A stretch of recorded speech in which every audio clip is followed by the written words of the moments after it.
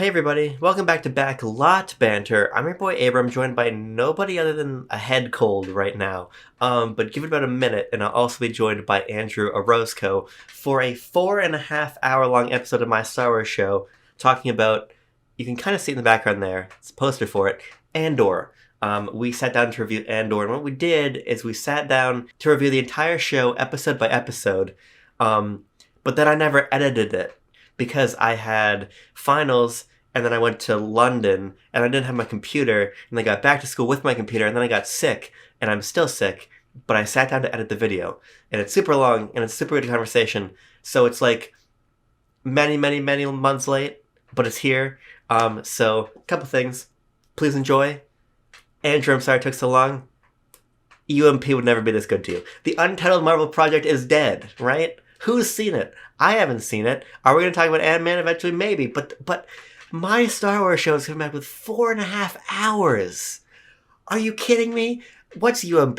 I think this puts the MSWS versus UMP debate to rest. There is no commitment to Marvel on that side, the way there is commitment to Star Wars over here. So please enjoy. The show is back.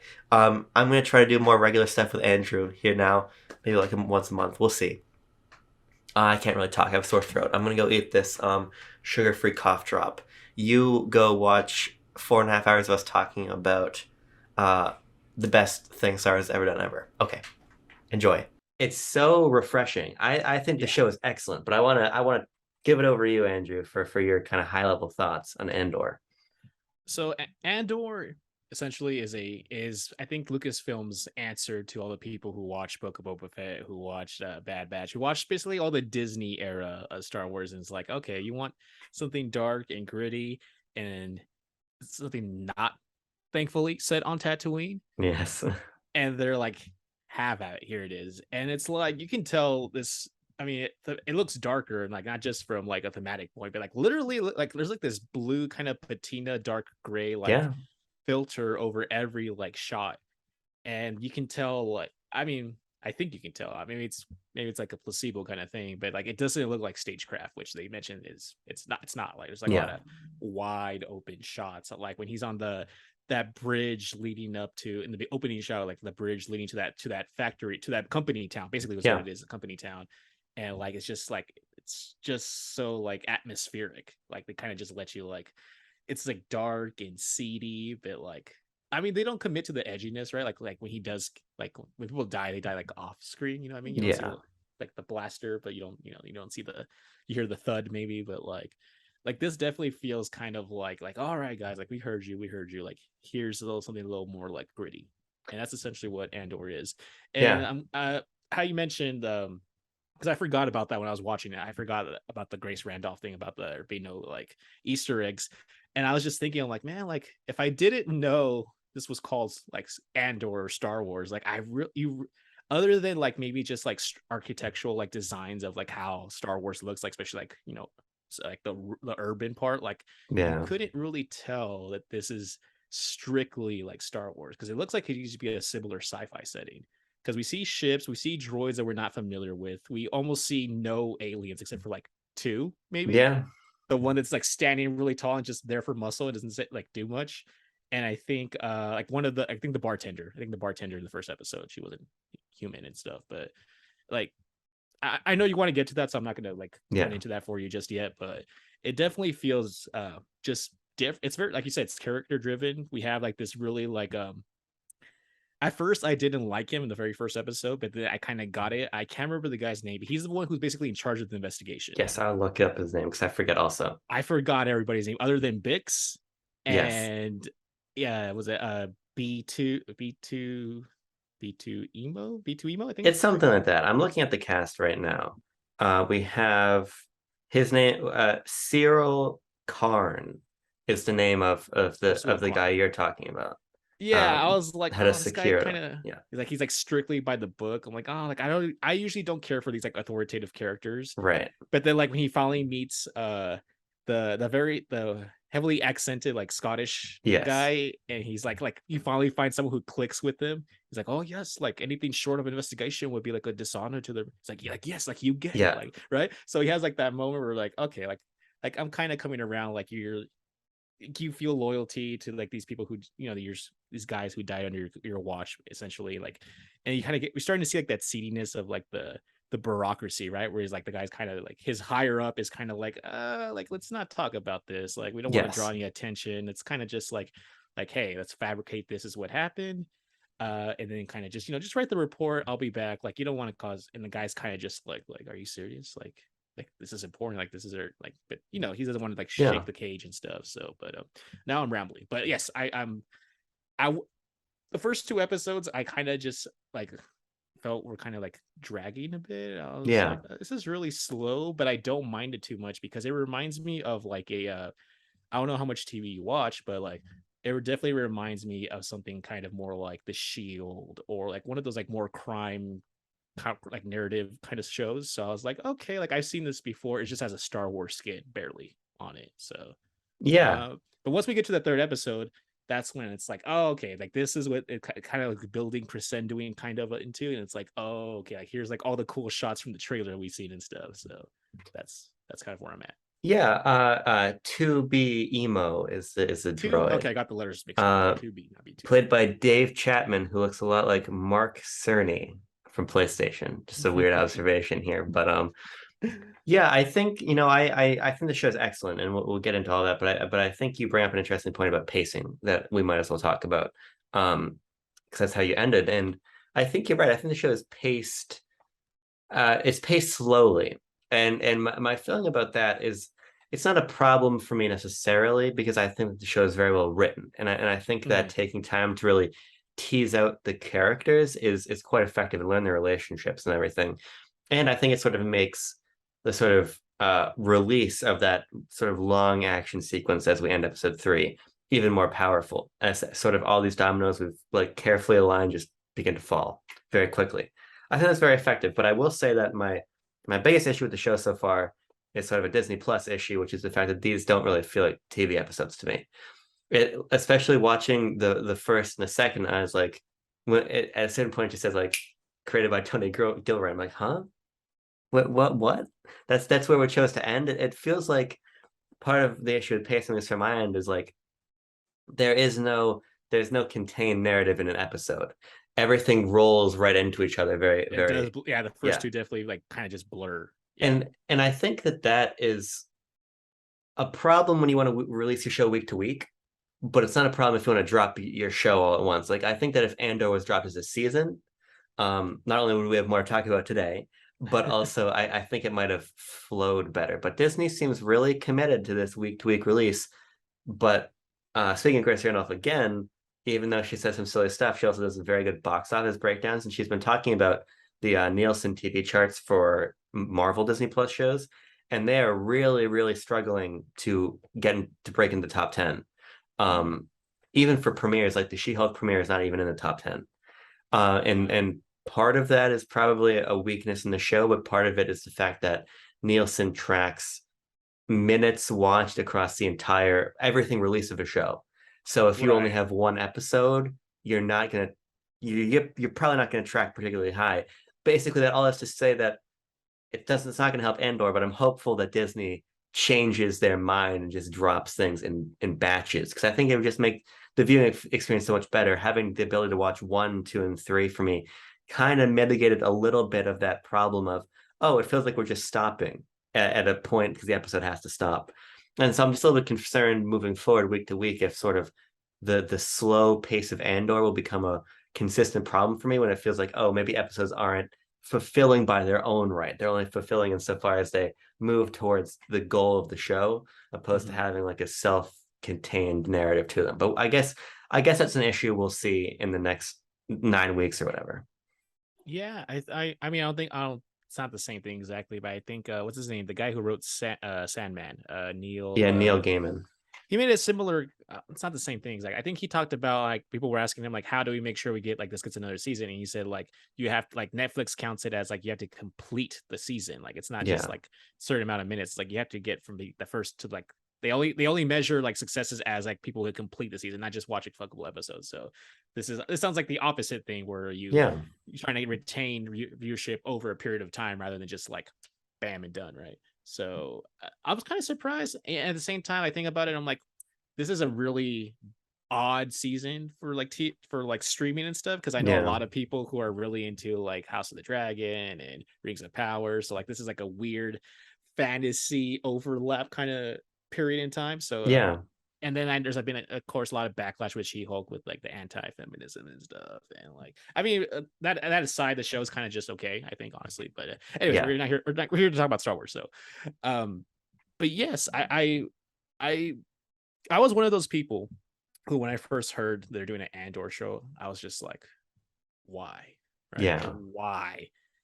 And then as we kind of like, as we seen these first 3 episodes, I'm like, okay, they do have a story here to tell. It's not just because Yeah. like this isn't like how Mando and Boba Fett very much feel like kind of villain of the weekish, or like dilemma of the week kind of thing. Like this, like you're saying, like this, it feels like a movie that was just kind of like, Yeah. chopped up, parceled out, and it just kind of blends together. And it is kind of weird, but I think there's been a lot of shows where my initial reactions don't necessarily reflect the overall show. Yeah. So I'm gonna just see how this plays out, rather than I think this is gonna be something they probably like once we get the Right. plot going and stuff, and then we have proper like cliffhangers at the end of each episode. I think that's gonna be something that's gonna be like mitigated. Yeah, it's I'll be really curious to see how it unfolds because we've really only now begun the narrative of the beginning of the rebellion, right? We Again, really again. yeah, again. Um and I think that's an interesting point to actually talk about because I was with you of like, is it not going to feel redundant that we're making a show about Cassian Andor and talking about the beginning of the rebellion? But I think what's really interesting about the show so far is that it really does seem to be more than that. It seems like this show actually has something to say sort of about these power dynamics on this planet, about sort of just like exploitation of the people who are there by this like security detail for the empire. I think that's really interesting. I think the ways we see just the lives of regular people is really interesting too. Like you were mentioning Bix. And I think Bix is a really interesting character because obviously she's going to become more important to the plot, clearly, because she has a clear, deep connection to Andor that's only like slightly like teased at as we go through the episodes. And now she has motivation for something. Right. But it's interesting to just see this woman who kind of minds her own business and is kind of working on the sly, like selling stuff, or and you know she's working with the other guy, the Scottish gentleman whose name is um not Diego Luna. That's not right. I don't know. I can't find him in this cast list, but he's the guy that ends up betraying Andor. Like Right. just seeing these people live in life, having a faulty relationship, going to work. That's something about the Star Wars universe that I think has been really sorely missing. The idea that the Empire is a thing oppressing itself upon people, but it's only ever the, the the protagonist we see that through the eyes of. But Right. I like seeing this community really being impacted and how the whole community starts banging on the metal I and was about to start everything. doing the Yeah, it's such good world building and sort of giving us a lens into, yeah, the Star Wars universe is full of people and they're doing stuff. They're not just background characters for Luke or whomever. So I think that's really the strength of this show so far for me, is that the rebellion means something to all these people who no longer are faceless, but are these workers who are being right. dispossessed by the Empire. And I think that's super cool.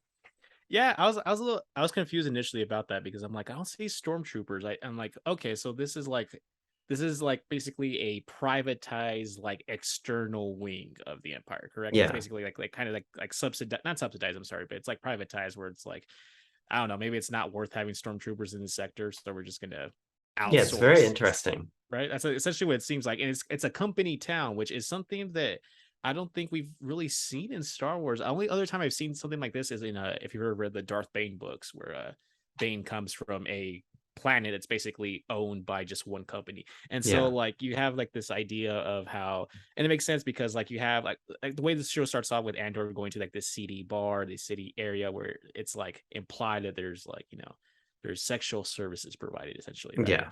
It's like, oh, like, well, we want this woman or whatever, and she's like, oh, well, she's busy with this guy, and that kind of pisses off. And that makes sense, because historically, if you look like at like the, in California with the gold rush, and like whenever there's like, just men, a huge group of men working, like you're gonna have like these little brothels, these little things pop up. So I like Yeah. kind of, I was kind of like, oh, like we're going there. And I don't mean like physically, literally, but I mean like just thematically, like start like, okay, like Right. we're mature enough now to the point where we can, not say certain words, but you can imply stuff and you trust your audience to kind of infer on what that is. Yeah. And so I kind of appreciated that, because it just, like, again, like I feel like up until this point, Star Wars has always just felt very like sanitized, I guess you could Sure. say.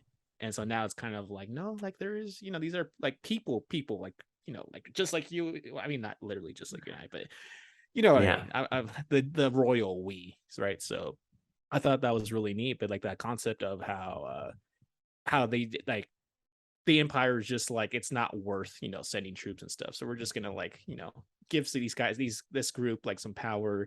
You guys, self-manage, and every now and then Yeah. report to us, right? Because that's what the investigator's boss is like he's leaving for a meeting, right? I think he says like some kind of like imperial senate kind of. Yeah, it's like a security conference, and he says a line about how the shorter our security speech is, the better, implying like just brush everything under the rug. It's unimportant. The job is more important, stuff like that. Exactly, yeah. And so we have like Andor, like it's like he's looking for his sister, and like he's getting this information, and he, like, we see him in Rogue One, like he has no qualms about killing people, but like Yeah, here, like kills two people, one accidentally, which I thought was kind of funny. I think he just hit him right. on the nose and somehow that killed him, which is weird to me. I guess maybe he fell a certain way, because that does happen. People do die from just falling like normal height. And then the guy who's like, they're on the, is like, he's like he sees what's going on. He's like, oh shoot, like hey, like we can just say it was an accident, like I'll back you up. And Andor's like no, I'm not that stupid, it's too late right at this point. So he like just offs him basically. Yeah, And I'm just like this is really cool, because we don't really see our heroes, or I mean Andor's not a hero, our protagonist, I'm sorry, our protagonists like do this kind of stuff, right? Like, I mean, this is the same company who like Han didn't shoot first, you know what I mean? right. And like look at where we are now, and I think that's so cool to see like that growth and maturation of this 40 plus year franchise now. Yeah, it's this sort of illustration in live action of the stuff that we've gotten like edgewise, because I think about episodes of the animated shows I really like about, like in the Clone Wars, the arc about freeing Ryloth and learning more about that society, or a lot of people are saying on Twitter, and I think it's apt the way this feels like an EU book and sort of the way it Yes, unfolds yes, it and does. all of that. It's like it's what Star Wars didn't really seem like it had the courage or interest to be, Mm-hmm. particularly in the Disney era, in the most core material to Star Wars, which is the live action, right? And Right. I think that that's just really exciting, especially when you pair it with sort of a presentation that I think is as good, if not better, than anything else we've seen from Star Wars in live action in the Disney era. Really, I mean, I think this is on par with the ways that the practical scenes in like Force Awakens look at Maz Kanata's castle or whatever. Maybe it Mm-hmm. is just the excitement of being off the volume and away from stagecraft and all that stuff. But the show just does look very believable and very cinematic. The examples you're giving in that cold open as we meet Cassian are quite striking. That bridge shot, as you said, and then things like even the Imperial shipyard where people are working, like the salvage yard. Mm-hmm. Even the CGI shots there are quite impressive, but so much of it is practical. Like I look at B2 Emo and I'm like, yeah, you look good. You look good. That looks like a droid that's there. And especially those flashbacks to Cassian's childhood in the Force. I'm like, this is just really nice cinematography. And it just feels like it's talking to, this is gonna sound dumb, but like dispossessed Star Wars fans who don't just want Star Wars that is Star Wars to be more Star Wars, but to be something influenced beyond Star Wars, something that's a little bit more interested in its cinematic quality, a little bit more interested in its storytelling thematically. And there's a quote I saw from Tony Gilroy, I think like Variety reported this, someone who, and he was talking about how like he told his crew to put aside their reverence for Star Wars when making Andor. Mm. And I think that's important because when we were doing our D23 We Love Brands stream, I was talking about how Star Wars, when Lucas made Star Wars, is he's inspired by like David Lean and Akira Kurosawa and everybody. And then Star Wars now, like J.J. Abrams is inspired by Star Wars to make Star Wars. And Oh, it okay, I feels gotcha. like Tony Goro. I said, well, what if we did something different? What if we had this whole like what if we had this whole timeline and section of the narrative where people don't speak English? And you've got this planet of Canary And no where subtitles no either. subtitles, where Cassian runs into the ship, and to your point from earlier in discussion, that doesn't even seem like Star Wars people come out of it. It's like people that feel like they should be in 2001: A Space Odyssey, and it's very fresh. And even though it does feel like it's pulling on touchstones from the EU and the sort of the pacing of the books, that's what I remember most about it, because it engages sort of my imagination with Star Wars in a really interesting way. Like I love, as much as I dislike Rise of Skywalker, I love the visuals of Rise of Skywalker. Like Oh god, the yeah. fleets of Exegol and those Sith troopers and everybody's clothes and The the big light speed festival. jumping in the beginning. Yeah, Yeah. like it's cool, but it it is Star Wars iconography. It's just cool new Star Wars iconography.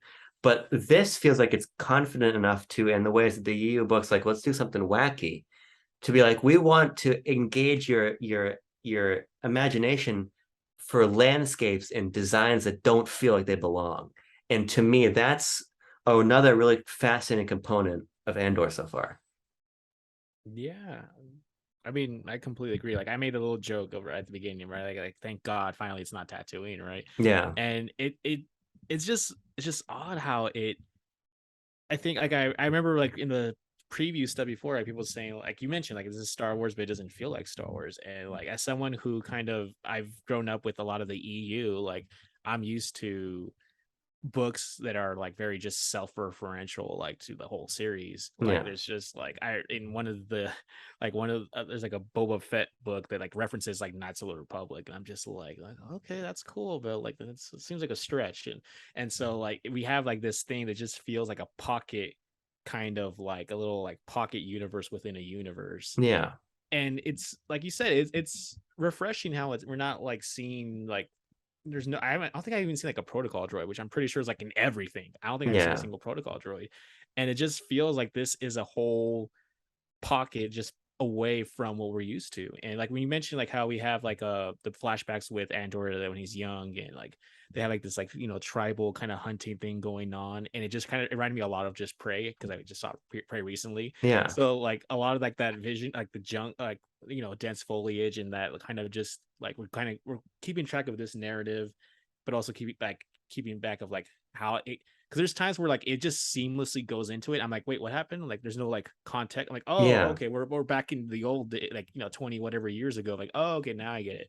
Like, there's the part where it focuses on the older woman who like takes him in, and like this other she yeah, has like this other guy with him, and I'm just like, hold up, like, wait, who are these characters? And then when they go into the ship and they see Andor, who's kind of just like taking it back with like a stick and just like pointing at them, and I'm like, oh, okay, we're back here again. And so like yeah, it was a little jarring, it's a little jarring, but like I I didn't because we talked about how Star Wars for us, like we love the lore and the expansion and all that stuff, but yeah, like I didn't know that I needed something like this that wasn't so reliant on just Star Wars isms, I guess you could say, yeah, right?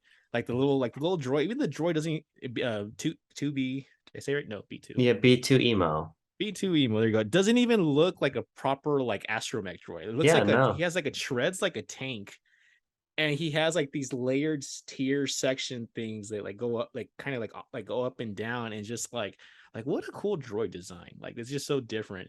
And then I love Abram, we see it for a split second, the shuttle droid is just basically just stairs. yeah, Like it's just basically just stairs. It's like a little droid like whose whole existence I'm assuming is just to be stepped on. Like I just I'm enamored. Like whenever they show like new droid designs, I just like I love how they keep showing new droids. So, but just this entire little microcosm of Star Wars, like I I I don't know like where it's gonna end up, right? Like I don't know right. if we're this is just a great start, and then we have a classic Boba Fett fumble at the end. I don't think we will, but who knows, right? Who knows? And I'm just curious to see like retrospectively, like where is this gonna stack up against the other Disney Plus? Because I think the early reception seems to be that either you find it boring and slow, Yeah. and I find it slow, not necessarily boring. I'm okay with kind of like drama building and stuff, but I hope this ultimately ends up being something that kind of satiates the fans who have been like kind of disappointed with like Boba Fett, with like where we have like a badass character who kind of just doesn't seem that badass anymore, right? Yeah. And here we have Andor, who's like he's a protagonist, but he's not a hero, right? He's just very much a morally ambiguous, just trying to survive scavenger, basically, right? Trying to he has like this little important cube thing, right? And he's just trying to kind of basically scrape by a living. And I think just the implications that he's trying to catch up with some family members, Yeah. essentially, what's going on. Yeah, I think Andor is a really interesting protagonist because there's very little expectation from the fan level for Cassian Andor, right? Right. We know how he's going to die. We know where he's Yeah. going to end up, but we see him as this sort of just like vagrant popping around, living in this like destroyed ship. That which we come to learn a little backstory about, but he's jumping between this and his home with his mother, but more a maternal figure because his family is gone. So there's that thread, but then he really is just so self-interested. And one of I think the most compelling dialogue exchanges in the show, and I'm looking for his name so I don't just call him Bootstrap Bill. Stellan Skarsgård's character, who is Bootstrap Bill in Oh. Pirates of the Oh yeah, Caribbean, yeah, that guy. Yeah. who plays Luthen Rail, when they are meeting up to exchange the Imperial, it's some sort of like Imperial code box or whatever. Yeah, yeah, And yeah. he's like, you can be so much more. And sort of the I think the reluctant hero is a good archetype in general. And sort of watching Andor have to become a freedom fighter, I think is going to be quite cool. It's this sort of idea of Stellan Skarsgård's character like channeling his frustration and rage, but also Right. his talent into something. I It's going to be co-opt really it. compelling to Yeah. watch. Yeah, because we really there's almost like a there's almost like a Luke has nothing to return to on Tatooine moment as we leave. Just as Right. Luke left Tatooine with old Ben, we have Cassian leaving with Rail. He can't go back. And then we kind of see that Yeah, duality too, because it's like him when he's younger being rescued by I forgot her name because with the M, the this adoptive mother figure, right? yes, And we kind of we go back and forth, right? We see like him like leaving his home planet in the ship, and then like it comes to the modern day with him being Marva like, Andor. hmm? Marva Andor. Marva. Oh, Yeah, it's a oh, I mean, I knew it was a last name, but I didn't know like I didn't know he got it from her. I thought it was like yeah. something. I thought maybe that was just like his natural last name. He just remembered it or something. So, but yeah, like we have the going back and forth. Because I'm looking at the time right now. I'm trying to be hyper aware. Just I Oh, we'll love start the another meeting because there's one more thing I want to talk about. We got okay, time. cool, cool, Yeah. cool. So I wanted to focus more on the third episode, really. Yes. But yeah, I think we kind of see right. The implication is that his home planet, like he got out just in time because it's. I think they mentioned it at some point that the Empire basically just like leveled the planet, right? So Yeah. that's clearly going to be his motivation because I don't think in Rogue One we really know or if he ever explicitly states, right? He kind of just I've been in this fight since I was 6 years old, and kind of just like what does that mean exactly? Yeah. You know what I mean? So now we kind of have an inkling sort of what's going on, and then I'm just curious to see like is he gonna find his sister or not? Or is she gonna be just some kind of person who's always just like your princess in another castle kind of thing? You know what I mean? Like are we gonna be just chasing, or is there gonna be some kind of definitive? Because I imagine he's gonna have that closure before we get to Rogue One where he Right. bites the dust. So Is quickly unraveled as we get to this town, and we recognize that the town back to the metal beating thing, which I think is one of the most interesting bits of world building we've ever gotten from Star Wars, is the idea that this is such a common occurrence that the town knows what to do. yes, I There's love this that. panic. Yeah. There's this panic as the father and the son are talking and they're spreading the word and The scouts, yeah. hammering on everything. And the guy in the tower making the big gongs on the bell and Oh, everything. I love that. Yeah, yeah. It's like this self-imposed defensive lockdown. Did you And notice like each time he did? I'm sorry, I didn't mean to interrupt you, but no, each time yeah, he does it, like he takes like a deep breath, yeah, like he's like, okay, I'm gonna do my big important thing. Like I need to get like in the right zone. You know what I mean? Like he kind of does like this it's thing, like great. like he gets all relaxed and posing. He's like, all right, I want to do my thing. Like this is like the one thing I do a day that's of importance. And like I just love. I don't know if they did that on purpose, but it's just kind of one of those things where I'm like this is what he gets up for. This is what he does. Yeah, it's just super cool seeing this culture. It reminds me of like one my favorite episode of Mandalorian season two. It's probably the one with Ahsoka and when we go to meet Ahsoka and we find her like trying to get into this town and everybody in the Oh, okay. town is like shackled up and everything. And learning about like these little interplays in the galaxy to me are so fascinating. And seeing that unfold in Andor was just it was really cool. This idea that these guys are so imposing, but they're just bumbling and they're not prepared and they're not ready for what's going to happen to them. They And even they even look unprepared, don't you? yeah, Don't you think, Gabriel? Because they yeah, like when they come down, like I'm a husky fellow, okay, but like you can like the main guy, I can't remember his name. It's like Major. He has like a really short name. The Scottish guy, yeah. and then like there's another like husky. Caustic. Is that what Sergeant it is? Caustic, yes. Okay, him and there's like another guy like right behind him, and they just got like they're just really like big boys, and Yeah. it's just like their uniforms look like a little too tight, a little too small for them. And I'm kind of I don't know, maybe it was just head canon, but I'm thinking like maybe they don't have like the right equipment because like this isn't something like they normally do. Like you know what I mean? It's kind of like it's like when you're trying to make yourself big and important, so like kind of like puff your chest out. Maybe that's just kind of what it is with like their little like hats that look like a little too small for their heads, like. I don't know. It kind of reminded me of like Total D and Total Dome from like Alice in Wonderland. They're They just look kind of like off, like in the yeah. environment they're in. They just look like off.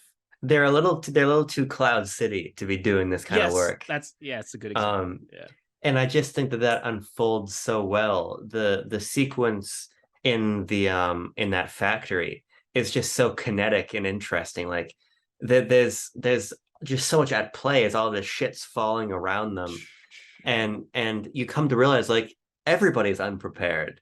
Andor doesn't know what to do, and he doesn't have his priorities right. It's only Stellan Skarsgård who's kind of like he's been in this. He understands it. Yeah, like Uh, what? Like rule number one, rule number two. Like he's yeah, like, oh, I already put charges on the door. It's like what? Like when did you do that? He's like, oh, like you have to know how you're gonna escape before you even enter. I'm like, oh, okay. He's the Lando kind of in the situation. he's the only one who's on it, and I think that's super cool. And we get introduced to him in a weird way of him talking to that old guy coming down to the planet on that ship. I think that's such a funny way to introduce I who. that guy, yeah, Yeah, that guy was endearing. I liked him. it's like this is a menacing character, but he lives a life of like espionage. So he's gonna find himself in situations where he's just on the bus and there's some guy trying to talk to him.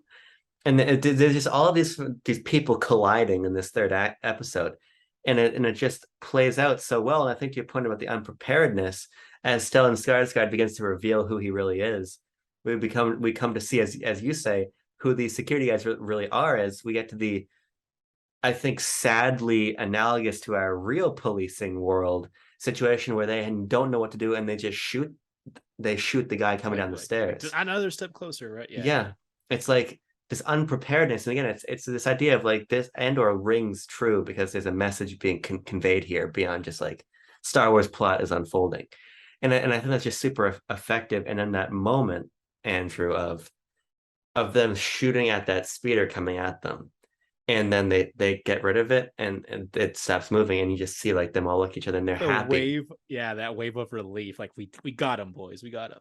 and then it explodes, and Oh, like Andor is gone. They lost. And we just see Cyril standing there like dumbfounded. And it's like it's incalculable mindset of like wait, we lost, like what's happened, this shock. It was mhm. so perfectly acted and so perfectly executed. That third episode I think is just it's this perfect release of everything that we were building to for the previous ones. What's funny is it kind of reminds me almost like Return of the Jedi, where we have like this, like these Ewoks, right? They know the home terrain, they know like Sure. they have the battlefield advantage. Like they're not armed sufficiently, but Yeah. they have like their little like Ewok like ways of doing things. Where like you said, they start banging the metal, and it's like what are they doing? Like, oh, it's just the intimidation tactic, right? And then like we Yeah. have like his adopted mom's like, you know what that sounds? It's like it's the sound of it's a revolution. No, that's the It's sound of something. It's something like that. Like that's it's not a revolution. It's something along those lines, right? I can't think of what it The is, but problem like is, when I hear it, when I think that same thing is the gift that says it sounds like a hashtag Andor sweep.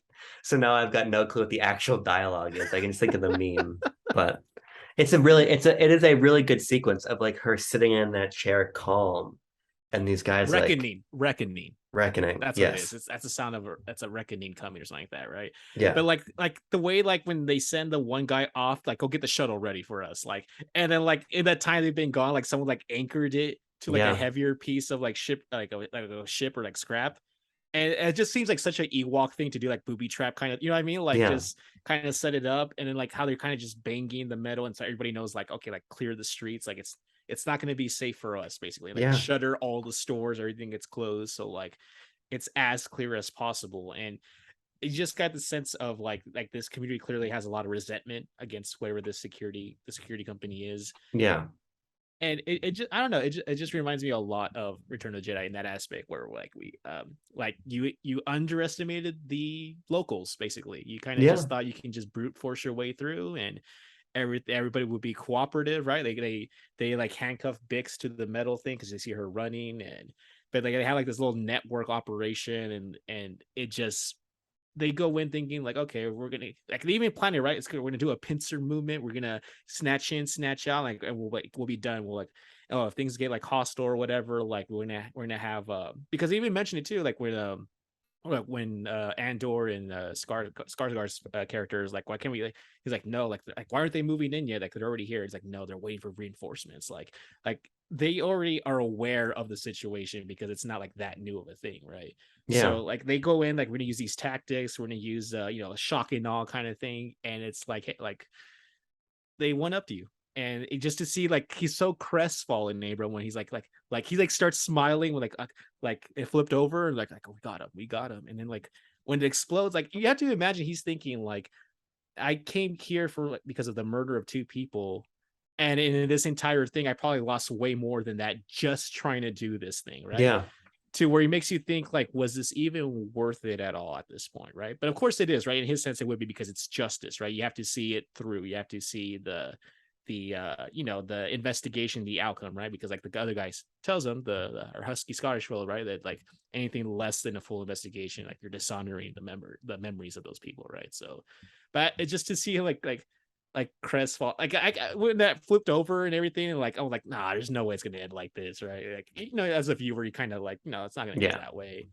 But just to see him, and like the guy has to like shake him, he like literally has to grab him, like, all right, sir, like, what do we do? We got to get out of here, like like we failed. And he's kind of just like unresponsive, like it's like kind of like the 1,000-yard stare kind of thing. And he's like, sir, like he like shakes him, like, we gotta go. He's like huh? Like, yeah, okay.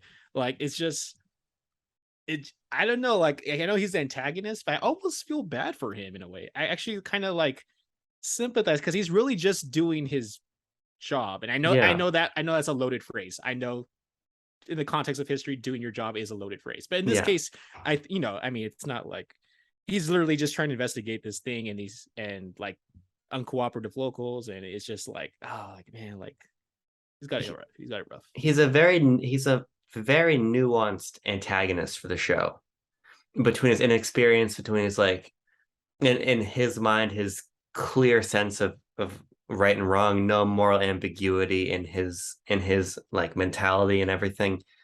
He's a really interesting opponent for Cassian, who is so self-interested.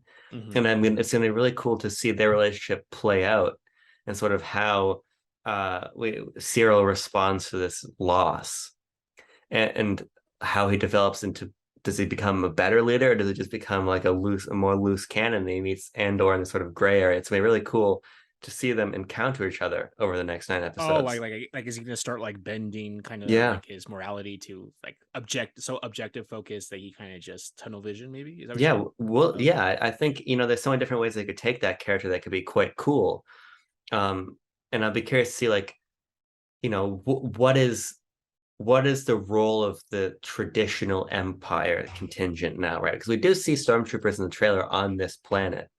It's going to be interesting if this place becomes almost like what Lothal is for Ezra in Clone War, sorry, in Rebels, in that it's his home planet now it's being oppressed by the Empire, and he feels like a draw to return to it and defend it and liberate it. I'll Hmm. be interested to see if like it becomes a place that Cassian and Cyril end up sparring over consistently Like as let's go recruit, build up our party, and then come back for like one big kind yeah. of okay. Yeah, we'll see because that's really what Rebels is almost throughout all of its seasons is this sort of like quest to free Lothal, and I think that'll probably be similar in Andor. But yeah, I think where I'm left with Andor is that I'm excited to see how characters develop, and that's not always like one of my main points of interest when I'm thinking about a Star Wars property. So to be honest with you, so that's just quite exciting for me to return to this place of a Star Wars that has something to say with this guy and the sort of brutality of the undisciplined brutality of the people around him and sort of how the town is worn down but resilient in all of this. And I hope the more I think about it, the more I hope that this town becomes a recurrent location and we see a smaller reckoning, as you say, being led here. But I just like being in a place where I want to speculate, and I really just want to speculate about Andor, and we'll find out week to week, and that's quite cool. I mean, we still haven't even seen Mon Mothma yet. We don't even know how she Yeah, fits in the picture, and she's probably leading into the show, probably the character I wanted to see the most, just because sure. we know where she ends up, later in the films and everything and stuff, and then the prequels too, right? The deleted scene for Revenge of the Sith and stuff, and it's managed been this same actress throughout the entire. I mean, not the original, obviously, but for Revenge of the Sith until this point, like Rogue One and everything. So I'm curious to see more about that, and I'm wondering, maybe it might be too early, but I'm wondering if we'll see good old Jimmy Smits around here or not. But Yeah, I wonder actually. I don't know. I mean, we're getting 2 seasons of Andor, so we're gonna see him at some point. right, the second But one's gonna be like a time jump to like right before Rogue One, I believe. yeah, they say didn't they say something like the show ends 5 minutes before Rogue One or something with that second I season? haven't. But I don't know. yeah, it's cool that they're confident enough to say we're writing 24 episodes of Andor.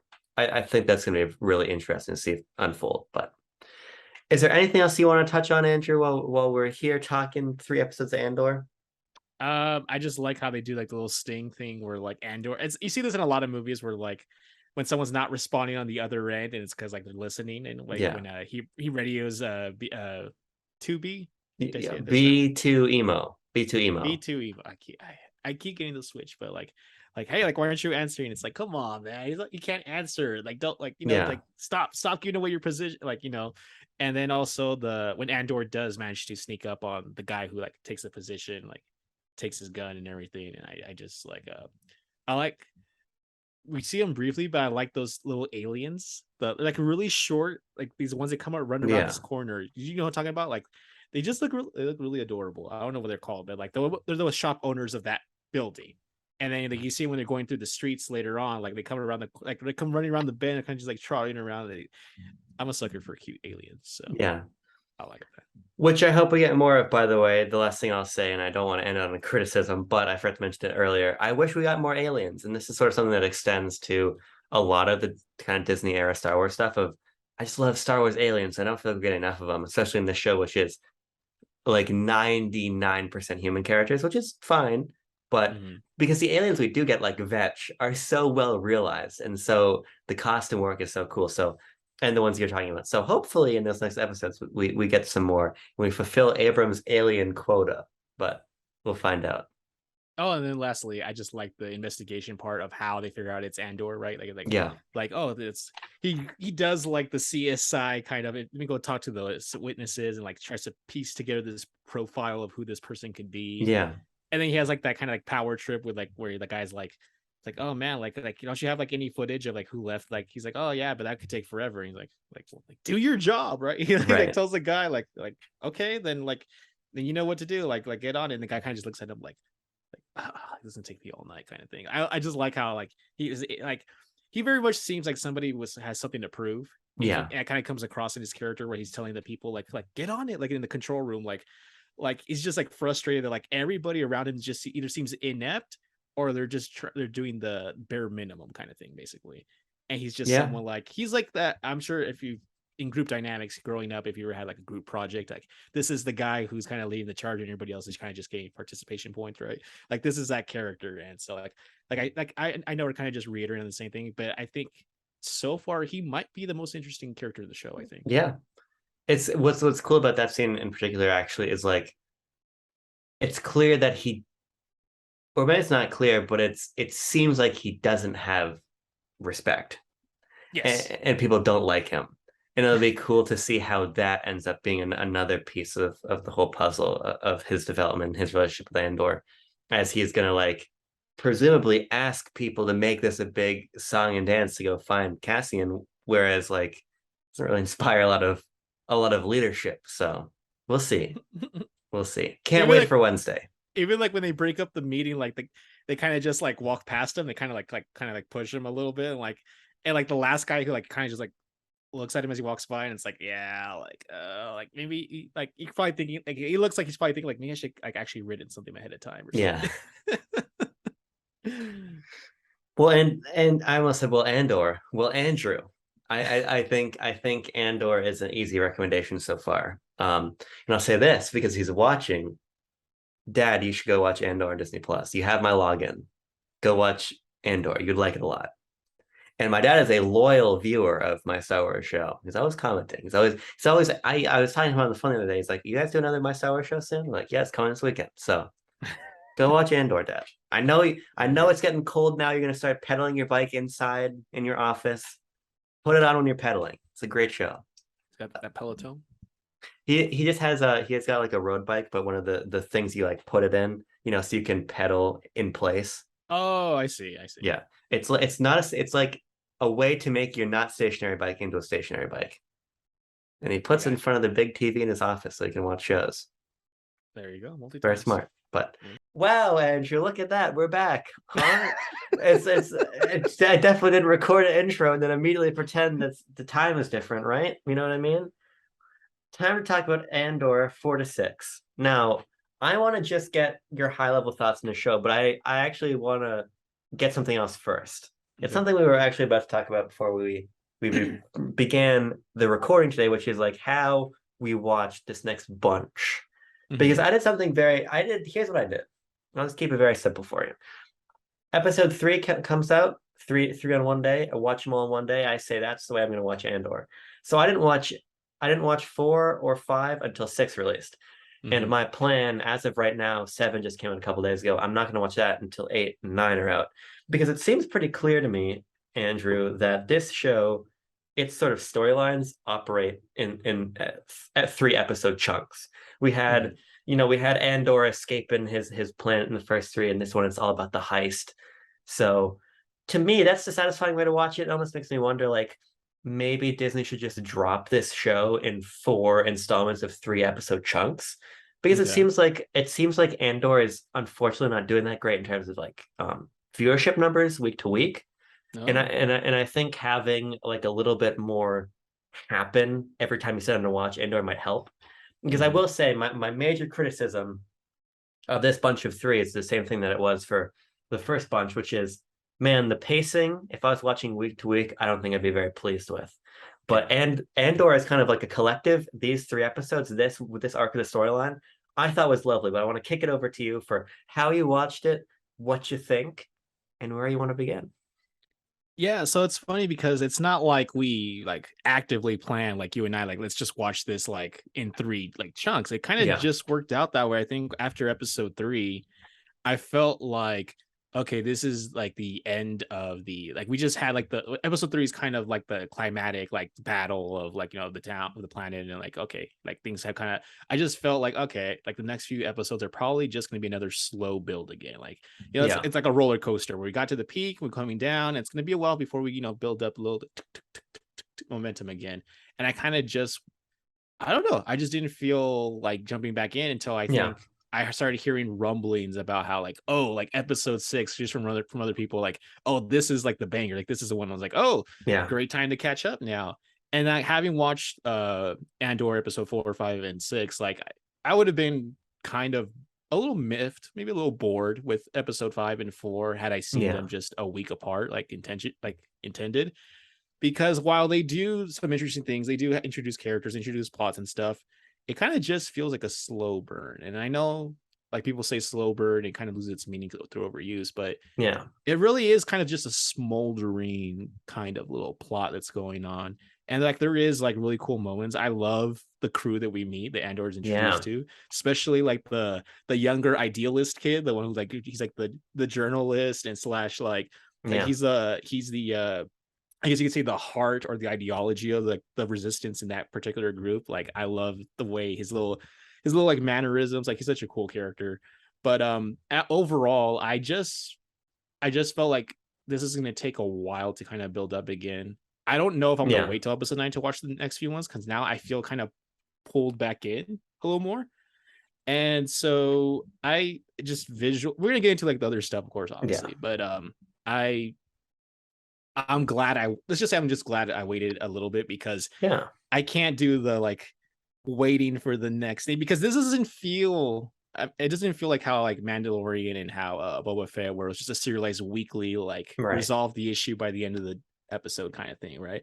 This is like I think you mentioned it last time we recorded, but it feels like a movie just torn apart into sections. Yeah.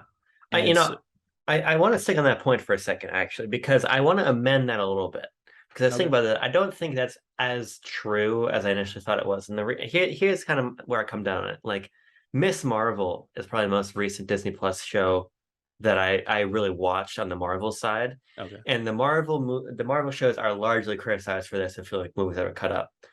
And I was thinking about this, and like, how is Miss Marvel? Because it felt a bit different to me. And I think the thing about it is every episode of Miss Marvel just does feel like a piece that's leading towards an eventual conclusion. But to me, as we're saying, Andor does feel like it has these every 3 episodes as its own satisfactory Like an app, conclusion like its in a own app. sense. Yeah. Yeah. So it doesn't feel like it's one, it doesn't feel necessarily to me like we're going to be getting 12 parts of one story. It feels like we're going to be getting 4 stories composed of 3 parts that create an overarching narrative. So what it feels more like to me, Andrew, is like True Detective is an example I was thinking of. True Detective is an awesome show on HBO, but I think I'd be really bored if I had been watching True Detective week to week. This more like prestige TV is best when you can like consume it all at once, I think. Mm-hmm. Because it's so concerned with developing character and theme and everything that it's not the movie problem of just like breaking up a bunch of shit over time. It's just the slow burn prestige TV formula of we're going to really dig into everything. And I just don't think that's as conducive week to week, opposed to like The Mandalorian, where it's like, yeah, we're getting in, we're getting out, we're seeing action, we're getting characterization, it's serialized, it's moving along. So I don't think I leveled the same complaint as I thought I was gonna level at Andor. What I feel like I'm leveling instead is just the idea that nonetheless, it doesn't feel to me anymore like a movie broken up, but it feels like a show that should be binged. And I think that's where I come down on it. Like if I could watch all episodes of Andor at once, I think I'd be over the moon. Because my criticism of pacing is about release strategy, not the actual quality of content, or even really the pacing in the show itself. Like I Mm. like how all the character relationships develop, and I like how we really drink in setting and everything. So my problem is not with Tony Gilroy, who wrote the show. It's with Bob Chapek, who decided we're going to probably wasn't Bob Chapek, but Disney itself, who decided to release it this way. So I'm curious for you, Andrew, is it a pacing issue on a release strategy level or like a writing level? Because I've heard of both online. Mm.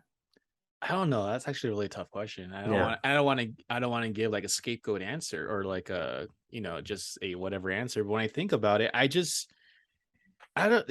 When we left off with episode 3, and I kicking into going into episode 4, and like yeah, Andor's kind of still like he's still not down with the what's going on, right? right, And it just I don't know. It feels off just because like Andor is the only constant between the last 6 episodes, right? Like I yeah, think of the stuff from the first 3 episodes, and it feels so far removed from what's going on in these last 3 episodes. Just like even the characters are not the same. Nothing felt right. like it really carried over. It felt kind of like it felt like maybe you didn't break down a movie, but maybe you broke down like a trilogy into several parts. Sure. You know what I mean? Like I feel I don't know. I think at the end of episode 3, I was just like, okay, like I mentioned earlier, I feel like we're just gonna have to wait for the next kind of like Yeah, bundle of episodes together, because people have talked about that with like other shows too, like for example Cobra Kai on Netflix. Like they released an entire season all at once, and like you don't get to really savor like the big highs and lows of that show because everybody experiences it all at once, yeah, right? So all the stuff that happens, like the articles about what does the season finale mean, and it's like dude, it's only been like one day, and like you're just like flooded with all of this like a complete self-contained 12-hour story.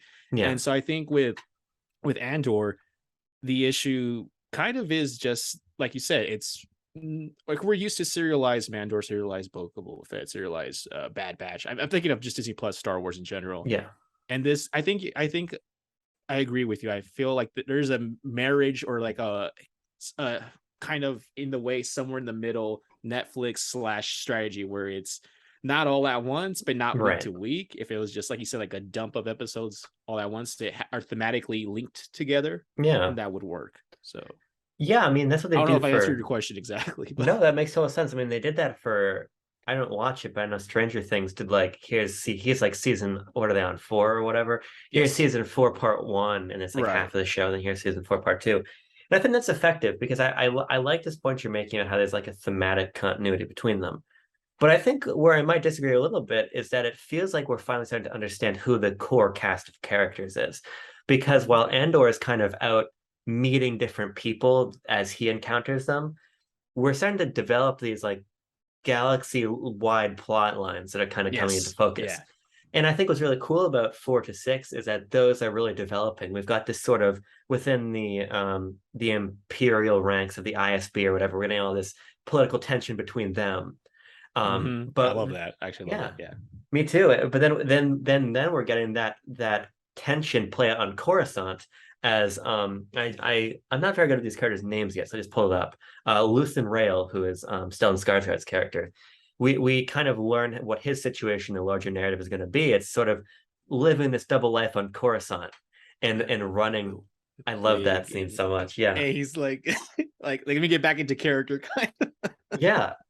Like we know, okay, he's not just like a resistance fighter drifting around recruiting people like he seemed like it might be in the first 3 episodes. Like he's deep undercover in Coruscant. But then because we get to Coruscant, we see Mon Mothma and we learn about her really like tenuous situation here with her husband Her being family life, yeah. yeah, being like completely, it seems like completely opposed to her politically and everything. So and then of course we got also what's his name? Yeah. Cyril Karn, the security officer who is He makes so much more sense now. yes, yes, he does.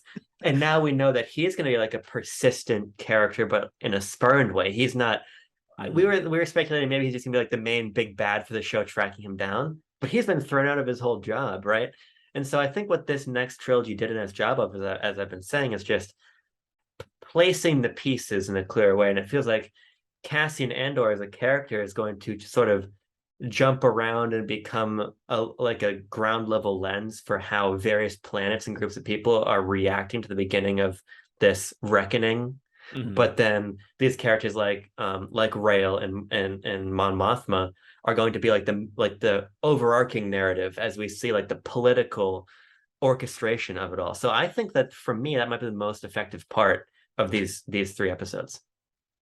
Yeah, like you mentioned, like the chess pieces. I like seeing how like the strifing, sort of almost like the disorder yet order of the empire, where Yeah, like the where when Deidre, I think that's her name, right? Deidre, the blonde lady. She's yeah, like they're like an all hands on meeting, right? And they're just talking about it. And he mentions like the I forgot, it's the cube, right? The map something. I don't know if it's a star map or star something. yeah, And like she just immediately like perks up, like what's going on? And she's like in the meeting, and like she's like trying to figure out like is that the same, like we're like wondering like why is she like concerned about that. And then it comes clear that she's lost it from her sector, like that got stolen from her sector, so like it reflects badly on her. I guess she feels like justified in like, okay, now I'm involved, now this case is like more important. yeah, But just the kind of we've always seen like with the empire, like the bumbling like under like lower in charge, I guess, like the heads of each of the little different bureaus or whatever, And then you have like that one like preside, I don't remember his name, but the one presiding officer who's in charge of everybody, he asks like a rhetorical question, like, what is it that we do here? Right.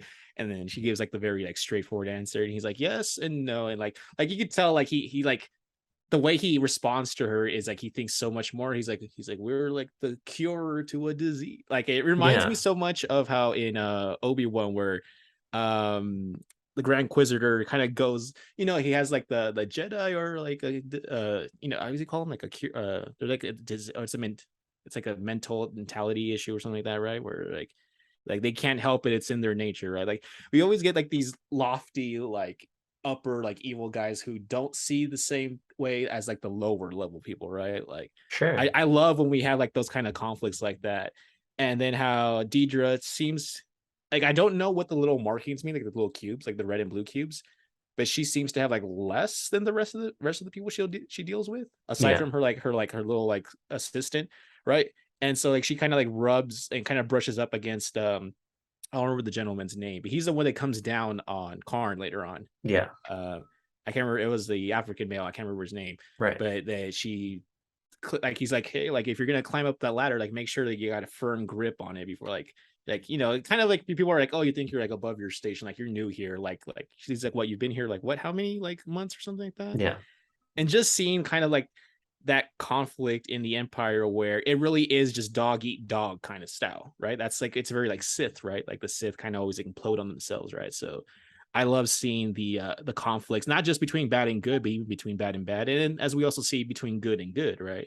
Later on with well, I don't want to get too ahead of myself. I didn't let you jump in. Yeah, what you're saying to me speaks to the greatest strengths of the show, which is just its writing. I mean, somebody tweeted, it was so funny and mean, but funny, saying something like, um, it was on the lines of Andor's good dialogue is an affront to everything George Lucas stood for, which I think is too harsh because I think that Star Wars has a lot of very good dialogue. But nonetheless, I think that Andor has a lot of incredible subtle dialogue because the sequence you're talking about, the conflict between Imperial officers, there's this the line about the ladder is like make sure the whole idea that they're having this conversation returns metaphorical idea of the ladder, and he's like make sure you're looking at the ground as you're climbing up or whatever. It's like Mm-hmm. Tony Gilroy really took his time to write a story with theme and time to develop imperials that don't matter really, in the grand scheme of things. Like, what's an imperial officer to the canon of Star Wars? But we get so much out of them. Or, it's these little moments in the writing, like you're talking about when Stellan Skarsgård is putting on his disguise and getting ready. There's this moment where you're right, you see him kind of swagger up the hallway, but then he Mm-hmm. freezes for a second, and he's like, I can't do it, and that drops, and then the scene cuts. So like even on like this subtle level, not just on a dialogue level, just the script as a whole, the action direction and everything is like it's always revealing something more. And it's really, Mm-hmm. really exciting to see Star Wars treat its storytelling this way. I don't like to subscribe to the idea that some people are throwing around of like all of the Star Wars shows suck and Andor is the first good Star Wars show or whatever. I mean, Right. you know my thoughts on these shows, the audience knows my thoughts on these shows, but I do think that Andor on like a writing nuance level and on a production value levels I want to talk about really does embarrass some of what we've seen For from Star sure. Wars recently.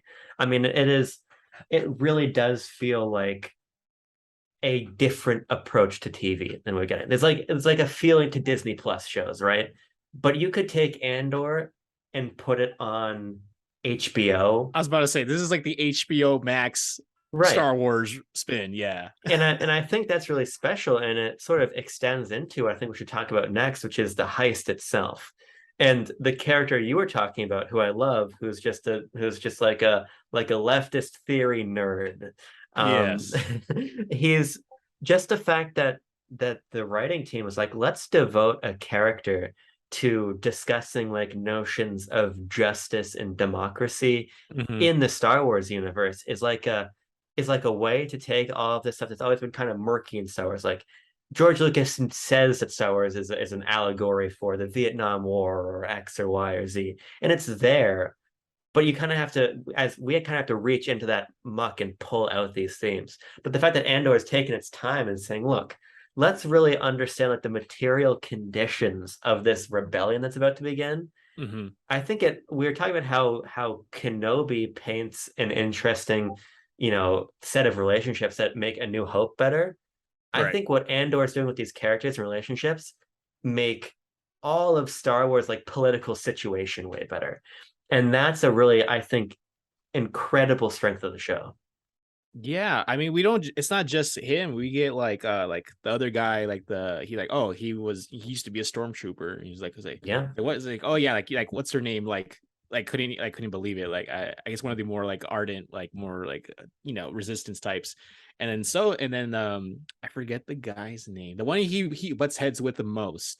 He tells him about. She's like she tells Vela tells him like tell him. Yeah. And so like wanders over and he's like, this is as close as of an apology you're gonna get. And he kind of gives his Right. like his motivations, right? About like how they killed like basically like killed his brother. And so like everybody involved has some kind of, even like the traitor, the commander, about how he loved some woman who was local to the planet and Yeah. she got killed. And so it's like and I think of how I'm trying the leftist here. I can't remember his name. It's like Maris, I'm something like that. pulling it all up It right begins with the here. M, I think. But I love that spiel he goes about how the Empire like doesn't learn from its mistakes, right? Yes. He goes on. I wish I could remember like the dialogue word for word, but it was like when he tells Andor, he's like because they don't learn from their mistakes. Like that's basically how we're gonna get him. And then Yeah. Andor. Oh no, Andor's the one who responds. He says the Empire doesn't care about learning from its mistakes. Yeah. Like you're like nothing to them. Like they're just gonna like gloss over and then just going to continue that business as usual, right? Because they're just so overbearing, though. Their control over the entire galaxy is just so much that it's like good luck kind of thing. Like he's in it basically for the money. That's how it starts off, right? And then they're just wondering like what, like they keep trying to get more out of him. Like, what are you here for? And he basically like he realizes if they're going to go through this mission and like trust each other's back, he has to come clean. And then of course Villa's upset about that because she told him like don't tell them why you're here or who sent you. Yeah, So I think my favorite idea from this group is one that gives the name to maybe episode 5, the one about the axe in the tree. Like the axe cuts the tree. the tree Yeah, remembers. the axe forgets, but the tree remembers. Yes. And I just think that like, God damn, is that a really like powerful and simple metaphorical You get it unraveling of right the away. empire? Yeah. Yeah. I think it's just so smart. What I love most about all of this is that it all falls apart so quickly. And that's what's really interesting to me about episode 6 is that we've spent 2 episodes, what is like an hour and 20 minutes, almost it might actually be really close to 90 minutes, a feature length amount of time developing all of these sort of relationships and this plan and these characters and their like philosophies Mhm. and why they hate the empire so much. And then it all falls apart. It all goes to shit. Most of them die. And the ones that aren't dead abandon the mission or were lying. And Mhm. and it's this really interesting thing of like the Rogue One has this really simple thematic idea about like, the like I rebel, right? What is supposed to go Right. is like what do you do? I rebel, whatever she says. I haven't seen Rogue One in now like a couple of years, but the idea that the rebellion was started by these people who just kind of suck, who are like not morally good or are like young kids who are not prepared for this kind of conflict or are like Mostly complete, spite, anger, yeah, but yeah.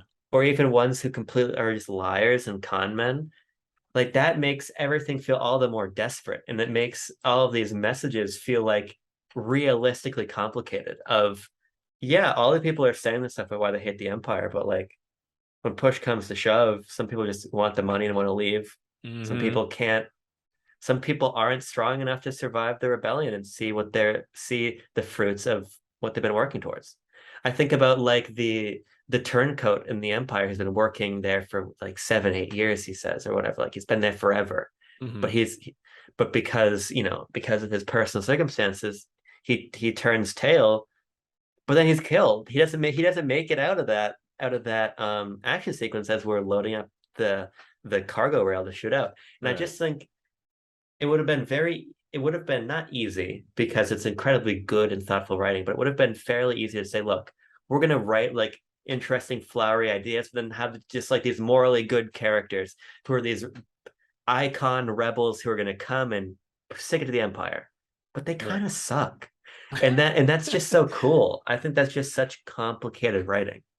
And then even the one who doesn't suck still meets like a tragic end with the what again, like the I did you pull up his name after all, Abram? I Or I pulled up this article here where it just gives actor names and character names, but I need a picture. You know what I mean? oh, okay. So But yeah, the kid, the one who is an idealist, basically, yeah, like the young guy, the I guess I don't know if you call him the most innocent or the most pure one, but even then he doesn't get to like just walk away. He he right? gets his legs crushed and then basically I pretty sure it's implied he dies on the operating table, right? Yeah, Yeah, so like the only ones who basically survived are just Vela and Andor, and then well, I forget her name, the other female who stays behind. She gets left behind, I think, on the yeah. planet. And so I'm gonna yeah. keep looking. What the Okay. fuck are their names? Yeah, but it's what's interesting even about her character is that she wanted to leave the young kid behind. Okay, yeah. So Karis Nemec is the young guy. Nemec. Oh, okay, I thought it was Yeah, with the M for some reason. Like, Nemec. very Okay. close, next to each other in the alphabet. That was off by one letter. Yeah. Yeah, but Vel, she's a really interesting character and like she's not a very good leader, you know? She can't hold the group together very well. Andor's arriving and she everybody's mad at her. Yeah. She has second thoughts about going through with the plan when they're in motion, That right? yeah, that's right. When they're on the top of the like the dam. You're right. Yeah, I Yeah. forgot about that. You're right. She wants to just let Nemec die, you know? It's all very complicated. And I like how Nemec is this like he's a martyr, but not in the traditional sense of martyrdom. It's in the sense of like, at least my reading of the show so far is that his death is going to be what sort of radicalizes Cassian With the book. with the Right. book and Yeah. with like Cassian wanting to save his life and Cassian recognizing like this kid, because he's a kid. Yeah. He's probably not older than I am, you know, going out and Right. doing this.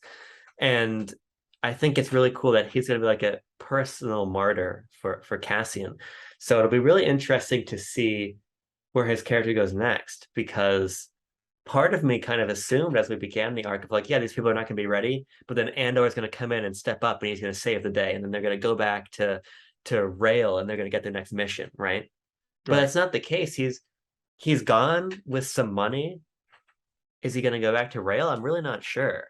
But it's funny though that all this happens, but Luthen Rail ends by celebrating. I love that scene of him going to the back room, like, oh fuck yeah, like they did it.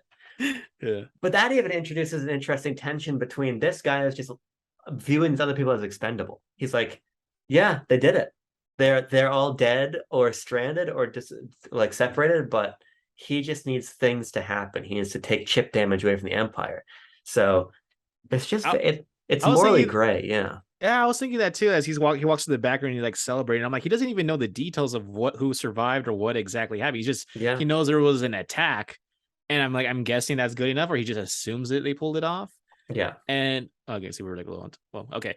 And so I thought that I was pretty. I like how him and Mon Mothma are just so like business, but like they use a very like coded way of speaking, right? Yeah. When he talks about like how he needs the funds, he needs more funds, and then she kind of taught, and he's like kind of directs her away with like the antiques and like the Star Killer dope armor in the Yes. background, the Yeah. bad ending one. And like he's kind of like I love the sense of intrigue with him where like he's like, oh, you got his assistant's like, oh, she has a new driver today. And they're kind of like she's like the minority like opposition within the Senate. And so of course there's like eyes on her. It's like you can't just take her out. Like there's still the Senate's still a thing, right? So you kind of Yeah. have to like keep a close eye on her because she's like kind of like a radical member of the Senate. And just the whole intrigue of like how like he like gets her assistant to like distract the driver with like, oh, let me introduce you in this. Yeah. And then he's just kind of like leads her away and tries to like, you got to walk out of here with something, right? Or else they'll catch on. So like he's like just kind of showing out his different wares, and then like you're still kind of like speaking like we need like the funds and stuff. And it's just so cool doing like that kind of espionage, like in your Yeah. like under the nose kind of stuff that we don't really see a lot in Star Wars, at least not that I've seen. Do you think at the end when Andor kills what's his name, like do you think that was out of self-preservation, or do you think that was just because like I don't think he's like fully radicalized, right? I don't think that's what it is. I think it's he realizes this guy's gonna, if he's already talking about like cutting and running, he's gonna have to watch his back with him. Yeah, I think it's complicated. I think it's unclear, and I think that Andor is a little bit of a loose cannon. And I wonder if if Cassian Andor is a real person and he was to write a biography about his life, well, he couldn't do that because unless he was going to type real quick in those last couple minutes before he died on Scarif. Um, I don't think he would even know necessarily what his motivation was in full, because I sort of interpreted that scene as like partially it's self-preservation. I think partially he was concerned about the others. Mm-hmm. He doesn't want this to become a shootout. He doesn't want to negotiate. He just wants to get this guy killed before anything's going to happen, right? Right. But I'm curious how that's going to sort of I'm curious how him and Vel are going to have their relationship develop, because obviously she's going to be recurrent now. Right. So It we'll reminded me a see. lot of like in Solo when he finally takes out Ed's I can't remember his name, but the mentor character, the Woody Harrelson's character. I forget. Oh, yeah. When he just shoots him in mid Yeah. conversation, it kind I didn't expect that to happen, so it kind of like caught Right. me off. I'm like, oh, okay. Oh, it's like it's probably not a nod, but I'm like, okay, we're kind of doing like this is like because I think of how we see him in Rogue One, how he just like takes out like people who are just inconvenient to his mission. So Yeah. like, oh, like this is where it starts. This is where he's kind of just like nope, like this is over. Just like, Yeah. I also like that pistol, the Briar pistol. What is it, the K-19 Briar pistol, I think it's called. I love that gun. I Complete know. sidebar, but that's one of my favorite Star Wars guns. I will say, Andrew, and I want to know that we've done a lot of this boring theme conversation. I want to talk about the plot and the action. It's about the visuals, man. Yeah, but the AK-47s are distracting. I'll say that. Really? I think they're distracting. Yeah. Do you like I them? didn't. I noticed them at first, at like when he shows up at the camp. After Yeah. that, I kind of just stopped paying attention, just because like I've always been like a gun history aficionado kind of. So like Yeah. even like in the older movies, I recognize those are all just World War II era Sterling, Stens, Mausers, and just like older guns anyway. So like Yeah. it is weird though, just because I think of like timeline wise that they have more modern weapons used that in the past than they would like in it's one of those weird Yeah. things. It was weird at first, but I was like, oh, okay, they're just trying to just switch it up, and then I just kind of just tuned it out after that. No, that's fair. I mean, the DL-44 is not very subtle in terms of it being the Mauser is the German pistol, right? Yes, Yeah, the one that Han uses is yeah, I forget the in Star Wars name, but yeah. yeah, the DL-44. Or am I thinking Oh, of? Or it's DL-44. This is gonna yeah, bother. yeah. No, it's not. No, no, no, no, no. It's something 44, right? It's the E-40. No, no, no. The EE-4 is Boba The Fett's gun. The yeah, DL. Hold on, I'm looking up right now, but this is my double. This is my chance to redeem myself here. the fact checker over here. The DL-44 is the clone rifle. No, fuck, I was right the first No, time. I no, shouldn't it's have doubted Han's. myself. Yeah, yeah, Yeah, it's Han's pistol. I'm Yeah, thinking of the DC-17 as the clone rifle. I was right the first time. yeah, that's the one that's based off of the Sten or the Sterling. It's with the collapsible stock. Yeah, yeah, yeah, the collapsible Yeah, stock. Yeah. So I didn't. It was weird at first. I saw that. I saw it first in the preview when I saw like previews like, right. for the episode. I'm like why do they have AKs? I'm like, okay, but then like I don't know. Star Wars is always like. I mean, they have like the big MG-42s, which are like the big long ones Yeah, that the Empire sometimes uses, like the little like mounted ones, like the snow style stormtroopers have. right. And then like if you've played Rogue One, I'm sorry, Rogue Squadron, on the cover is like the rebel with the MP-44, right? The Yeah. STG-44. And it's like they just kind of always just incorporate real life guns and just like add nozzles and stuff here and there. And it's like, man, now it's sci-fi. So See, here's the thing about that, Andrew. okay. You're right. Oh, full stop. Oh, okay. I was waiting for I the don't have but. I don't have anything to add. You're right. You're totally right. I think it's just a thing of like like the AK-47 is just like a gun, and this is gonna sound Yeah, dumb because you're right, all the other ones are historical weapons, and there's, but like to that's like the me, biggest anchor to real life for you, yeah, right? to me, like the AK-47 is just like the conventional weapon that's in games, and it's what is it, the most like it's It's the the most widely available gun in the world. Yeah. yeah, yeah. So it's like, but you're right, and and in a show that is this deliciously beautiful, if you gotta throw in an AK-47, I'm not gonna tell you no, because I want to talk about how lavish this show is. Yes. And I think we really get it in this episode or these sets of episodes because we spend so much time in nature in the mountainside. Now, of course, we got the flashbacks to Cassian's childhood, which looked quite beautiful in the first 3 episodes. But spending so much time on location in these beautiful mountains Hmm. is just, it's very, very cinematic. And I remember there are people talking about like, how can how can Marvel and Star Wars go back to doing movies once they start doing these shows? Because these shows look so much like movies. And that's right to an extent, but you can like look at some of the like you can look at Boba Fett riding the Rancor in the finale of Book of Boba Fett and be like, yeah, there's no budget here. You know what I mean? It doesn't look cinematic Right. because, Yeah.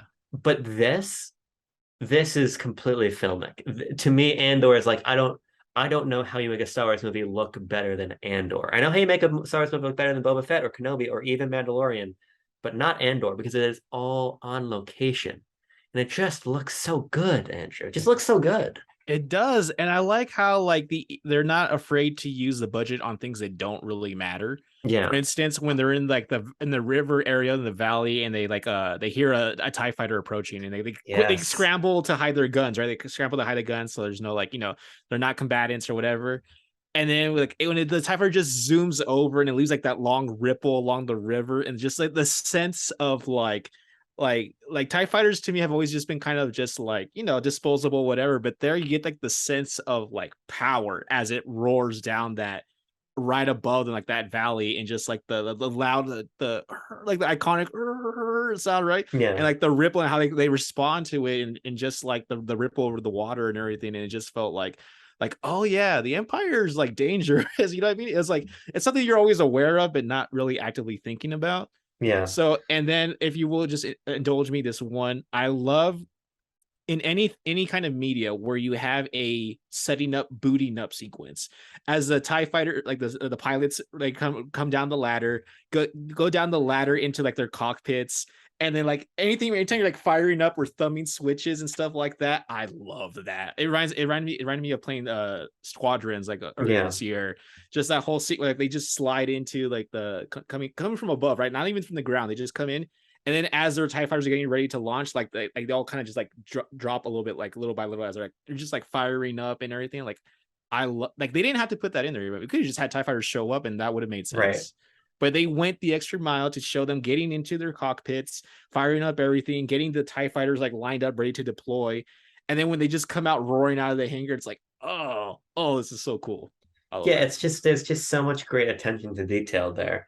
And even like the sequence that I really love of them learning how to march like Imperial soldiers. Uh, And we get them marching, but then we get like Andor correcting them of like, just attention to detail. yeah, Yeah. gotta have them on the outside, right? And we very easily could have removed that sequence, right? And just had you just see them marching on the mission, right? Hmm. But the show really takes its time to show this stuff. And I think that comes from the fact that, frankly, not a lot happens, as we are saying earlier, but it really gives us time to take it all in and the motions of everybody. It's a very weird comparison, but we're talking about this with No Country for Old Men when we reviewed that on Quest of like everything is so methodical. You understand exactly how everybody moves and everything has a real purpose. And you're totally right about these scenes, especially the TIE fighter scene. I love that so much. Of like, let's illustrate that the Imperial just doesn't give a fuck about the people on the ground. Like these are just like random mountain hillbilly people. Yeah. So they'll just buzz them in TIE fighters, but they got to be careful because they're like armed. They're planning like a terrorist assault right now, Right. and so they're like hiding their guns and everything. It's really good stuff. I want to talk about the heist itself Of because course. Andrew, I love a good heist. I'm 100% with you. Sly 2, the Oceans trilogy, anything where we I remember I saw a tweet the other day. It's like I wish someone put like a tweet like I wish one day I have the need to clear an entire table and just lay out a map because that's Yeah, exactly this kind of stuff. I love the little diorama of like he's like where Andor looks at Nemec, right? I think Nemec was the one who like yeah, constructed it. He's like you this is really detailed. Like he's like you really like scouted this out, huh? Like they have the entire plan. Like they're pushing like the little pawns around. Like okay, this is where you're gonna be. I yeah. love that whole setup. I just love that whenever they do that in anything. But go ahead, continue. Yeah, and it is so detailed, and I love they're having that conversation amongst like the leaders of this little band and Andor, and then you just have Nemec like piping up in the background about like little details in his model and everything. It is really great. So we get so much planning, we get the marching, we get all the conversation about how it's gonna work, and what makes the heist so effective is that it's never clear that they're gonna pull it off. Like you Right. you you kind of know as an audience member, like, of course they have to complete the heist because the show has to continue, right? I mean, But I thought like the show has to continue in the sense that Andor has to survive this. sure. Doesn't necessarily mean it's a given that the heist is going to get pulled off. Yeah, yeah, sure. I think my feeling was, as I said a little bit earlier, of like it feels like that everything's gonna go wrong and Andor's gonna save them and they're gonna get out of there, right? Mm-hmm. But they sow seeds of doubt so well that even before it all goes to hell, as we were talking about before, like when they start talking about how we're going to detach the like the cargo transport to get it out of there, Right. Andor's like, why are you quizzing me? And then it becomes clear to him that They they're don't not know. quizzing him, they don't know. Like, great moment. And then as everything begins to unfold, it just starts to feel less and less like they're in control.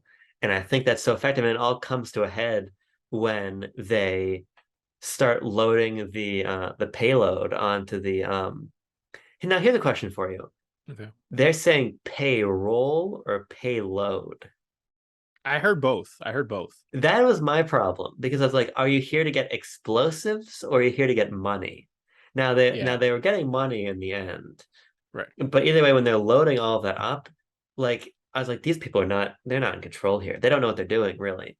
Because they've got like Imperials running around, but they can't really control them, and they've got all this money that they clearly weren't ready to transport. Like they get a fraction of it over. It feels like it's all on the back foot, and that makes it so much more exciting.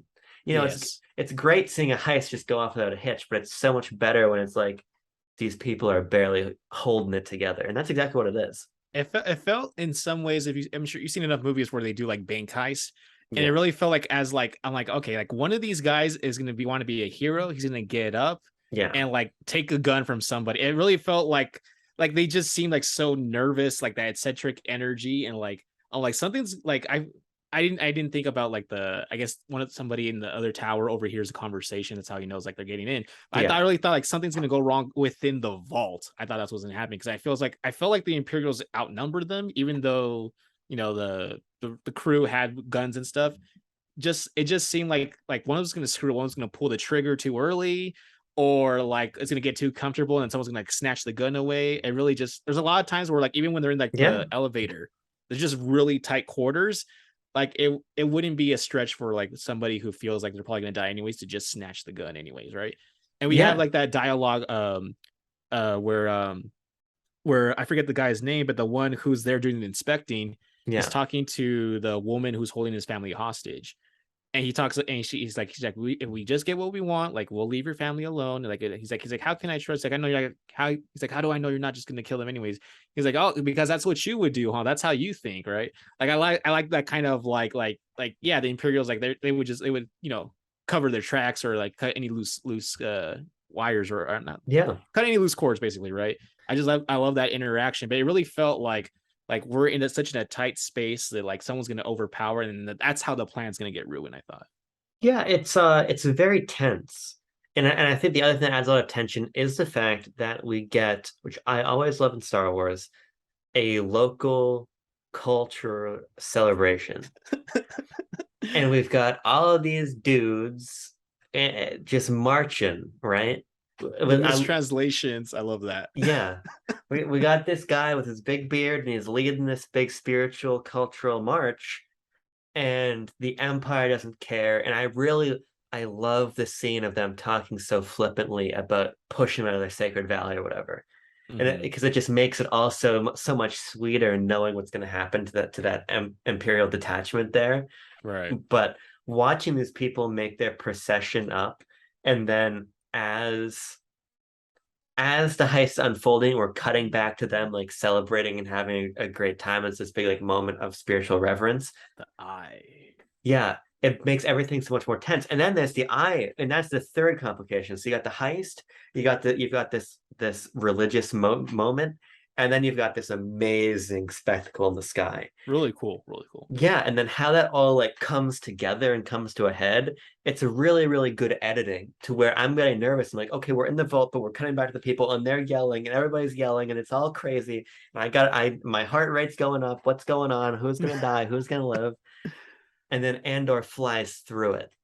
And we have Nemec being like, pull up, pull up. And it's like, what the fuck are you talking about? Pull up. We're going into the moon or whatever. It's all gonna blow up. We're gonna die. And Hmm. it's just such a visual spectacle. And it's like everything coming together, and then just those shots of people just crying because it's so beautiful on the ground. And I then like. Go yeah, ahead. Sorry. Go ahead. and like our people in the air are just like they're about to die, and like one of them just got crushed by like a payload full of money on a big cart. It is so good at like yanking me in nine emotional directions at once. I liked how it's not an important interaction, but I just liked it because they had to include it just for story reasons to explain why the vault would be so empty on that particular day. Yeah, But just like the when the officer's talking to the guy in charge, he's like, sir, like we were hoping, like, like this is like a very boring outpost. Like yeah, this isn't like the kind of like prestigious imperial job we want. Like just for morale reasons, like let us also like partake of like the eye thing. Like it's gonna be like the only thing, like to be down here knowing what's going on up there, and then like because like he figures out like that would be like actually very favorable, but he can't make it look too easy. So it's like paint all of this the night after or whatever. They're like, okay, cool. And he like he walks away kind of like a little smirk, kind of like, okay, like that's like it works in my favor. So I love like that little interaction of like, cause you think of the Imperials as heartless, but like no, they can appreciate beauty. They can like they want to see the cool thing going up there too. Like there's nothing else to do. Like why not? You know? yeah. And that's another great subtle moment, right? This two-faced portrayal that our imperial officers putting on, but then that shot where it's like, fine, paint it tomorrow, and then he walks away, and you see like that the smile start to form on his face as he's walking back. It's good. It's good stuff. It's very good stuff. I want to ask you about the Old Republic reference they make. Do you know what I'm talking about? Yeah, They I in the Discord I mentioned the rocket, the sky kyber, the little blue crystal. He's like, oh, let's just celebrate the was it the resistance or the invasion of the rocket? I was like, yeah, name drop. and the show is very good about its fan service goes a lot deeper than a lot of Star Wars fan service, you know? Mm-hmm. And there's two types of fan service, in my opinion. There is Luke Skywalker showing up at the end of Mandalorian fan service. It's just like look at Right. it. And then there's the fan service like this that proves that the universe is bigger. You know what I mean? There's Yeah. there's like fan service that makes the universe smaller, that just brings in all of this stuff that like yeah, we know who Luke Skywalker is. He's right. You can see the bottom half of him right here. Like he's everywhere, right? But then there's like the reference, as you're saying, to Starkiller's armor or to the Old Republic. And it's like, ooh, are we canonizing things, Disney? Ooh, I wonder. Um, and I also got a little bit spoiled on some characters that are in episode 7. Which I expect to, by the way, because people in Star Wars Twitter are awful about posting spoilers as soon as an episode releases for anything. Thank God I haven't seen anything yet. Yeah, I mean, to be fair, like I'm waiting. I think it's fine to basically here's my to that specific tangent I'm going off on now. Mm-hmm. Don't post spoilers within 12 hours of the episode coming out. because they release in the middle of the night. So if I'm trying to watch something, I can't fucking watch it if it releases at 3 a.m. EST for me, right? So if I wake up Thursday morning and there's already spoilers on Twitter, I get unhappy. So that was just a complete side tangent. But I like these little references that Andor's making. I think that they are the smart references to make. Yeah, yeah, it's like the video game equivalent of like you're explaining the lore like in like the journals or the little dialogue like audio like little Yeah. hiccups kind of thing, right? Like it's not so blatant like Luke Skywalker like you said, or just or like here's what was the other one? There was like a not an Andor, but there was another one that just felt kind of full. Well, I guess you can see maybe the dark saber. I don't know if that counts as the Force, kind of like. I mean, it might be important later on for Mandalorian, but yeah, like it's just much more subtle, as you said. Avery, what do you think about the stuff going on with like because you kind of talked about it very briefly, but the I love the idea of the whole like Mon Mothma where she has like we get a little bit of her like life, kind of her outside of what we've known about her, right? She has like this rebellious daughter who, or was it a son? That was a Daughter. daughter, right? Yeah. Right. And kind of just like it's not necessary, but it's just like a little world building. And so like I imagine, I don't know this for sure. I imagine something's gonna have to happen to maybe her family for later on for her to be much more actively involved, maybe in the rebellion, or It very well could be. What I like about Mon Mothma is it feels like she's fighting a war on many fronts. And I think she's fighting obviously to jumpstart the rebellion, right? As we get sort of the relationship she has with Rail. And what I love about that is obviously she even said that like there's a humongous target on my back. She's like, Mhm. if they come for anybody, they're coming for me first. And I think that that's super cool. But then you complicate that with the war that she's fighting overtly on a political level. And I love that scene of her giving her rebuttal to some piece of legislature, and then everybody starts leaving because the attack happens. Uh-huh. That's great. But then what makes it even more complicated is the family stuff. And now my reading of the family stuff, Andrew, is that her family is not aligned with her at all. Right. Obviously on just like an interpersonal level, they've got like the daughter's like doesn't want to hang out with the mom. She's too cool for her mom, right? Right. And then like the dumbass dad who doesn't support Mon Mothma on anything, right? But then he invites, and I wish we had seen the dinner sequence. I thought we would. I thought Yeah, if it was gonna be mentioned, they would be something that would pop up. yeah, but it felt like from that he doesn't have her political interest in mind either, because he's inviting all No. of her opponents and everything. So Right. it really doesn't seem like her family is something that she has to lose. It feels like Okay. she has no respite anywhere. And I think Hmm. that's a really cool idea that she just believes so strongly in this cause that she's this different person in all these different situations and always under surveillance and never sure what she can do at home. I think that makes Mon Mothma it takes it from her being like this background character Hmm. to this really involved. I mean, as she was always known in the EU and sort of in just like the background understanding the universe to be a very important character, we see that now. And we Yeah. see everything she put on the line, and that makes her really special. Yeah. Just real quick, because I would be remiss to end the episode without talking about we, our thoughts about Karn are basically justified, right? We see Yeah. him arriving at this at Coruscant. He arrives at the airport. I think it's Coruscant, right? He arrives at the airport. He goes to like this very like dilapidated like part of town or the city where it's just like Yeah. just mass manufactured apartments. And he's all like, we have a couple of these moments where he's just sitting on his bed like at the edge of his bed, and he's just kind of like you feel like he's just gotten the worst of it. He's like down on his luck. We have the moment where his interaction with the ISB officer who tells him that like the Imperial, like the Empire's gonna have a permanent presence now because they screwed up the whole Yeah. issue on where the planet that Andor was on at the start of the show. And like and it's like him and like the husky guy that's with him. He's like, really? Like, Yeah. and he's like, yeah, like you think you're in a position to kind of like talk kind of thing. Like he's just like beating down on them. So it's like the disappointment just trickles down from like each branch of like the empire kind of thing. And then we see Karn just like he goes to his mom, and you think like this mom's gonna be like a very supportive character, and it's like, oh no, this is why he's so like eager to like show what he can do. Like Yeah. she's like the most passive aggressive depiction of a family member I have ever seen. She's just like every word is like just a delivered like a matters of fact kind of like jab at Yes. him. Like he's kind of like the equivalent of someone who's like stuck like in middle management and like just a disappointment and like she's like, we can help you. Your uncle, I forgot the guy's name. It sounded close like to Lando, but it wasn't Lando. It was like an L something.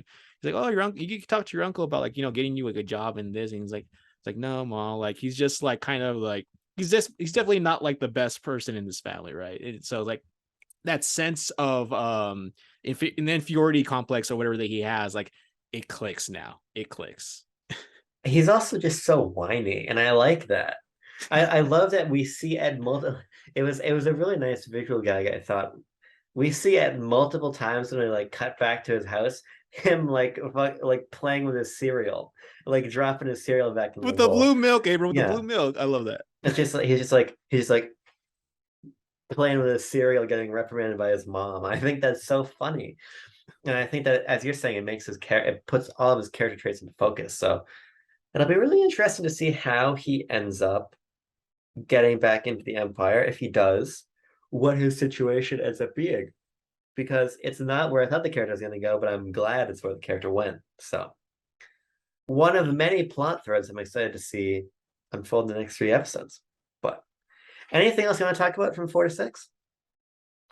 Uh, I wasn't important really enough to mention, but since you're asking, I like the little device that Nemec has where like he's talking about like how everybody's used to Yep. automatic like technology. He's using like an analog, like some kind of navigation tool, and like Andor just kind of comments on it like this kid is like this is the kind of person who probably buys like whole grade like like wheat products from the store. He goes to the mom and pop shop like he's just like Yes. he's like no, it's like they you give up your freedom like you don't even think about it, like you kind of just like this whole like psyop kind of like empire like it's a conspiracy kind of view. Like I just like this isn't a character we've really gotten in Star Wars before, but Yeah. I like his inclusion here. It just feels so like starkly fresh compared to everybody else. I'm still like thinking about this character. And it's like, it sucks like they killed him off because I would have loved to have seen him like pop up in future stuff. Yeah, he's a great. I think his death is as it's just so going to be so important to like character motivation and everything. But you're right. In life, he's just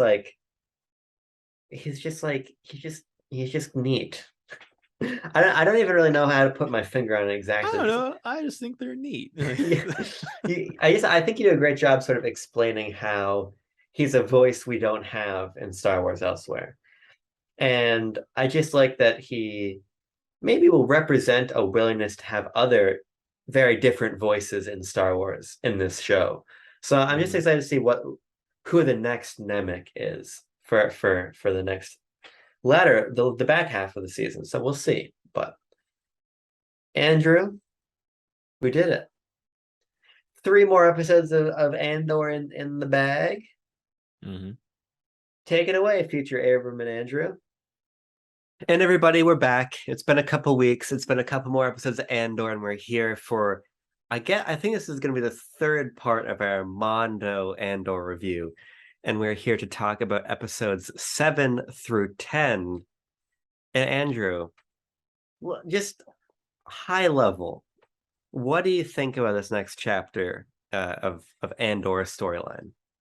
I mean, I just to reiterate right before we started, I mentioned how excited I was to do this because while I'm always excited to get together to talk about Star Wars, like these past few weeks have been some of the best Star Wars I believe we've had since probably season one of Mandalorian. Like it's just on a whole nother level. And it bums me out. It bums me out to know that like viewership is kind of low.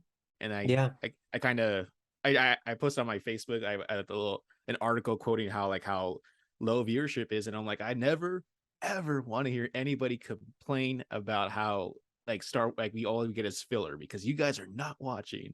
And like a couple of my family and friends kind of just like put LOL and like like the post or whatever. But this is I'm so excited to talk about this just because like I really thought like if you look back, and it's gonna look funny now in retrospect when whoever watches this watches all the video clips back to back. yeah.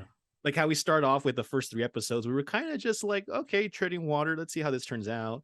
The whole Aldani episode 4 through 6, we were like, oh, like this is really great. And at that point, I didn't think like, oh, like this is gonna get better. Like this is just, I thought like this is like the point where all the cool stuff happens, and then from here it's gonna be just like whatever.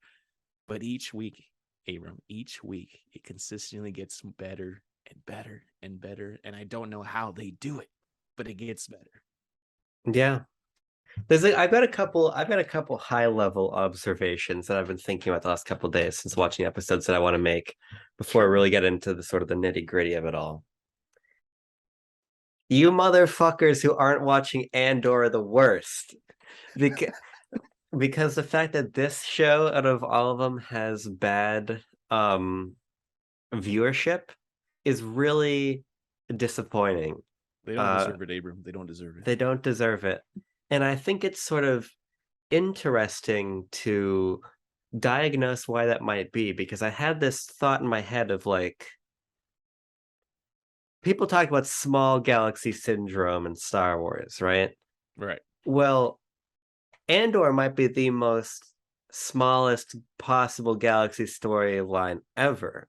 It's about a character from a spin-off movie that was largely a fan service justification for a singular plot point of the original trilogy, now being turned into a 24 episode saga. So on paper, it feels like this is the sort of thing that people should hate, right? And be Right. like, oh, Star Wars, hey, look at that. You know, small galaxy, but nobody's saying that. Because I think that small galaxy syndrome is ultimately the wrong problem. I think the problem is poor storytelling because I Mm-hmm. think that good storytellers can make something interesting and fresh and unique out of the most familiar Star Wars characters. I mean, I think you could tell an amazing story with Luke. I mean, Timothy Zahn did it with his trilogy of books and things. I suppose what I'm getting at in sort of a roundabout way is like Andor is both maybe the most derivative Star Wars on a conceptual level of spin-off based on a spin-off about a random guy that you know from Rogue One. Right. But it's also maybe the best thing that Star Wars has ever produced ever. And I think it's interesting to think about this idea of like maybe we're talking about Star Wars wrong in a lot of ways. Viewership is low. Why is viewership low? Well, I'm not sure. And I'm not sure maybe it's because of how Disney's releasing the show. Maybe it's because there's so much competition right now. Maybe it's because people say, oh, who wants to watch a show about Cassian Andor? I don't really know. But I think what Andor is illustrating to me is that the problem isn't with Star Wars sometimes like Book of Boba Fett. The problem isn't we're doing Boba Fett. The problem isn't we're on Tatooine. The problem isn't familiar thing, familiar thing, familiar thing. Problem is you don't have people this fucking good making the shows. Because Andor, I had actual tears in my eyes watching episode 10 of Andor. So good. Because this is a level of filmmaking and writing and theming and acting never seen before in Star Wars. I don't think ever. And I was tweeting about this. Mm-hmm. I said, you can never obviously discount what George Lucas did back in 1977. You can Right. never Right. discount the world building, the sheer feat of filmmaking that was that original trilogy. But even those films, I don't think are written to the level that Andor is written at. They're obviously so visionary and groundbreaking, but I don't think they're as eloquent as Andor is. Some of the dialogue exchanges in episode 10 of Andor are truly, truly amazing. And somebody tweeted, and I agree with this. I wish I remembered who said it, but like they said that they wish that Andor was going to elevate Rogue One, but instead it's elevating all of Star Wars. Hmm. And I think that's completely right. They're giving this sort of like ideological backbone to the entire galactic civil war in a Yes. way that Yeah. I didn't think we would ever see. I think that Andor is defying every single expectation I had for it as a who wants a story about Cassian Andor level, but Or also Mon Mothma, right? or Mon Mothma, but it's also just defying what I thought Star Wars could be. I love what Dave Filoni does with the fan service and the animated characters in live action. I love all of that, but it's not Andor, and I can't wait to talk about these episodes with you, Andrew. Absolutely. I think you're completely on mark when you just said how that quote when you said about how it elevates all of Star Wars. Like I had to keep reminding myself, like as I'm watching the show, I'm like, oh yeah, like this is still the universe where we have Yoda and Anakin doing, their acrobatic fights, and Right. like it's so weird though to think of it that way, because I just like, I mean, I'm not the film student. You're the film major study. I'm a historian by trade, but just thinking like how we have like, the we're smarter than this, and like all those quotes and like all those like, platitudes and stuff, and like, and then Andor exists in that same like plane, and it's just Right. so like how, you know what I mean? And I don't mean like to talk bad about other stuff. I love all of Star Wars. Yeah. It just feels so like, I don't want to say mature because I feel like it kind of like downplays the rest of it. It just feels like such a completely different universe, even though it is familiar at the same time. Yeah, I think it just complicates what we already knew. And I agree with you. I mean, I love the vast majority of Star Wars. Even the things that I've got significant problems with, like Rise of Skywalker or Attack of the Clones or whatever, All right. there's still so much about all of that that I love. Mm-hmm. But so like there's a lot of people that are using Andor as a way of being like, oh, look at how bad the other shows and things were. But I don't mean it that way, but I mean, yeah, well, it's hard to not, draw, no, I agree completely. And what I'm saying, and I think what you're echoing is like Andor doesn't make them look worse, it just makes them look better. And it's sort of taking what we already love to a brand new level. yeah, And it's not about it's like a rising tide lifts all boats kind of thing. yeah, For it's sure. not about making what came before look bad. It's about celebrating how Andor is just such a cut above. And so to bring it to the specifics, Andrew, where do you want to start with these episodes? So I guess it makes sense to start from the beginning, right? So, we leave Andor after the Aldani attack, right after the heist. I just took a couple of notes just of episode 7, which is titled "Announcement." I didn't do it for all the episodes, but as I was telling Abram before we started, I didn't have time to go back, but I wanted to at least, because there's just so much to cover. I wanted to make sure I got to everything. So the first thing I liked was that apparently television does exist in Star Wars, right?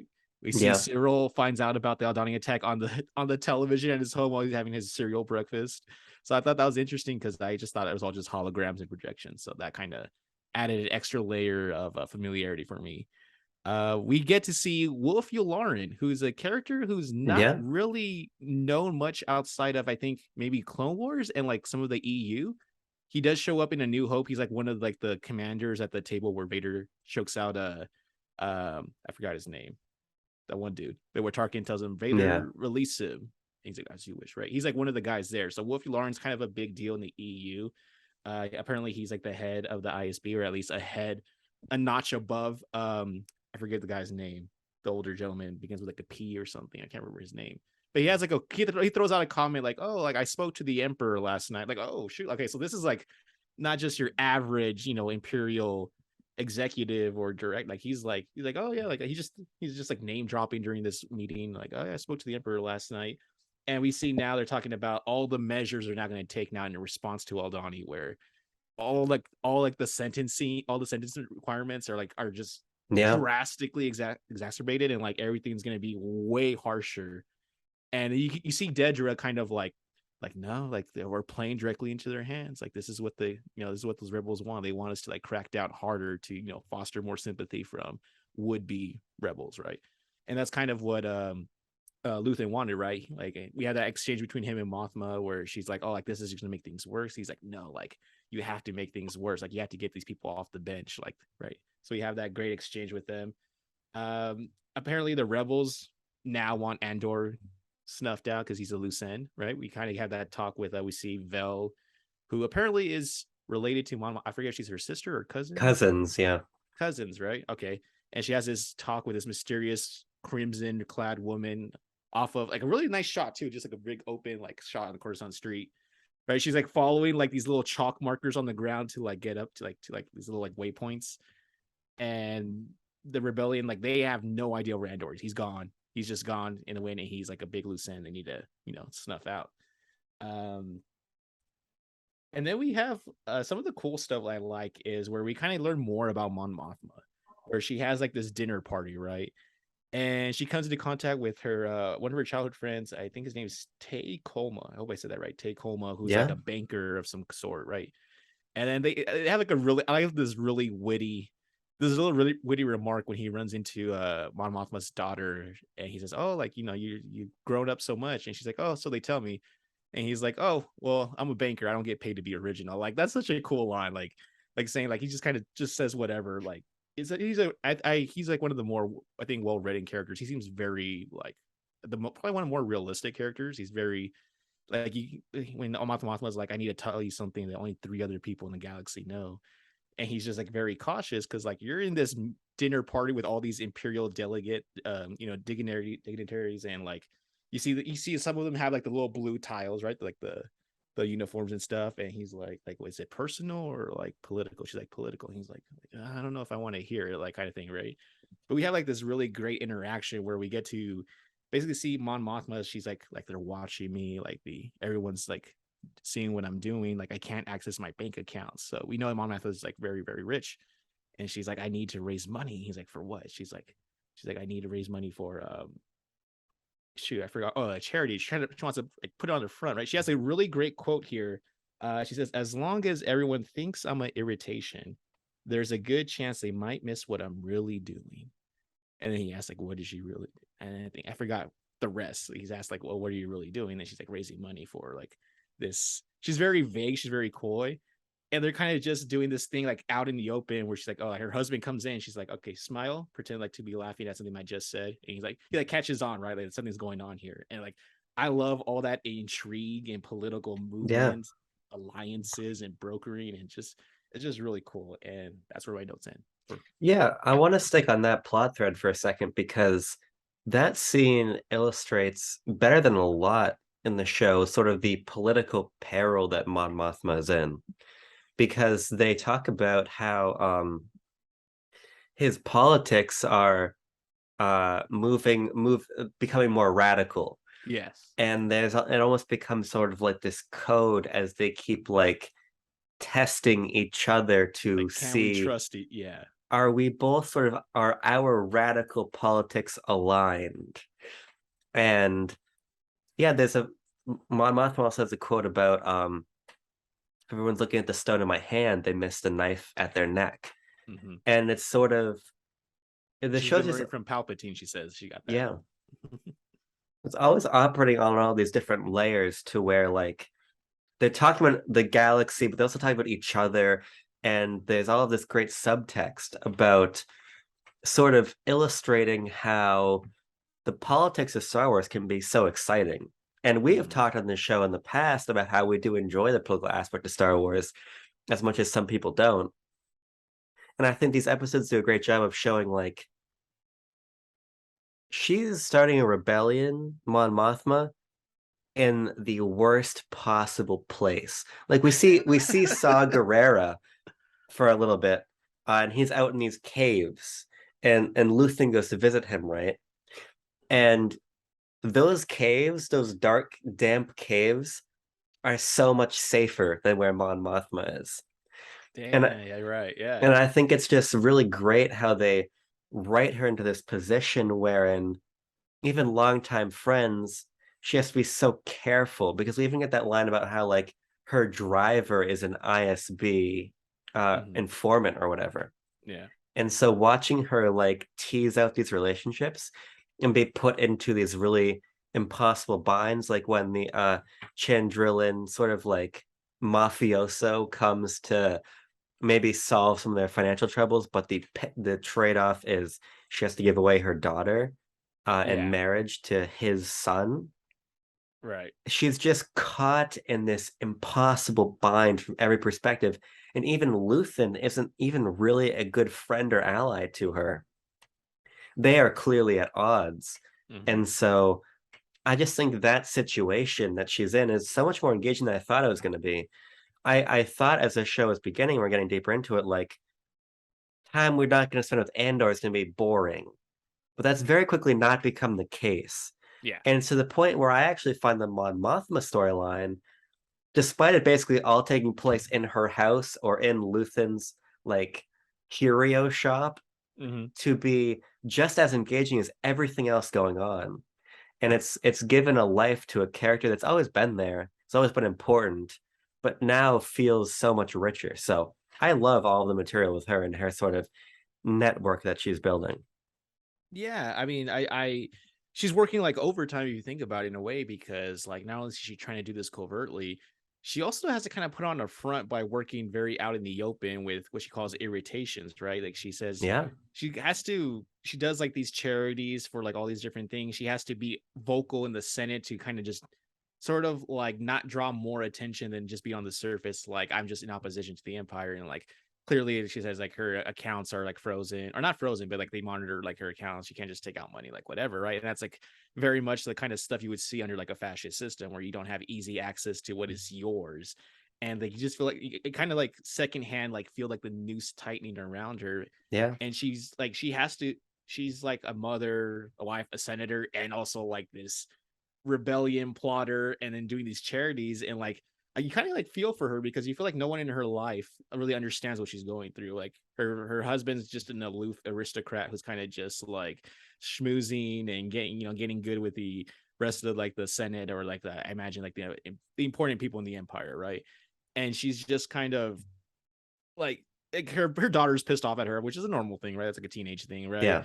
And but like when you talked about like the marriage thing, like how we kind of see where she's kind of grossed out, and like I don't know how much of a Chandrillin thing that is to like, I mean, marrying for reasons other than love is just in history has been always a thing for political alliances and such. But to kind of see her be like I'm almost willing to do anything except for that.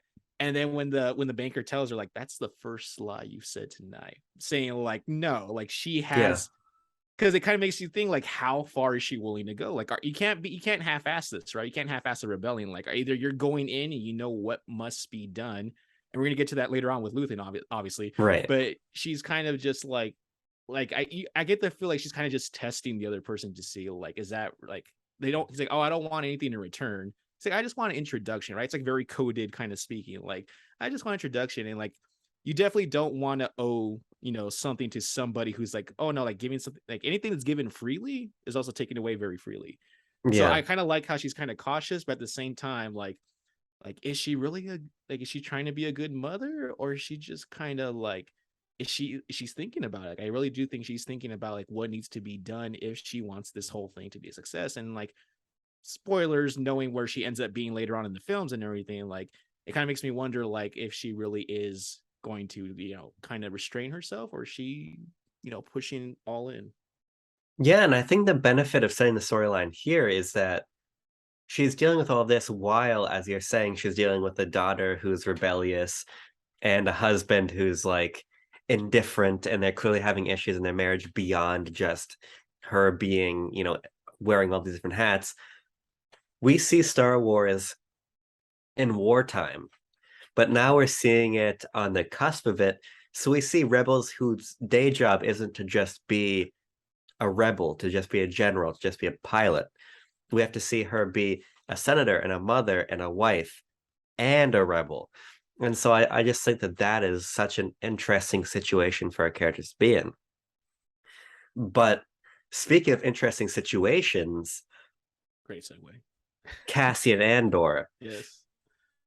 Now, here's what I love about the setup to get into Narkina 5, the prison, the sort of water, the sort of floating prison they're in. Cassian, it's not the raid that gets him.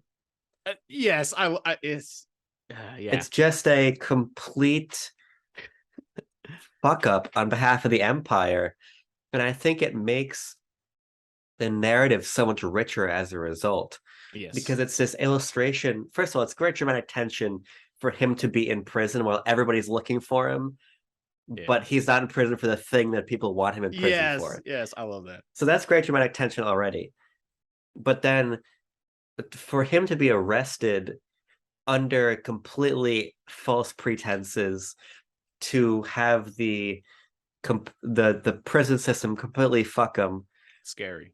it totally reinforces sort of the fascism of the empire that we usually see through different lenses, through very overt lenses of Darth Right. Vader going to a place in Kenobi and choking people out and killing them or starving them or whatever, but we don't see just how the judicial system of the empire Yeah. ruins people, right?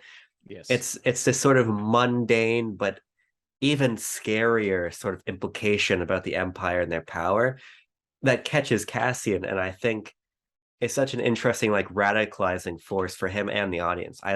I completely love how he ends up in prison.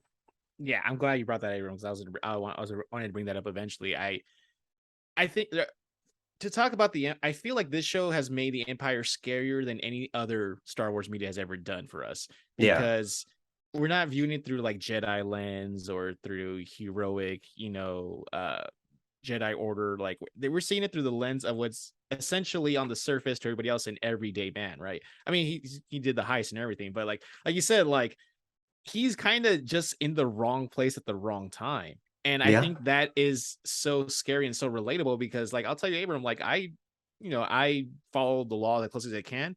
If a cop drives behind me, I tense up, even though I'm pretty sure I'm doing everything I'm supposed to be doing. Yeah. There's just that fear, especially now, in more recent years, just the fear of like, am I doing anything wrong? And like, it extends. I'm kind of like white passing and whatever, right? So it doesn't really, it shouldn't scare me, but it scares me. It does. Like Yeah. I'm like, am I doing everything? My reflectors. I look at my speedometer. Like, where am I going? You know what I mean? And like, I'm pretty sure I'm doing, but I don't want to leave it to chance, right? You don't want to leave it to chance. So just seeing the Empire kind of how Andor is just kind of caught in the net of the judicial system of like. With a short trooper who I think he's voiced right by Sam Witwer. I want to say I heard that. Oh, He's really? That's yeah, cool. yeah. He's a short trooper. He's the voice, and he's like, why are you running? He's like, why are you sweating? Like, he's like, it's hot. He's like, I'm a tourist, and he's like, oh, okay, so you're not involved in that. Like it's just kind of like because Andor sees like these guys kind of just like running from like, and like he sees the like freeze, like stop, and he's thinking it's like applying to him because like, oh shoot, like they know who I am, but it's just like these other guys who just happen to be in proximity to him, right?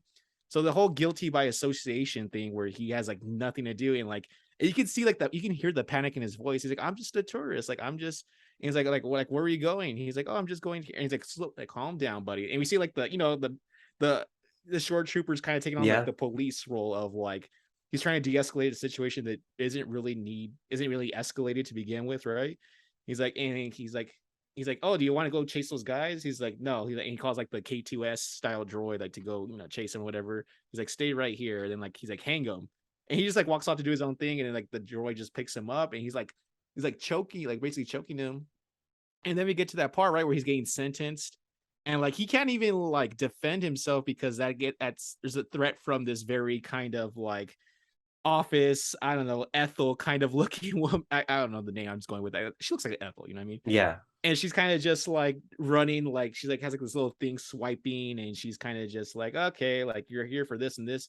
And he's like, no, like he's like, oh, like defiance, like you're risking like another like there is no sense of justice in this. It's kind of like a kangaroo court kind of thing.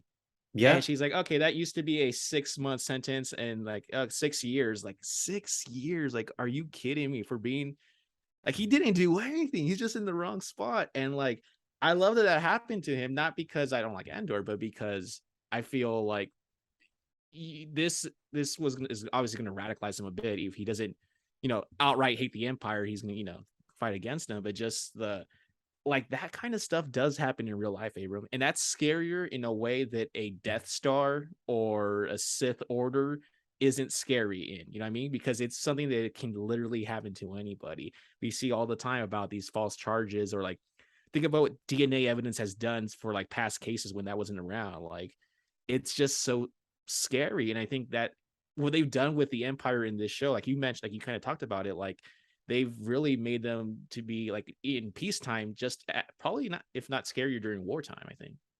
they made the Empire a more human regime than the Empire's ever been before.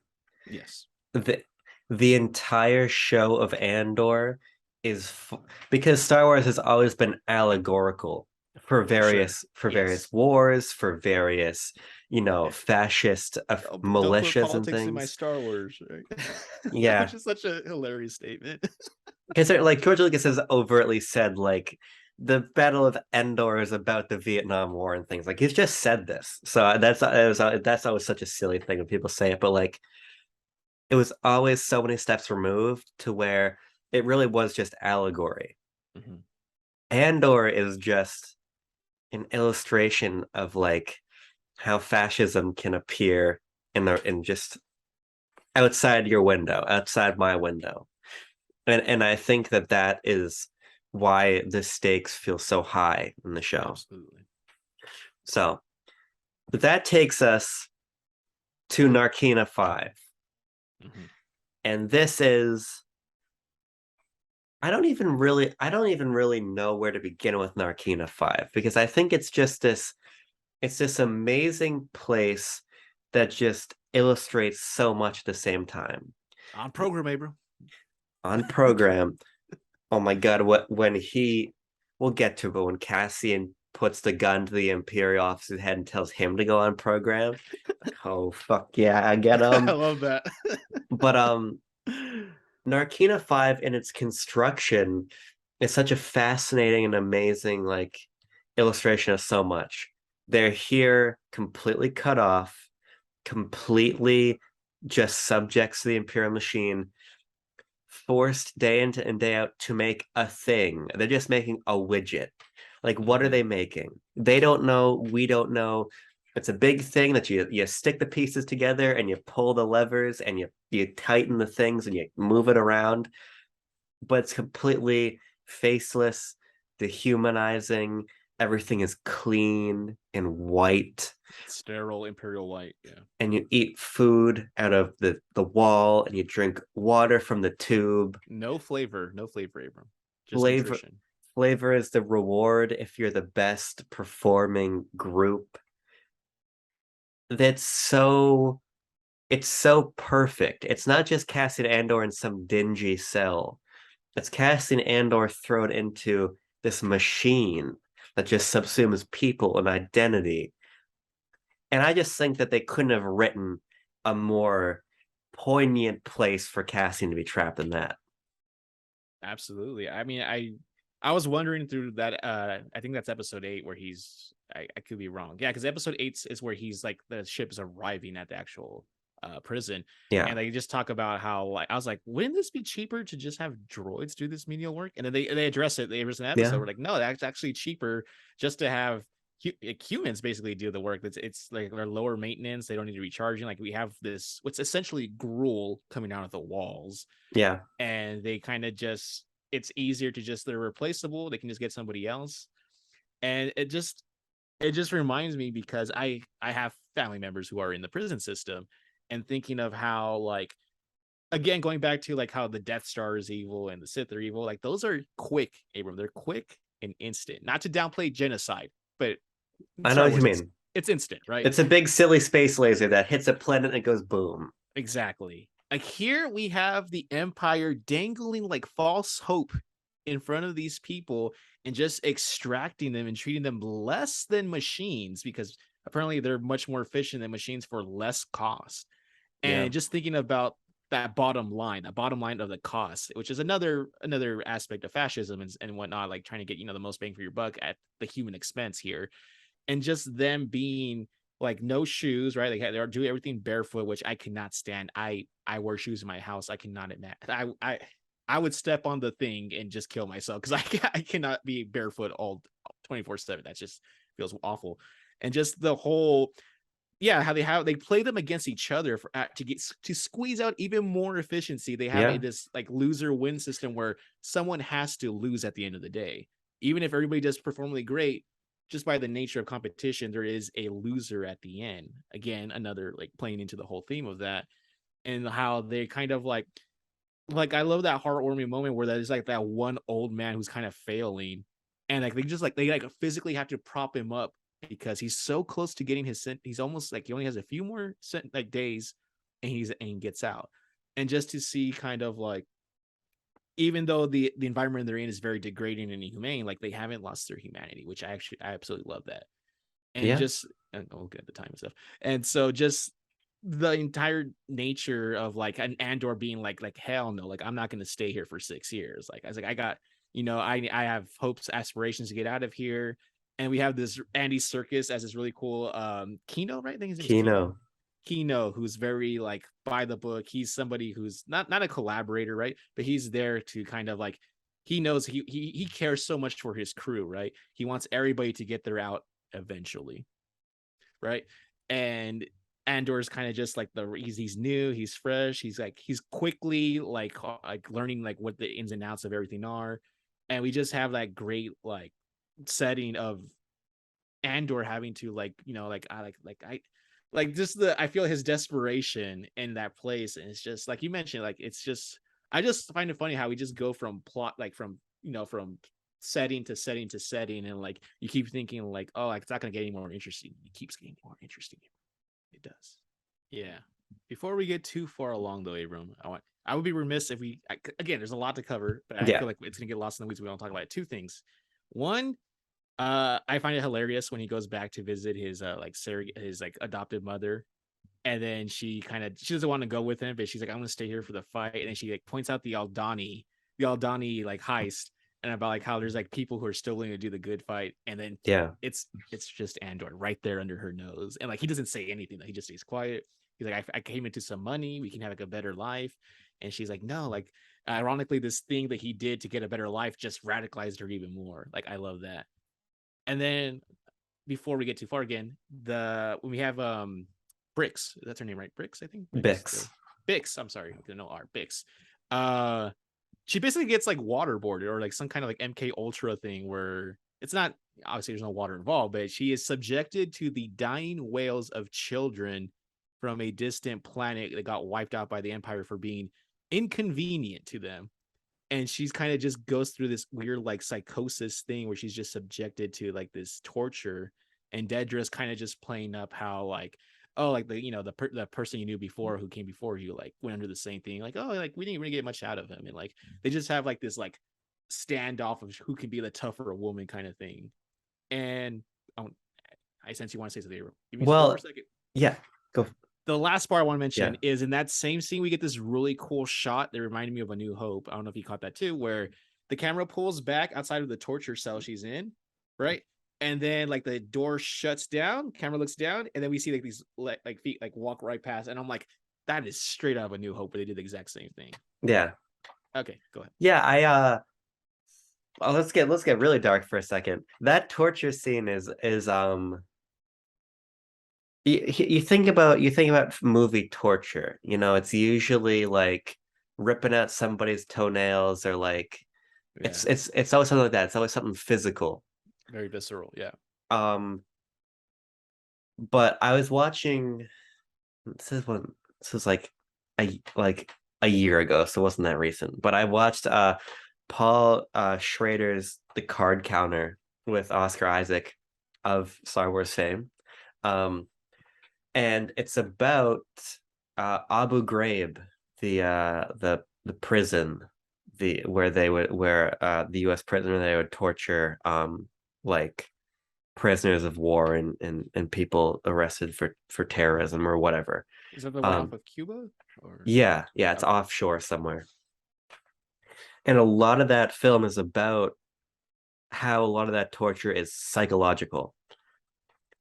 Like, humiliation, insane music being played in the night to keep them awake, forcing people in a small space, just like all of this awful, awful, inhumane torture that is psychological, that is not sit somebody down and yank their fingernails off, that is destroy their mind.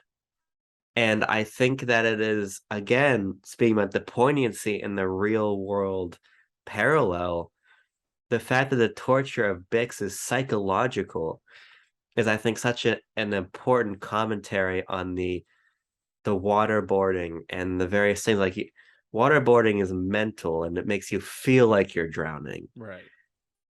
This torture is about breaking your brain and making you hear the screaming of children and that being used as a tool.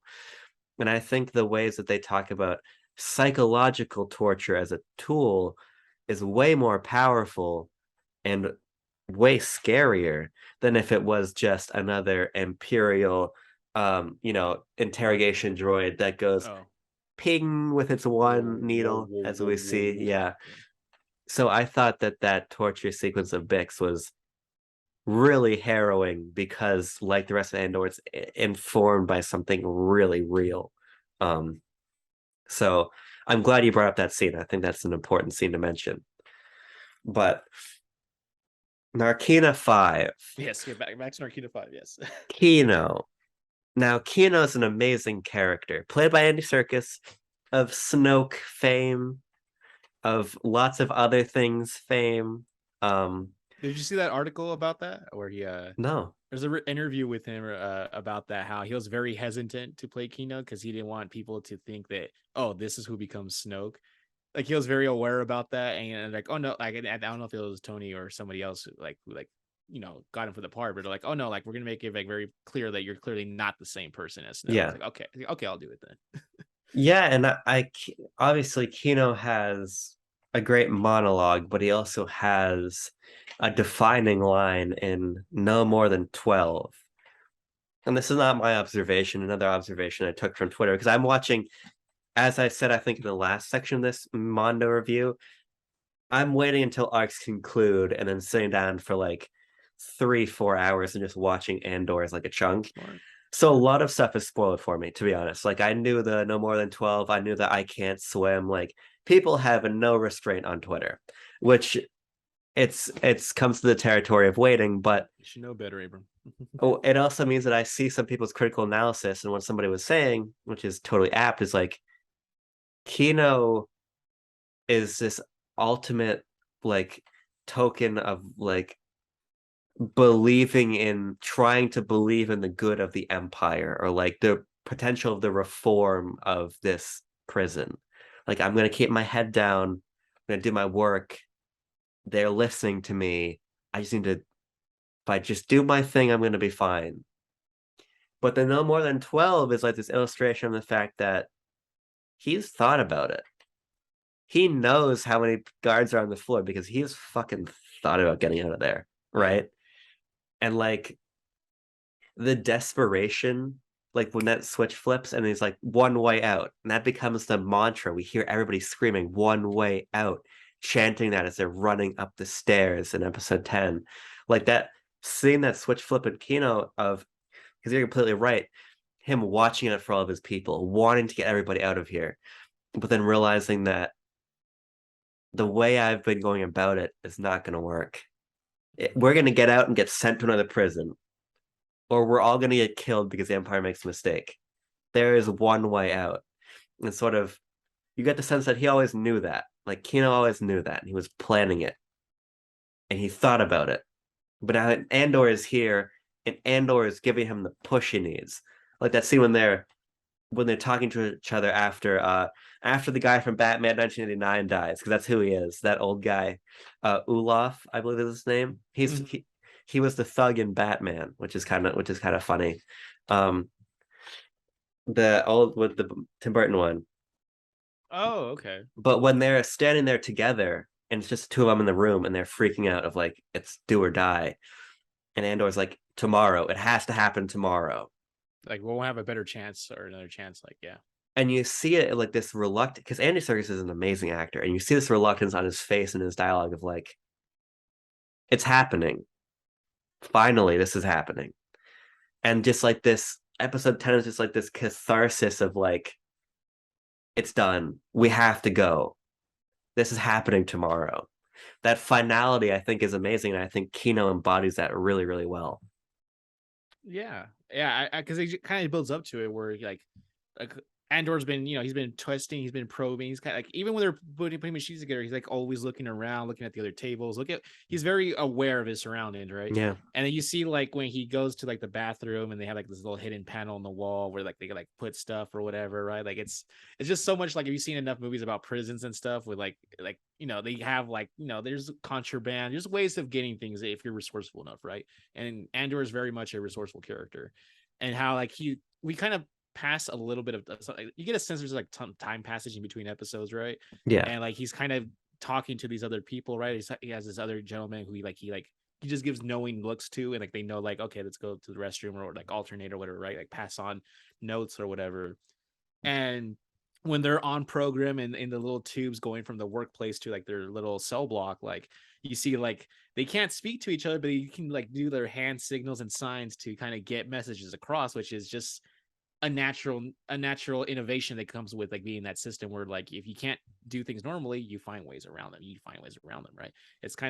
It just shows the inevitability of trying to control things as people like I think of that Leia line from A New Hope where the more you squeeze the sand in your hand, like more slips through your fingers, right? Like they will find a way to do something even to the best of your ability to stop them from doing that. So we have he pesters Kino a couple of times, like how many guards, and he just like tells him either to shut up or we have that one part where he turns around on him and like basically like I think he punches him, right? I think he punches him at some point, and just to finally see when they meet with the medic, who like he's like the guards like watching him very closely, and he's kind of just like doing his work, and he's like he tells them what happened, right? How like somebody got recycled back into the system and they found out, and rather than letting everybody find out, they wipe out 100, I think, either 100 or 100. hundreds. Yeah, 100, 100. okay.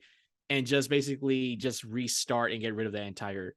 And so when you see that moment of realization on Kino's face, and like Andor kind of just looks at him like, and I don't know what he's thinking, but in my mind I'm thinking like, oh, I got him now. Like he's gonna come around on my side. And so when they're finally walking away, and he finally does say, no more than 12, it's like we got him. So I love that Yeah. entire just the because, and then we have the tragedy, right, of what ends up happening at past the speech of the I can't swim line, right? So like it was very apparent that he knew he was never going to get out of there basically alive on his own. It kind of adds an extra layer of text to like everything he had done up to this point has really just been to the benefit of everyone around him who he cares about so much. Yeah, I think the escape is awesome, and I want to break that down today. That moment of ending for Kino, it's great because I don't linger on it. And he goes, I can't swim, and Andor looks back and he gets someone pushes him, Mm-hmm. and he just falls, and we don't know what happens to Kino then. We don't know if he jumps in and somebody helps him. We don't know if he just like sacrifices himself. We don't know. And I think that's interesting because like it's this world that feels so oppressive within Narkina 5 of the guy who just flat out kills himself. And to show that is quite amazing in this Are you talking show. about like when they're trying to climb out? Are you saying, No, I'm talking about when they're or the all one gets electrocuted? yeah, well, the guy who just jumps out onto the floor when they're all sleeping. Oh, I forget. Yeah, you're right. Yeah. Yeah, we build up this world of like definitive hopelessness of Yes. like the only way out is to kill yourself on the floor or to die of exhaustion working.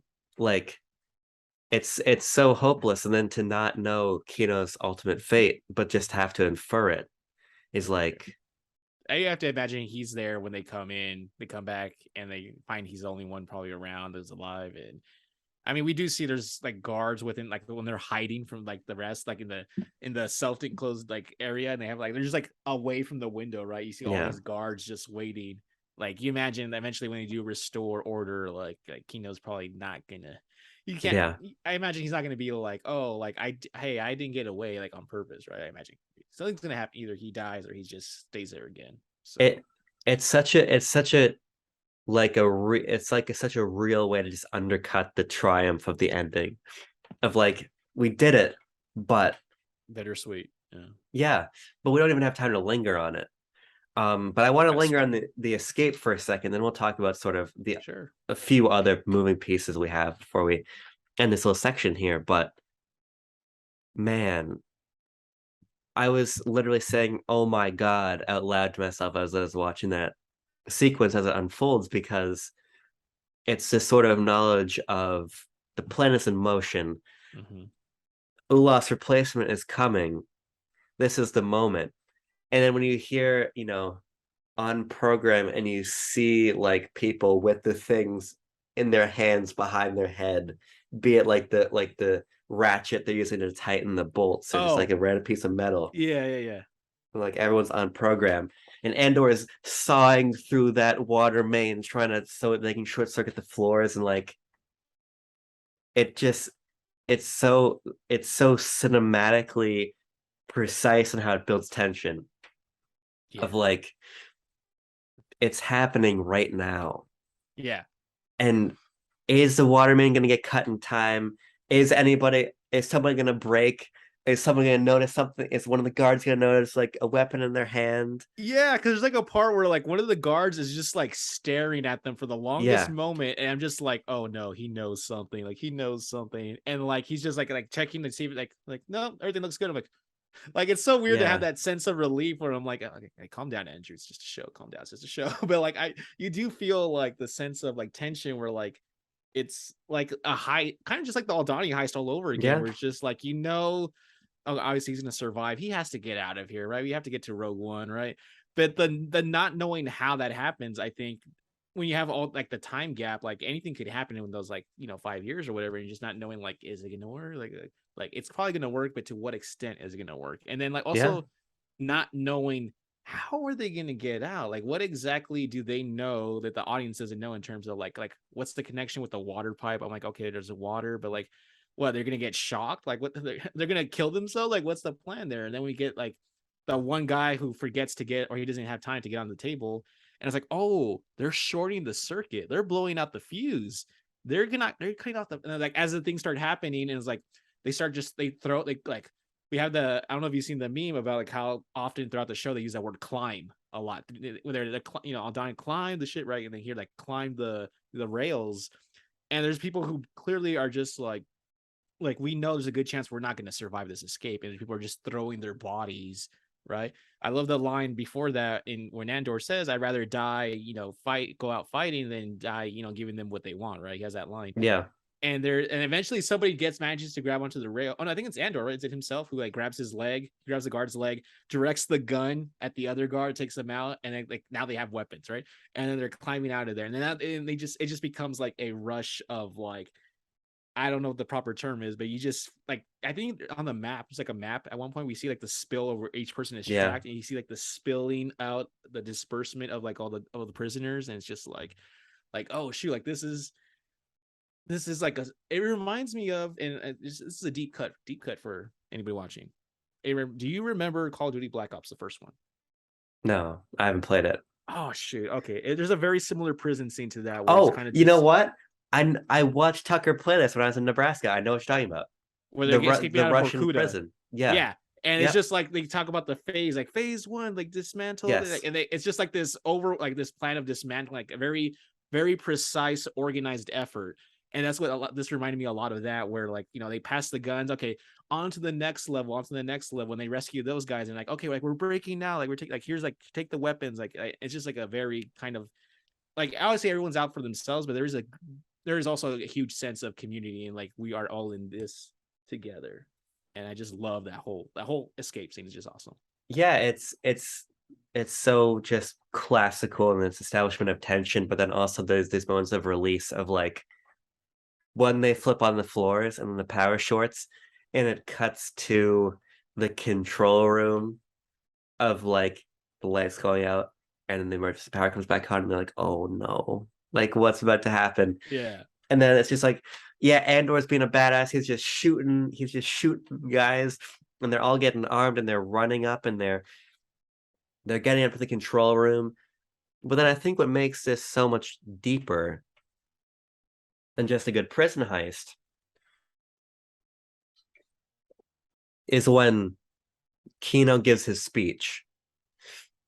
Because Kino's speech is, yeah, you've gotten out of focus for some I don't know what reason. happened. It's I kind don't of know. blurry. I don't know why that happened. It was like What if you got a little closer to the camera and it tried to focus on your face again? I don't know. Okay, is that better?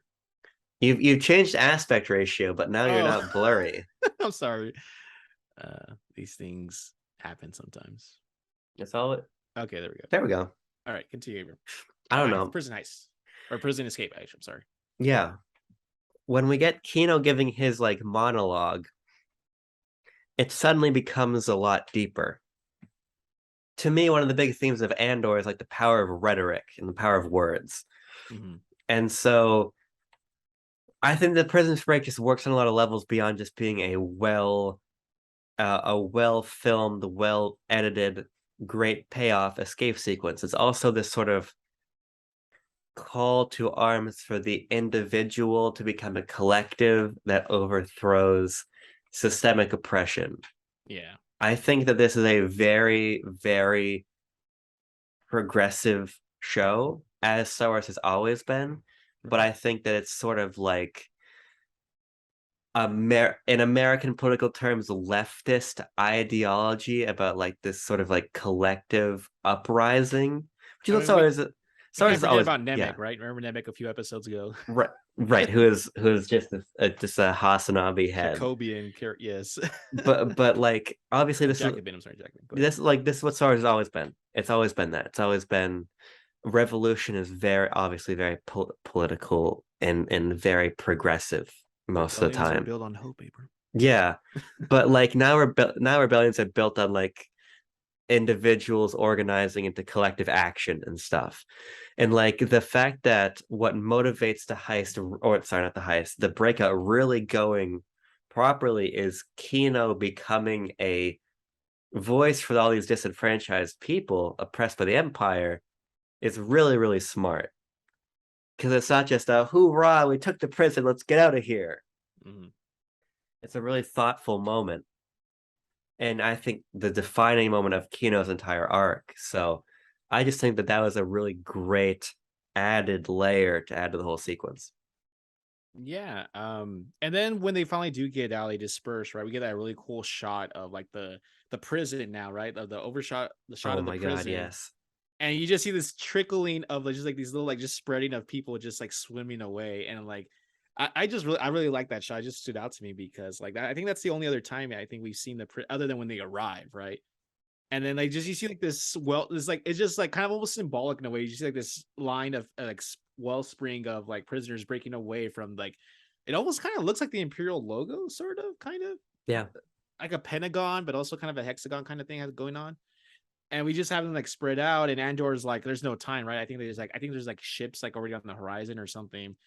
And I didn't know, I don't remember this, but I was reading like Twitter and other stuff. People mentioned that I guess one of the people he escapes with does show up in Rogue One later on. Yeah. Well, I could not remember his face. I went back and watched it. I'm like, oh, oh yeah, he is in Rogue One, but I forgot a Meshri, I think his name is something like that, something like that.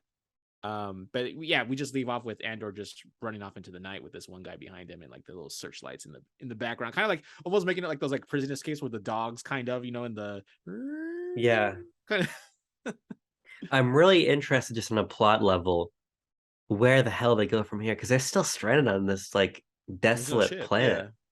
So I'll be curious if like Luthen learns of what happened and then people come to rescue him, or if they find their way off, they commandeer an imperial vehicles. I guess we'll see. But I think that's again complicating the escape a little bit. They're still out of peril. They're not out of this yet. Right. So I can't wait to see what happens there.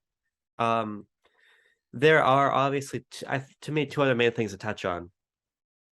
Luthen's speech that ends episode 10.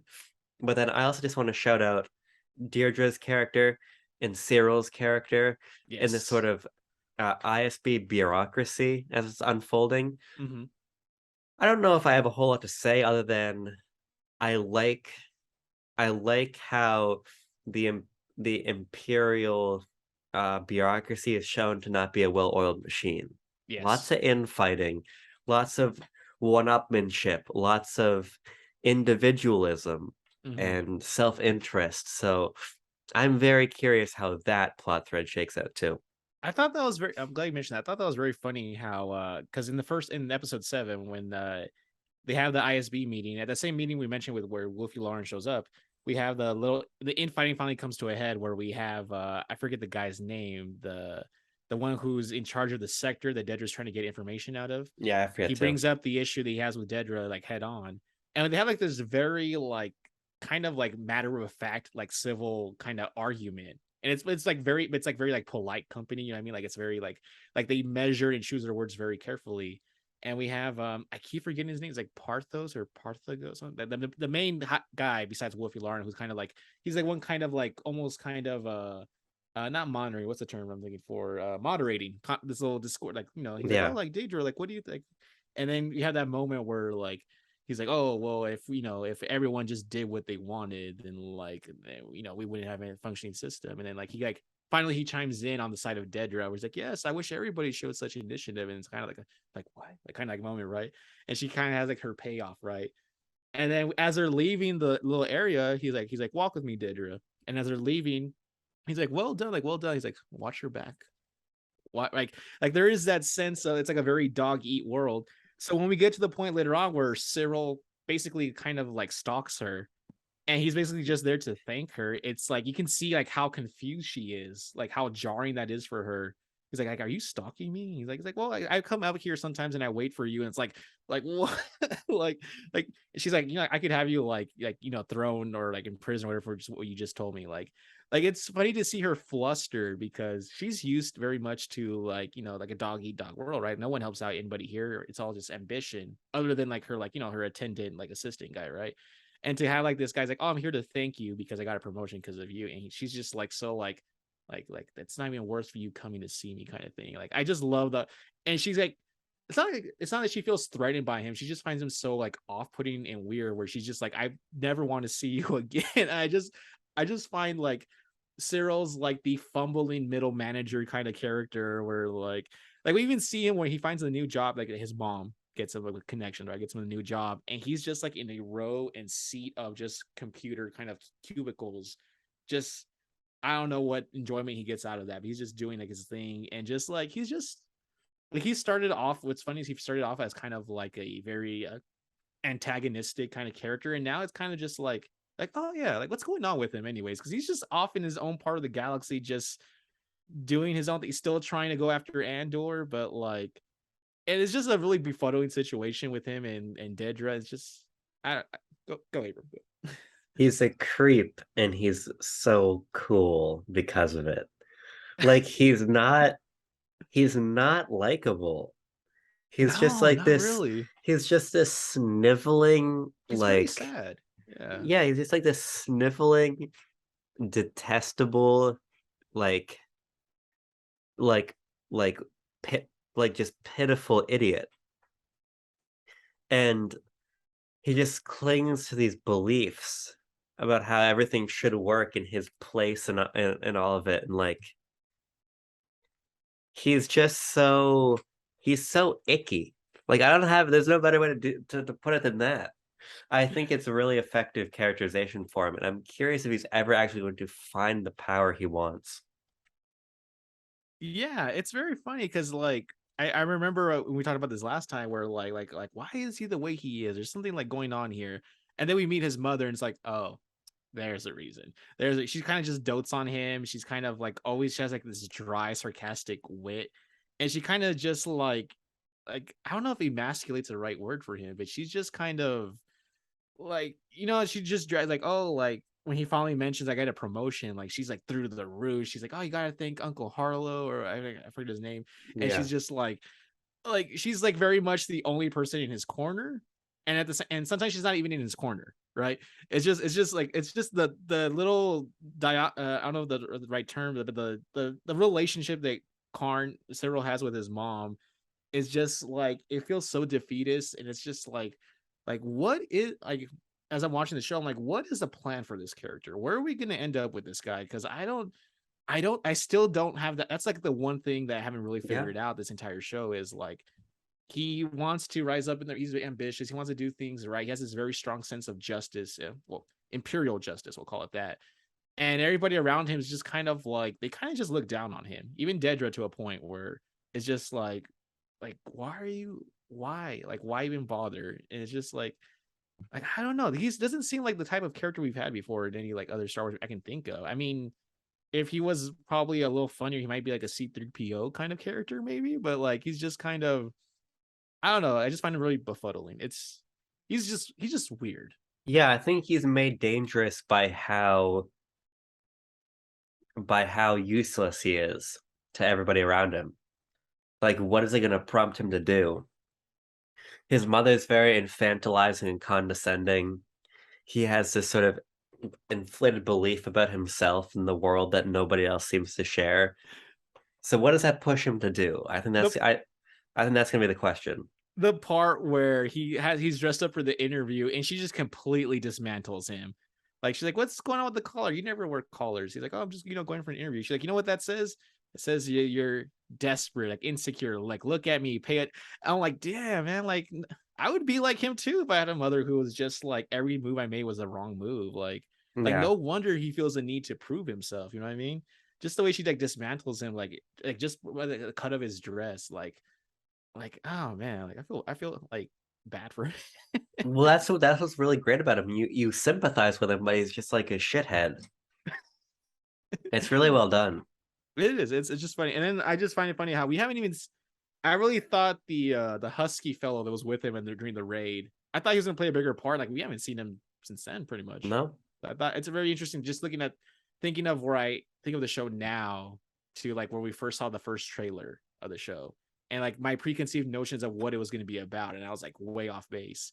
And then Abram, if you had told me when this was announced that an Andor spin-off project would somehow end up being the most riveting, most interesting, and like the best Star Wars we would have got, I would have never believed you. Never. No. No way. And here we are. And here we are. And let's end this discussion of this part with maybe the best written monologue in the entire franchise. Do you have it, Abram? I don't have it. Do you have the full transcript? I do. Do you want to read it out? Sure. So okay, we learn about Lonnie, who's like this the redheaded with the mustache, who apparently is a spy, the mole within the ISB, which I would have never figured out because he just looks like such an ordinary ISB Yeah. commander, right? He goes off, he keeps, watches over his shoulder, goes to his elevator, right? We get the pitch about how he doesn't want to be a double agent anymore. He wants to just go to his family, live out his life. He's like, I'm done with this. And then Luthen, who's I don't know, you feel like he's like I've been saving this speech for the right moment or something. He just hit him Zayden. So we're just gonna go into it, right? I forget the words leading into the conversation in terms of what Lonnie says. So I'm just gonna give you the speech. Basically, Lonnie asks him, "What have you sacrificed?" That perfect setup. Here you go. Calm, kindness, kinship, love. I've given up all chance at inner peace. I've made my mind a sunless space. I share my dreams with ghosts. I wake up every day to an equation I wrote 15 years ago from which there's only one conclusion. I'm damned for what I do. My anger, my ego, my unwillingness to yield, my eagerness to fight, they set me on a path from which there is no escape. I yearn to be a savior against injustice without contemplating the cost. And by the time I looked down, there was no longer any ground beneath my feet. What is my sacrifice? I'm condemned to use the tools of my enemy to defeat them. I burn my decency for someone else's future. I burn my life to make a sunrise that I'll know I'll never see. No, the ego that started this fight will never have a mirror or an audience or the light of gratitude. So what do I sacrifice? Everything. I mean, wow. I mean, Very Shakespearean. there's so many quotes you could pull out of there. I mean, my favorite is the "I burn my life to make a sunrise I'll never see." Um, but I think it's an illustration because Star Wars is a global conflict, but this speech makes the conflict very, very intimate, and I think it sort of colors the goodness of the rebellion because part of the setup of this is that a raid on this Imperial station has been discovered by the Empire and it's going to be a trap. And Luthen is like, look, I'm going to let him walk into it so we can maintain your cover and all of this. Luthen makes really, really hard decisions. Now I remember. That's right. The guy that Lonnie tells him about, like, he has to like step in because there's gonna be like 50 guys who are gonna end up dying. And Luthen says, like, I'm sorry, like I'm not. And he's like, you, Lonnie, you are important. Like you are valuable. He basically says, right, because Yeah, his position with an ISB. Like you're right. Where Luthen notices, like, it's not a numbers game for him. It's really just like it's like chess. Like you don't. It doesn't matter the pieces. It matters like where they are and how he can use them, right? And this yeah, whole like he goes of course the spiel of the speech and everything, like he kind of like he has this one desperate last plea to like Lonnie, like I need you, like you cannot walk away from this, like you are probably one of the most important pieces here, like you have to stay. Those 50 men, like I'm sorry, it's like too bad on them. And it's like it's kind of like a we're going down that thing again with that conversation with Mon Mothma where like when she's talking about like was that you, like the Aldani thing, and he's like he kind of he plays coy about it, but he says about like essentially how like oh everything's gonna be worse now because of this, and like he's like no like yeah it's gonna be worse, but we need it to get worse. He's very much he's playing 4D chess, and everybody else is just kind of seeing like very like numbers of people, like that offset of like what that entails. And he's kind of like the line about where he says like where he's never going to be able to enjoy the fruits of his labor, right? I think of that a quote, one of my favorite quotes is that wise men know they plant the trees of which shade they know they will never get to enjoy. And he knows like he's like I'm not going to have an audience, no one's going to know what I've done, like I have done the ultimate sacrifice, like there is nothing there, he gains nothing from this, he doesn't get any recognition in the end, which ends up being true because we've never heard of him other outside of the story, right? So I yeah, imagine that comes to fruition. yeah. It's just he just he makes the rebellion seem really yucky, and I think that's important because Star Wars, and I've talked about this before, on a meta level, is conceptual as cinema reassurance. It's good versus evil. It's very clear the good guys are. It's very clear the bad guys are, and they fight, and good wins. But this is a sort of good that is complicated, and it's a sort of good where he even has a line time on Mothma about like the tighter the hand of oppression, the more rebellion we're gonna have, Mm-hmm. and it's this sort of illustration of it as you say here from that monologue of I use the tools of my enemy. That's what he's doing. He's facilitating situations where a lot of people are going to die, where a lot of people's lives are going to get really bad for this long-term outcome. And I think the admission of that, written so beautifully, makes the entire Rebel Alliance look different and Yeah, look more lived in. So I think this is a monologue that we're really going to chew on for a long time as Star Wars fans and really view as a way to think about Star Wars as a whole differently. And I think this is actually sort of a nice full circle moment to where we began talking about these episodes. That quote does make Star Wars as a whole richer and more interesting for sure. because Yeah. he's right about all of it. And I think that Luthen is one of the best characters the franchise has, easily. Yes. Yeah, yeah. I think probably back as far as episode 8, I was like, I think Luthen's like my favorite character in the show. I think that was around the point where I decided, like, yeah. And just the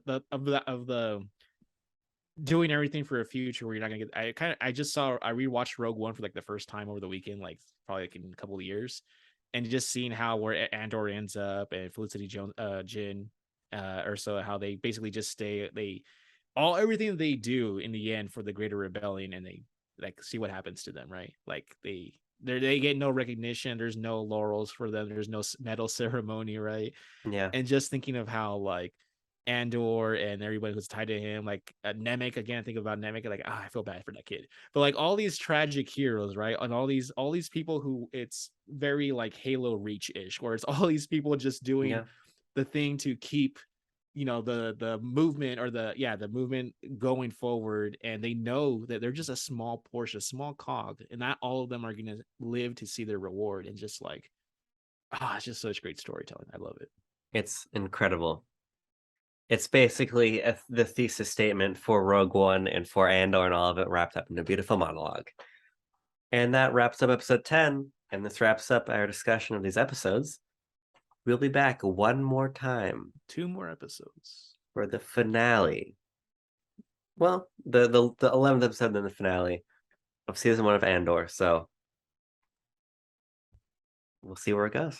And Andrew, we are back for the final time talking about Andor. Now, we made it, and it's a little, I gotta say, it's a little bit sad that we're here at the very end already. We're recording, what is this, about a week after the finale dropped? And so this is the first Wednesday that we had to go with no new Andor, and something felt a little bit wrong about that. But Andrew, let's just get right into it. Episode 11, episode 12. What'd you think?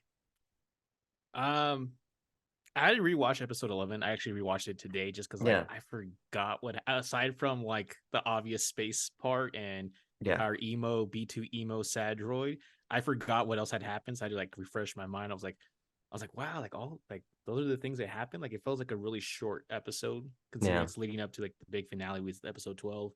It kind of just episode 11 just feels kind of like we're just putting things in the right order and getting things set up in the right position for like the big blowout episode 12. Um, it, as far as Star Wars shows, I think it definitely nails the landing. Like that's always a concern with Star Wars. Like, is it going to yeah, stick the landing? Is it going to stick the landing? And for the most part, I think it does. Just that I kind of wish it was more like a two-parter where I feel like I would have preferred if episode 12 would have kind of poured in a little more into episode 11. You know what I mean? Kind of like yeah, a just to make it a little more cohesive. But in some ways, it does, right? Because we have the setup about the funeral for Marva and everything, and then episode 12 is the big explosive payoff for that. Overall, like I like how it ended. Definitely, especially like the last shot of we're like, oh, like we're here, like here we go, like we have like Andor's all in basically, right? We're about to see he's full on rebel basically. So like let's see what's gonna happen next season. yeah. It's interesting because that ending's very abrupt. We Mm-hmm. just we cut to credits. I was like, oh my God, it's it, we're done. Um, but as I've sort of reflected on a little bit, I actually quite enjoy how the show ends because it knows that we know that Luthen takes Cassian on, right? Right. There's no ambiguity. It's not like, oh, we got to wait to find the next season to see if he shoots him in the head, because we've known since 2016 that that's not true. Um, so I found these episodes to be, as with episode 10, quite emotional. I think Mm-hmm. that um, it was a wonderful payoff to everything we had up to this point. There was a quote from Tony Gilroy, who was talking, I don't remember who he was talking to, but they were talking about how the show begins and the criticism that has been sort of widely levied against the show that it is a slow burn. Mm-hmm. And one of the things Tony Gilroy said in response to that in this quote is something along the lines of everything that happens after those early episodes is made so much more impactful because we had those early episodes on Ferrix to learn who the characters are and learn what their relationships are and sort of set up the pieces before they started moving. And I think that that is felt nowhere more clearly than in the end of the show, as like the death of Marva, despite it happening off screen between episodes, is really felt because we've come to really know everybody in this community, and we feel for Bix, who is still being held, and Brasso, who's trying to keep everybody together still. It's really, really quite powerful watching it all kind of boil over and spill out then on the street of Rick's Road. So I was quite impressed by how a lot of those emotional beats and character arcs kind of that we started back here ended quite satisfyingly over here because you're right. I think about like Book of Boba Fett, which was trying to catch it up with its own feet at its conclusion, or like Obi-Wan that was also racing to do a whole lot of plot at the end. Not a whole lot really happens in the last two episodes. I mean, there is there's obviously the battle on Rick's Road. We learn about Marva's death, but it really is mostly about characters and how character relationships are sort of wrapped up. And I found that to be really, really special. Yeah, because I remember we were talking about oof, this would have been a little bit before Aldani, where we're like after the escape from Ferrix, we kind of it just felt like, okay, like that's it. Like we're probably not gonna come back to Ferrex again. At least Yeah. that was my thought after, the heist, the prison escape. And then so when we come back and it's kind of like, oh man, like things have changed since the last time Andor was here, right? Like we have like the whole Marva speech, right, where she's just antagonizing all like the residents to like, and they to strike up against the Empire, and like they already kind of, I mean, we kind of already had that simmering kind of with like, remember the thing right in the Yeah. first, like in the third episode, right? But like they lost somebody who's really important, and like this, like they even mentioned like the Imperials are talking about like how like, oh, like she's like a daughter, one of the daughters of Ferrex, which is like this, I guess like this like social group, right? And she's like a prominent resident, and so like they're gonna do a big blowout for her, and so like they're already kind of like, well, we want to quell it, right? We want to like, we don't want this to be like a big old thing. We want to show them that the empire is strong and all that. But then Dedra has idea like, no, I need to set up this, I guess, like a trap. And we need like granite, like let it happen, so we can have like this like boxed in, controlled, variable kind of space, right? And just to see like we've lost what's her name, Bix's boyfriend character, right? He died like earlier in the show, Yeah. and we're kind of now without Marva, and like we're kind of seeing like all like some of their characters already died. We're kind of just now starting to see what that looks like for like this planet. It's kind of been like, I think Marva mentions it in her speech, right? It's hard to listen to because we're jumping around scene to scene. Like sometimes it's in the background, sometimes it's in the foreground. But she talks about how like before the Empire was an annoyance, right? It was just they tolerated that he came Yeah. in, came out, left, used them as a shipping lane or whatever. But like now they're here permanently. Like they're not gonna just leave like they usually do. Like now it's a permanent, like fortified, presence there with like the hotel and everything as their like HQ. And so now she's like really like hey, like maybe it's too late for me. It's easy for me as a dead person to speak out, but like she's like, if I could do it all over again, like I would have opposed the Empire even earlier. Yeah. So I love how we kind of come back around to like Ferrex is where we started this story pretty much, and now we come back and like it's like do or die time now. Yeah, it's similar sort of structurally to Star Wars Rebels, wherein we meet Ezra, who's the main character of that show, and in the opening episodes on Lothal, which is his home planet. And then he leaves, and Lothal kind of percolates in the background as this place that the Empire keeps taking more and more interest in. Hmm. And then the show ends with Ezra returning to Lothal and liberating it, and sort of it becomes a place wherein Like a Ezra's Lion King kind of like yeah, setting kind of yeah, thing. it's kind of like how it's a place where Ezra's personal arc it begins and concludes, but it's also a sort of space for him to illustrate his growth. And I think much in a similar way, Ferrex is that same for Cassian, because the Cassian we see who returns is so much different than the Cassian who leaves. The Cassian who leaves Ferrex is running for his life. But then there's that moment in the sewers when Cassian, not the first time he's back, or the first scene of him being back on Ferrex, one of the early ones, where he sees Brasso for the first time again, and Brasso says something to the effect of, "You got to watch out for yourself, Cass," and Cassian just says, "It's too late for that," and it's sort of Ferrex becomes this place to demonstrate how Cassian has turned from this sort of self-serving guy who is just really out for himself to Hmm. somebody who believes in something much larger than him, both in terms of the sort of burgeoning rebellion, but also the people around him who he owes a debt to, like Bix. And so it kind of, for me, is a great example of how Andor succeeds as a whole because it's operating on all these different levels. It's about characters. What is Cassian? What is his need, his emotional need? What is his arc? It's about paying that off.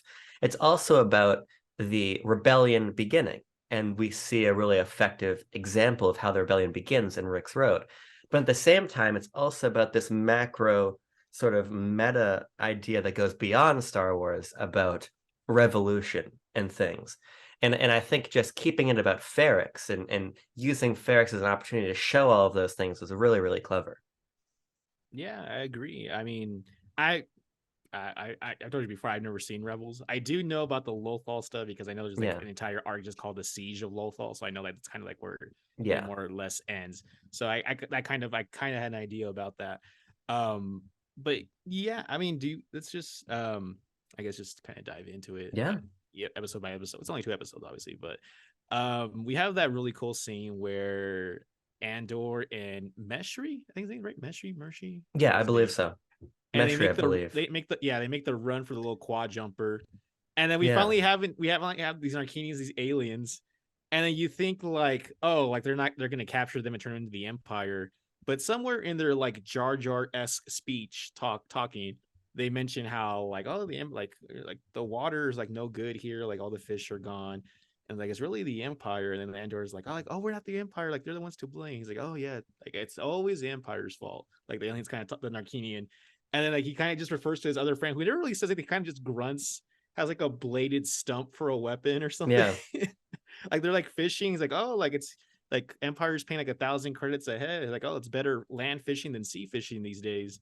And I just like the little like you think like they're gonna turn them over, and it's like nah, like they really just have gripes with the Empire. Like they just cut them loose. And I think Yeah. that it looks like the thing that set off is probably just automatic. They probably didn't intend to capture them, but the whole like kind of like, oh, like are these guys bad? Like, oh no, we're on the same team, and they just leave with the little like quad jumping little thing. Yeah, I think it's a really wonderful way to open the episode because one of the sort of plot level cliffhangers we were talking about last time was like, where the hell are they gonna go? They're in the middle of like this tundra. What's gonna Mm-hmm. happen? And the episode opening, even before we meet those aliens, on them hanging off the side of the mountain, and Mm-hmm. Mesher being like, "I can't feel my hands, Cass. I'm gonna let go. I can't feel my hands." And Cassian being just for him again, talking about how it's operating on all these different levels, being this beacon of hope for him, just as the way Cassian will soon become the beacon of hope for the entire galaxy. I think that's a nice little character moment there, watching them hang on. And then you're right. I just love some aliens. I love aliens. My one major complaint with Andor on the whole is that there weren't enough aliens. It was people. It was basically only people. And like I get it because we know the Empire to be prejudiced against non-human Star Wars races, but Yeah. at the same time, it's like I wanted them to be more on Ferrix and some of these other places, but I was very happy to see a couple aliens and the idea that they're speaking broken basic and that they're just here to fish and they've got these kind of gooey nets and everything. Oh, those things made me feel like uncomfortable. Yeah, it really was quite great. It was a fun little roadblock when we're like, oh, we're so close to escaping on that quad jumper, but it's just really good tense Right. writing. And So they ask him like, oh, like, well, like where are you gonna go? Like, where are you gonna go from here? And he says, I forgot the name. It was like Namos, something like that. yeah, something like that. All right. And then they, of course, Andor goes back. Fortunately, his stash is still there, hidden right above the shower. He's like sneaking past the sleeping like hotel guest. He just goes in, Yeah, gets his stuff, heads back out, and we get like a little clip, a little snippet of like Nemec's manifesto, right? A little bit of his manifesto, his revolutionary like manifesto. And on the way out, he gets out, he leaves. Then they head. Then of course we find out about Marvel, right? We have this weird transition. I think it looks like we're seeing from B2 Emo's eye, kind of like where he's like yeah. shaking. He's shaking, and like this little cup's about to fall off. And I forget the guy's name. Rosso? No, Rosso. What was his name? Brasso. Rosso. There you go. He Yeah, catches a cup, and like it's kind of like I just feel so bad for him, which is weird because like up until now, like droids don't have. I mean, they kind of do, right? C3PO is very um emotive, right? He's a very yeah, complicated he expresses fear and danger, so I guess they do have emotions, but just B2 emo just being like can I go, like can I go with you? And he's like, oh no, like the sisters of Ferrix need you. And he's kind of just like very reluctant. He's like, I want Marva. And it's like, oh man, like oh, like I feel bad for the little guy. And like later on in the episode too, when he doesn't want to be left alone in yeah, the dark, empty house, and it's just like, oh man, like I remember when we first see between like in the first few episodes, I'm like, I like this guy, I like this little character design, and now it's just kind of like, oh man, like he's not just a character, little cute character robot, like he has like which is weird. It's hard how like machines can give off emotions because it's kind of like in his voice, it has like this warbly kind of like I don't think droids can cry, but like his tone of voice, the way he speaks, his pattern of speech is like it feels like his voice is about to crack like any second. yeah. It's you said it really well in the Discord when the episode came out. Like they humanized the droids, and I think that's a great point because like even C3PO. he's often played for a joke. A lot of visual gags are just like 3PO, Luke yelling 3PO and things like that. Like they're here to serve a function. Even when we're introduced to them, or sorry, when Luke is introduced to them on Tatooine, they're just their commodity to be bought and sold. Throw a restraining bolt on them, given to people, right?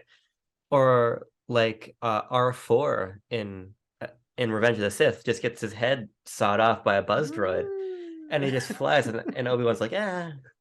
The droids have always clearly been sort of secondary. Um, but they really make B2 Emo's emotional charges as important as the people's in the show. And I think that's really great. And the something about that big eye feels very sad and emotive, and the way Hmm. like his hat, like it's not a hat, but the top like metal casing, It's like like offset kind of. yeah, and like it'll fall below his eyes, or like his eyes will drop down below the It's like a sideways yeah. accordion kind of thing going on.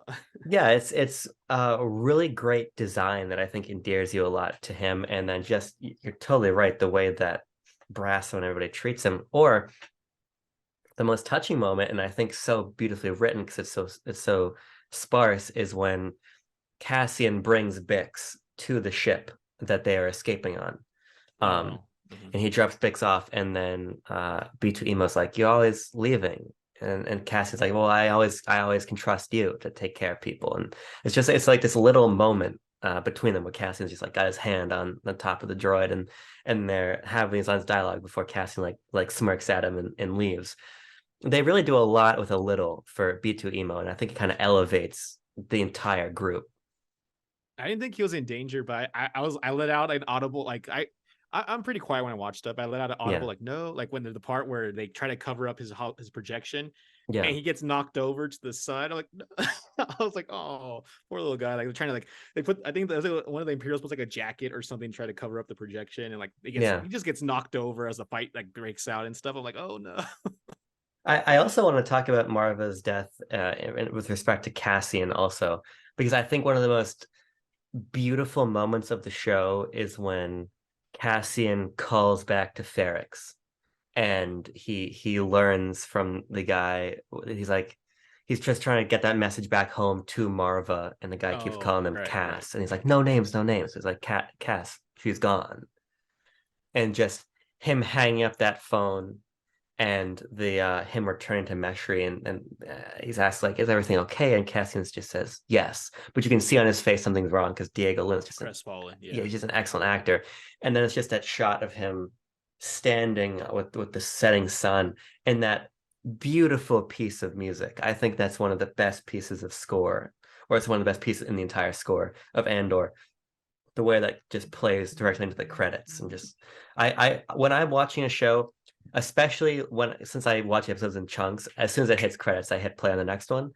But I think that moment of emotion from Cassian and that music were just so beautifully minimal that I just let the credits play for the entire episode before I started 12, because I think they just hit that beat so well for him. Yeah. We have a couple other stuff that happens. Also, we have of course Vel meets up with I forget her name, but it's the I have the name here. It's the person who attends to Interesting. Luthen. Her I can name is never Clea. And Clea. and what's Yeah, interesting about there you this go. is I swore that he was saying Leia before, and it wasn't until I looked it up that he's saying Clea. But Clea also has similar space buns to Leia. Yeah. Uh-huh. And it's unclear if Clea is Leia, or if or what's Leia, because we know that Leia was probably around this age because we see a younger Leia in Rogue One. Right. So it would make sense. And Tony Gilroy is too good of a writer to just have someone that looks like Leia, whose name sounds like Leia, not be Leia, but also would it be Leia? It's very I don't peculiar. I don't think it would because she would she already be a senator at this point or no? Because I'm thinking like I guess you would. It's like it depends on how long season two lasts, I and guess. I just I don't think she know. looks older than Carrie Fisher did in A New Hope, I think. Yeah, it really might just be that her name is Clea and she I looks mean, that like wouldn't be a Leia, really but good disguise. Just add a letter on there, like, oh, it's a different person. yeah, it like it just feels wrong. It feels wrong either way. But Mhm. yes, yeah, but yes, as you were saying, Vel and Clea meet and they chat. Right. So yeah, she goes in there Yeah, looking for Luthen. Luthen's gone. She says, "Oh, like I didn't see the Fondor out, so I know he's not here or yeah, whatever." Which we'll get to that. Awesome shit. And then she's just like, "I have a message," and like basically we have all these different scenes of all these people basically saying like Andor's basically going back to Ferrix, right? We have yeah, the scene with Sergeant Mosk. He's like now at like some kind of refinery or somewhere where like there's a heavy machinery. yeah, He makes a call to Karn, and like this hilarious kind of miscommunication where like he's asking a question, he's like answering the wrong questions because he can't tell what he's saying. yeah, He's like, it's like the mother's like, she's gone. And he's like, where are you? He's like, that's right, Andor's going back. Like it's like this kind of, it's played a comedic effect, but basically we have all these characters who are aware of the death of Marva, right? We have Dedra knows, Karn knows, and now obviously Andor knows, and then also no, I think it's just those three. But anyways, so we have that.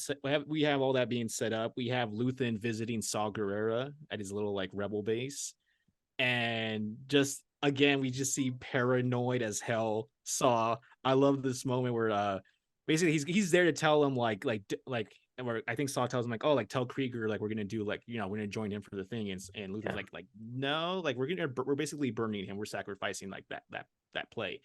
And he's like, well, like does he know? He's like no, like no, like it's we have to. He's like, are you ISB? Like why are you letting the And they have like this whole talk about like certain things have to be sacrificed, and Saw's kind of just like super paranoid. He's like, do you have people here, like who's working for you? And just kind of like, I don't know if he just thought of it at that moment or he just thought it'd be funny, but he's like, oh, it's Tubes is my inside man. He's like, what? Like no. And then Saw, like, it almost looked like he believes him for a second, because he's like, what is up? And Luthen yeah, takes that moment to sneak in, get the blaster under his neck, and they finally kind of understand that things have to happen, right? He can't. He's Luthen says something along the lines like, if we like pull out or rescue Krieger, like then the Empire knows that we yeah, know something, right? So he's like, we have to let them feel invincible. He says the word. He's like, let the Empire feel invincible, like it has nothing to be afraid of. It's like that gives us an open playing field. He says that word, and so Saw's final like reluctantly he seems to be like, okay, like fine kind of thing. Or Luthen says I forget the term. He says he's like, I call it something, and then Saw says, let's call it war. That's what he says at the end. yes, yeah. I've always loved Forrest Whitaker's delivery as Saw. That affect he puts on and the sort of Lies, yeah, deceptions. the as you said it perfectly, the paranoia in his eyes and everything. I think Saw is such a remarkable character, and that is I think that Marva's sort of speech is excellent. The idea of the Empire, of us needing to open our eyes to the Empire, and then being like this rust. I, I Yeah, she think says I rest. Yeah. I think that's lovely. I think that Nemec's manifesto is lovely, but I think Luthen is spoiled with how good his dialogue is. And that sequence with Saw is excellent in that the let's call it war end to that sequence is really quite powerful because the moment when Vel and Clea are talking, there's this point where Vel gets angry at Clea and Mhm. asks Clea, "What have you sacrificed?" And she just kind of stops for a second and turns and then says, "Everything." Her answer is just, "I've sacrificed everything." And there's this idea of absolute sacrifice from every character in the episode. Mhm. And I just think that's quite powerful and handled in so many different ways. And it's interesting to see, though, despite these different philosophies and these different planets, different people and scenarios, and they're all different, they're all kind of united under these kind of parallel philosophies. And I think it's super cool the way we begin to see that, how this rebellion is developing amongst these people that have so much internal strife. And kind of seeing Saw and Luthen actually see eye to eye for a moment Mhm. and then recognize the way that Vel and Clea and even Cassian, who Vel and Luthen are trying to kill, are all kind of really seeing eye to eye and sort of the idea that Nemec and Marva talk about pointing all of that sort of interpersonal conflict outwards towards the Mhm. Empire, the idea that we must try from Nemec, I think is quite powerful. I obviously the show's very abrupt. Obviously, there's another season before Rogue One, before we really see what the rebellion becomes. But you can see it ideologically right there. You can see how everybody's getting on the same page, and I think that's really, really quite cool. Yeah, I'm curious to see because I think at this point, like Saul clearly is operating on his own, but I rewatching Rogue One recently, like the rest of the Rebel Alliance is trying to kill Saw at that point. Yeah, So it's like either he's doing something extreme or he's gonna fly off the rails between now and then. yeah, And so just seeing like how Saw is like wildly paranoid, just very kind of he has like a very very tight knit inner circle, and he you can tell like he's been burned before, and like he's like oh like if I was Krieger like you would like is that what you do too, like would you burn me too? And he's like no, he's like I never Krieger's never seen my face, like you're basically you're too in this for you to be sacrificed because you know the rest of us like you could like blurt it out. Like Krieger's like I've never met the guy, I've been in the same room as him, but we've never talked or interfaced. It's always been through like intermediaries and stuff. So like if we sacrifice him, it's not as big of a deal. But yeah, just like as you've mentioned in like past segments before, like how Luthen has this idea of how like there's like you can't play by the rules. Like you have to do like these sneaky. You got yeah, to give up pawns on if this was like a chessboard. You have to sacrifice pawns to make better plays for your rooks and stuff like that, right? And then we get the coolest moment of this episode as Luthen is yeah. leaving the system, right? He gets pulled up by a really dope looking Star Destroyer. I forget it's like something I can't remember the name. They Yeah. say it's like an arresting or patrol style. I can't remember the name of it. It's named after I guess the artist who drew it or something. Cool. Yeah. It's basically just for like patrolling. I think they say that's pirate airspace. Yeah, Yeah, there's like he says like oh there's a lot of partisan activity. They say partisan activity in the that's what area. it is. And it has like this really dope like dish kind of like a track like it has this tractor beam and it's like flanked Yeah, by like smaller dishes off the side, and like they're basically trying to board Luthen because he's like oh like you're in this area we don't know what's going on, and how Luthen can just kind of have the computer come up with like a legit like false ID on the spot. It's such a cool like I love though like the EU the expanded universe kind of does a thing where like they go into like how people slice things, how like there's like all this like hacking kind of stuff. Like it's doesn't really get explored that much in the show or in the movie. So I like how they kind of do that here, where like find it like a legitimate one, just like borrow like the codes or like the I forget it's not call sign, I forget what it was, but like basically like the credentials yeah, essentially. And like they run it on the ship, like yeah, it's legit. But at this point, Luthen's like he's kind of talking his way out of it, right? He's like firing up the they call it the what's the word? Reminds me of Top Gun countermeasures. countermeasures. And I thought like, oh, are we shooting like flares or something? Like, what is this? And he's just kind of like wait. He has to wait for it to charge. Such like a video game thing to do. Like, oh, you gotta let it charge now. Fill the meter. And he's like installing. He's like, oh, I'm just like a one man operation. Like, oh, I'm sorry. Let me turn off. You know, I'm doing everything manually. Let me turn off like the thrusters and that whole segment. And then when we finally have it where he's ready, and like they turned up the tractor beam from like 2 to 5 or something. They're explaining like how they're like, escalating, right? Like this is your Yeah, last chance to before you know we come at you with full hostility. And then once it's like maxed out, he lets out like these like fletchets or like shrapnel, right? Or yeah, countermeasures. I thought you know they would be like flares or something, but the count like the shrapnel little fletches, which are like kind of like spikes, sort of, and yeah, they just dismantle the tractor beam. And like you realize like oh like he had to wait for it to charge full. Like he had to wait for the tractor beam to be so strong that when he lets loose those fletches, like they're just gonna destroy it on impact. And yeah, I thought at first like are they like explosives or something? But I think it really is just shrapnel, just hitting extremely really fast, like little bullets, like just destroying. And then it's like, okay, we destroy the tractor beam, and the guy's like, where's my air wing? And then we see like the TIE fighters, one TIE bomber for some reason randomly come out, right? And Luthen does like the autopilot, like auto aim turret thing. And then we had that dope moment where he has like basically lightsabers on the side of the Fondor. He does like little such a cool scene, April. Such a cool scene. We were overdue for a cool space scene. yeah. I put in Discord and I stand by. So this is the best aerial sequence we've seen in Star Wars since the trench run. I think because Luthen is already he's a he's a bad motherfucker. That's if there's one thing we know about Luthen, it's that. But we've never really seen him in combat. Right. We've seen him as this kind of guy in the background. but this sort of face he's putting on of, oh yeah, sorry, I'm just a freighter, right? I'm not a problem, right? And there's so much great tension because the call sign clears. He's good to go. That like the guy reports, the on deck up to the admiral of the ship. He's like, it's a They call off the clean, boarding party. Yeah.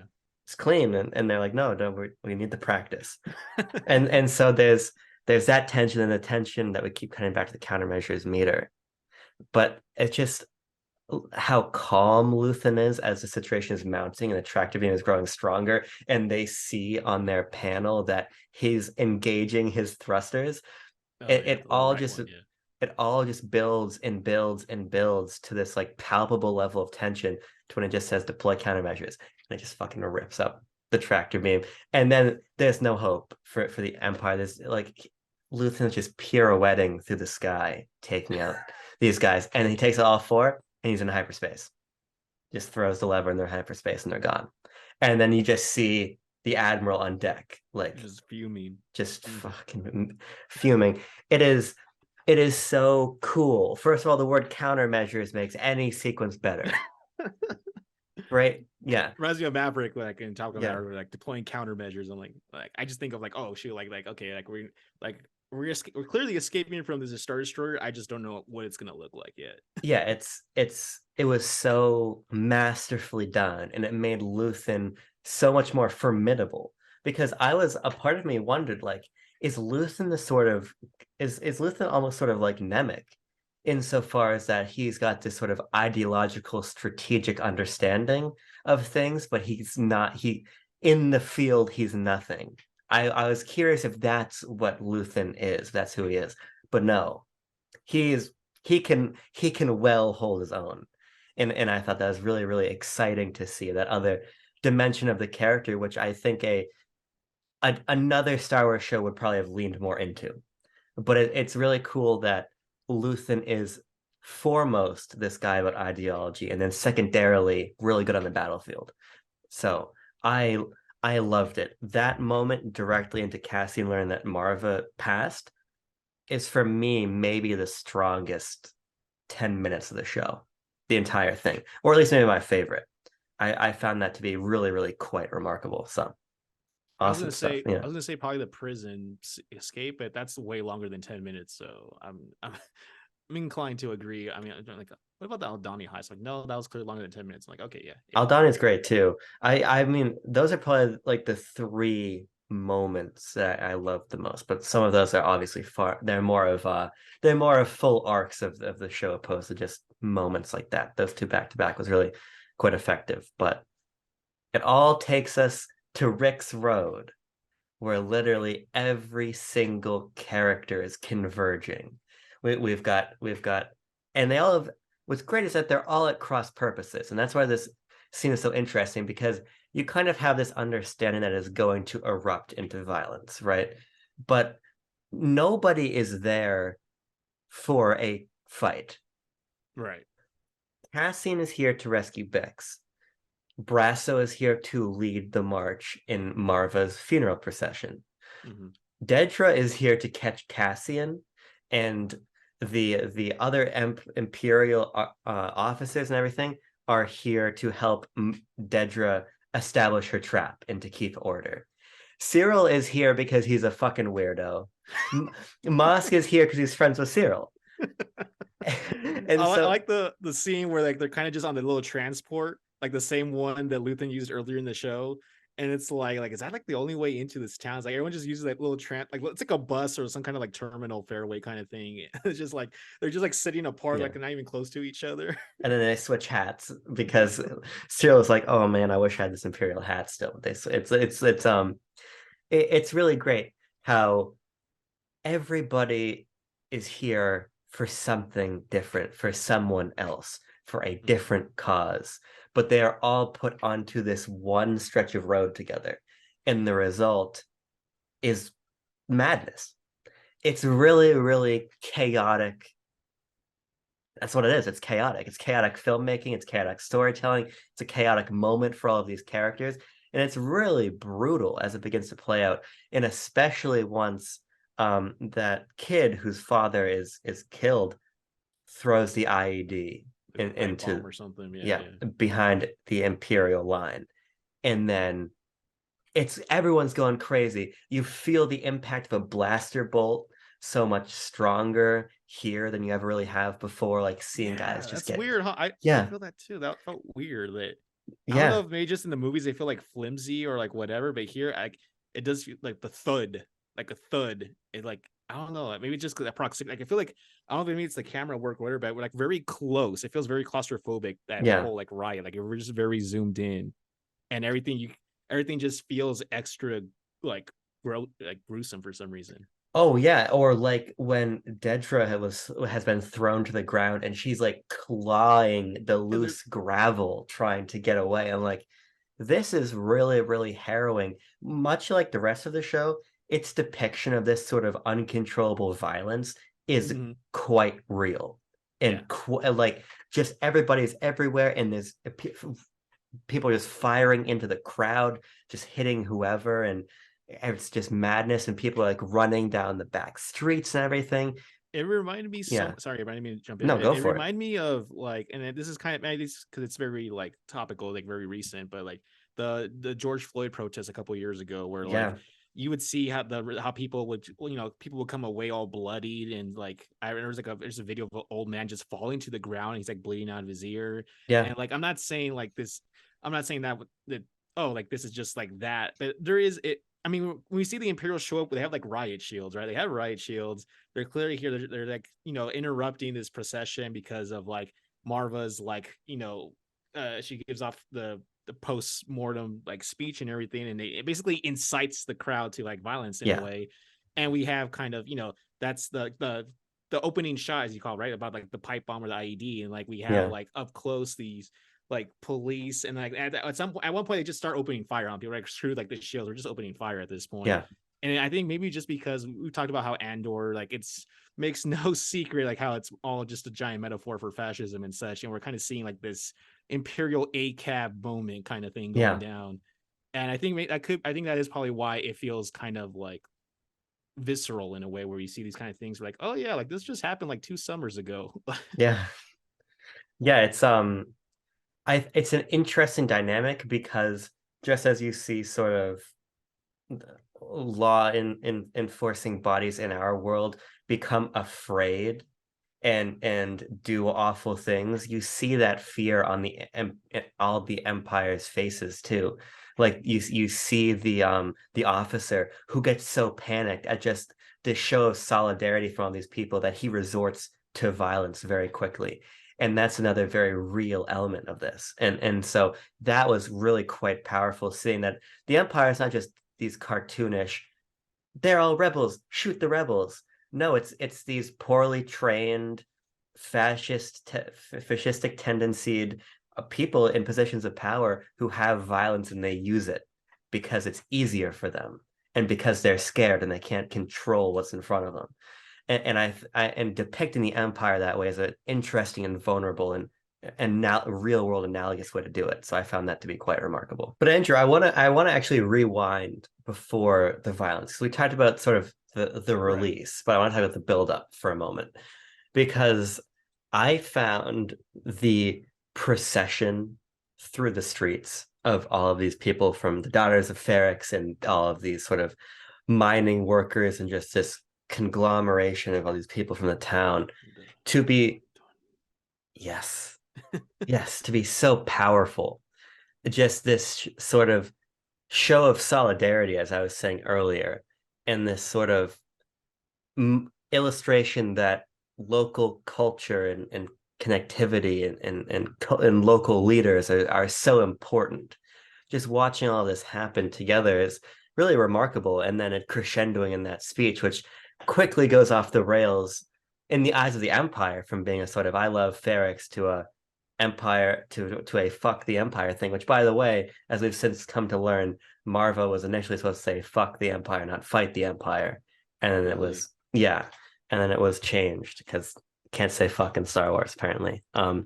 But this idea that all of these people were here together to play music and to celebrate not the death of a Jedi, not the death of the Emperor or the Chancellor or whatever, Hmm. but of just a mother and a member of the community who everyone looked up to. I think it illustrates better than a lot of these sort of, because there's a lot of small towns in Star Wars that are liberated. It's a trope of a lot of the media that inspired Star Wars in the first place. We Right. saw it a lot in Visions most recently, but even though we've seen all of those, it's never been more powerful, sort of the ways that these local communities form together and rise up against the Empire than here, with everybody rallying around Marva. She's just Marva, but she becomes this amazing inspiration to people, and she becomes more than just Marva. She becomes this sort of post-mortem martyr for all of them and for their way of life. And I think that's really quite amazing, seeing the recognition of that on all their faces.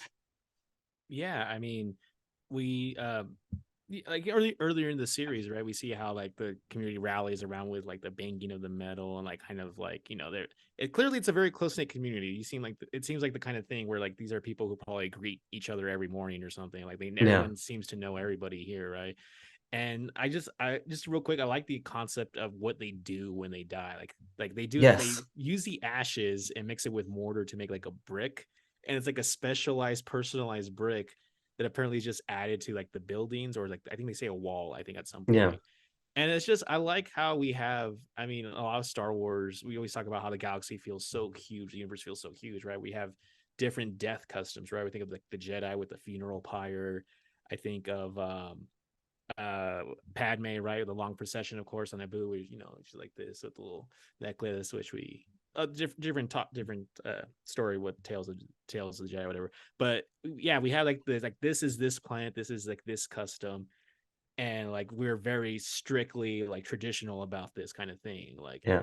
Like we don't care if like the Empire's here, like we're gonna do the kind of thing we need to do here.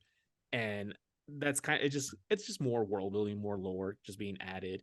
And like we were talking about how Marva's clearly like a figurehead of like this community, right? She doesn't hold like any official position. She's not an elected official, right? But Yeah. she's clearly someone who's very important because all these people, like they roll out, they all have like their outfits. They have like a very specific, like kind of I don't know, it's not regalia. I'm trying to think what's the proper term for like funeral wear, but Yeah. the procession, like right, it's a very important local thing.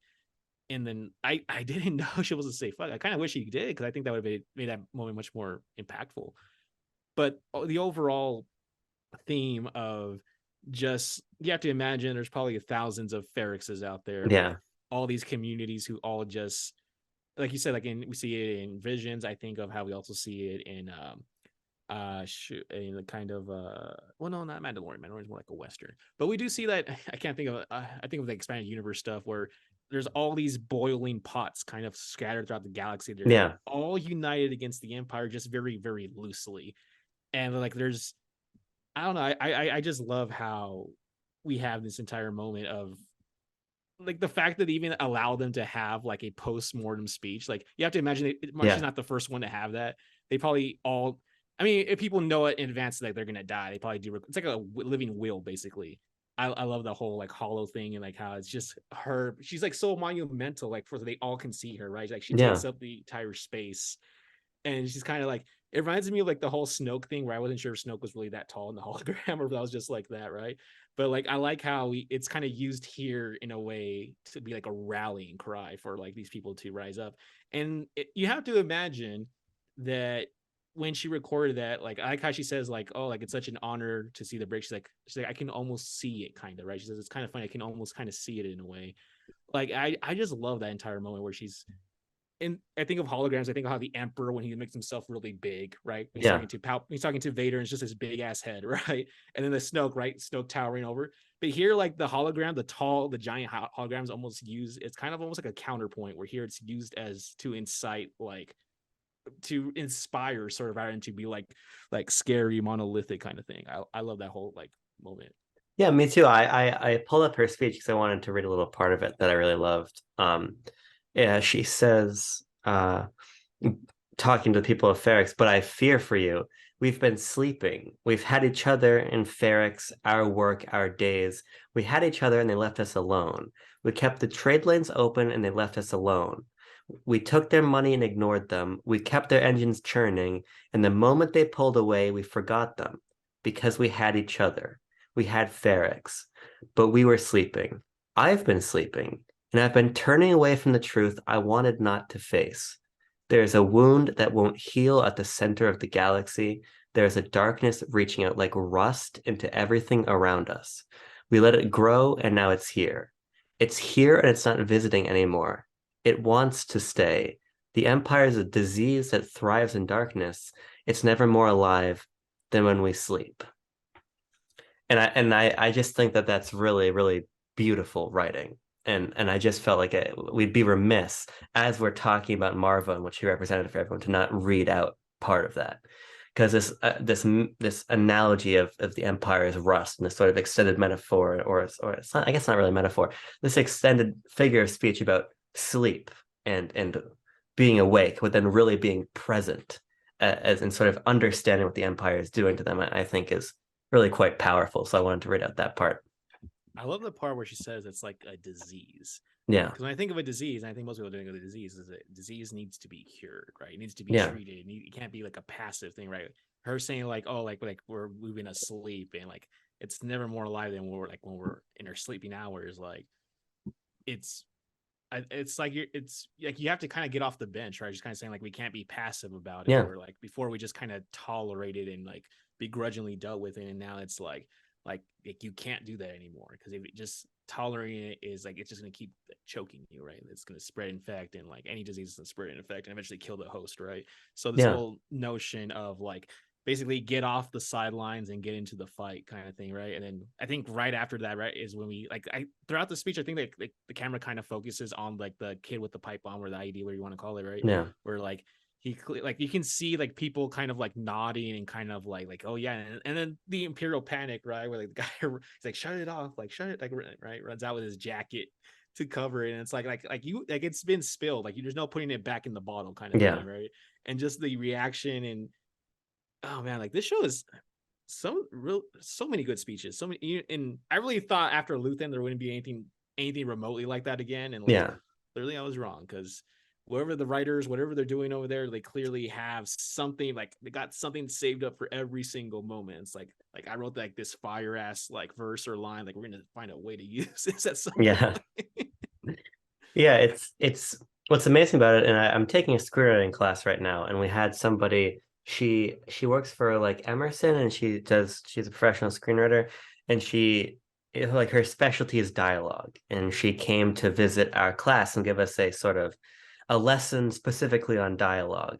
Hmm. And she was talking about this idea that like dialogue is conversation but heightened.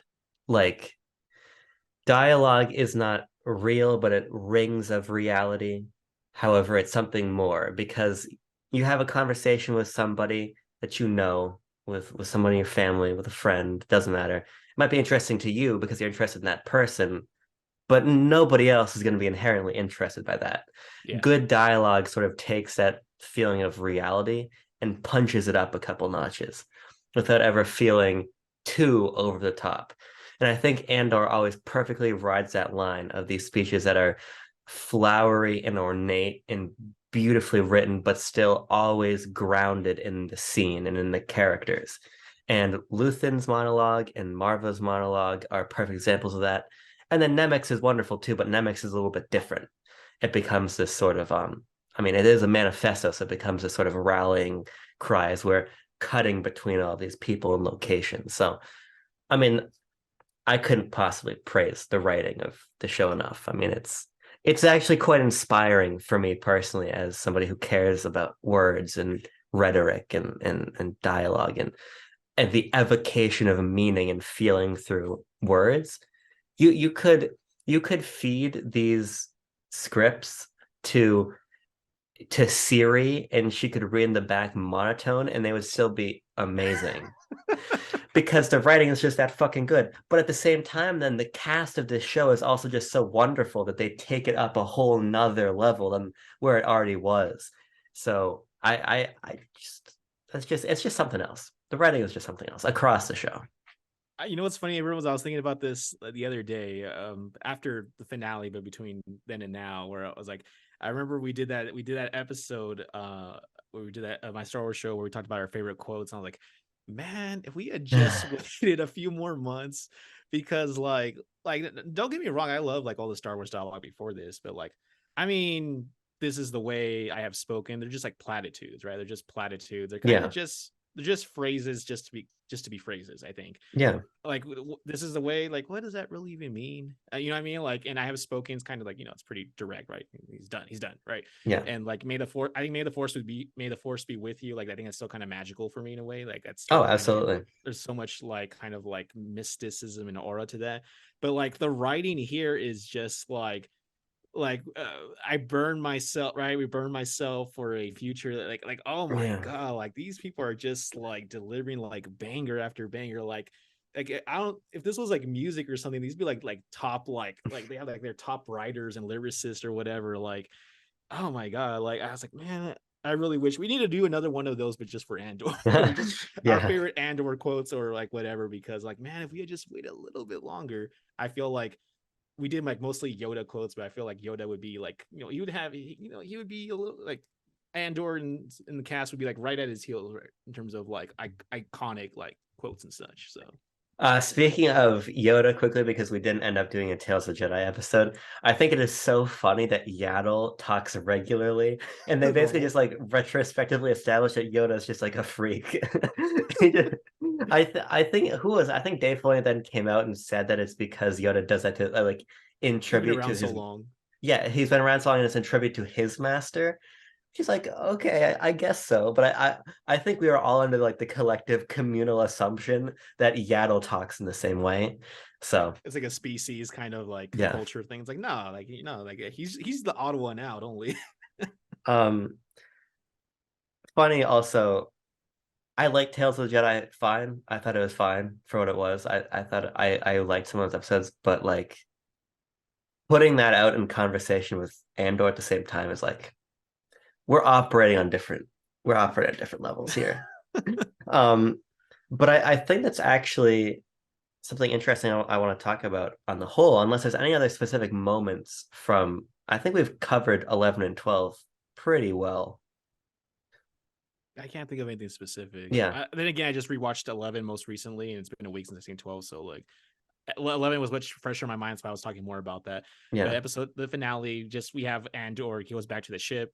Luthen's like, got he's like, what's this going to be? And like Andor is basically just saying like I'm kind of speaking not exactly word for word, but yeah, basically all in at this point, right? So we finally have that boiling over moment where we start off with Andor just being kind of like on the lookout. Like he's right. I feel like you kind of mentioned this earlier, but it feels like when we have Andor in the beginning, he's running from Ferrex, he's running away from something. He's running from the Empire, and now yeah, we have him coming back, and now he's running towards something. In this yeah, case, towards the rebellion. yeah. I when we see Luthen riding on his like speeder bike back to his ship, I knew Cass was gonna be there. But what I think is really great about that end sequence is that it subverts what I expected because I expected Luthen arrives and Cassian's pointing the gun at him Mm-hmm. because Cassian is kind of under the he's of the knowledge that these people are here to kill him because he's a loose end. And I figured that the gun would be pointed at Luthen, not the other way around. And so I thought that that was a really great illustration of Cassian's complete radicalization, of him being like,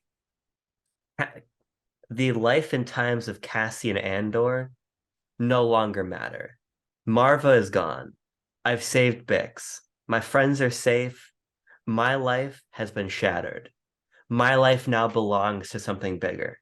So either let me be part of that or kill me, because Cassian Andor as a person has nothing left to give.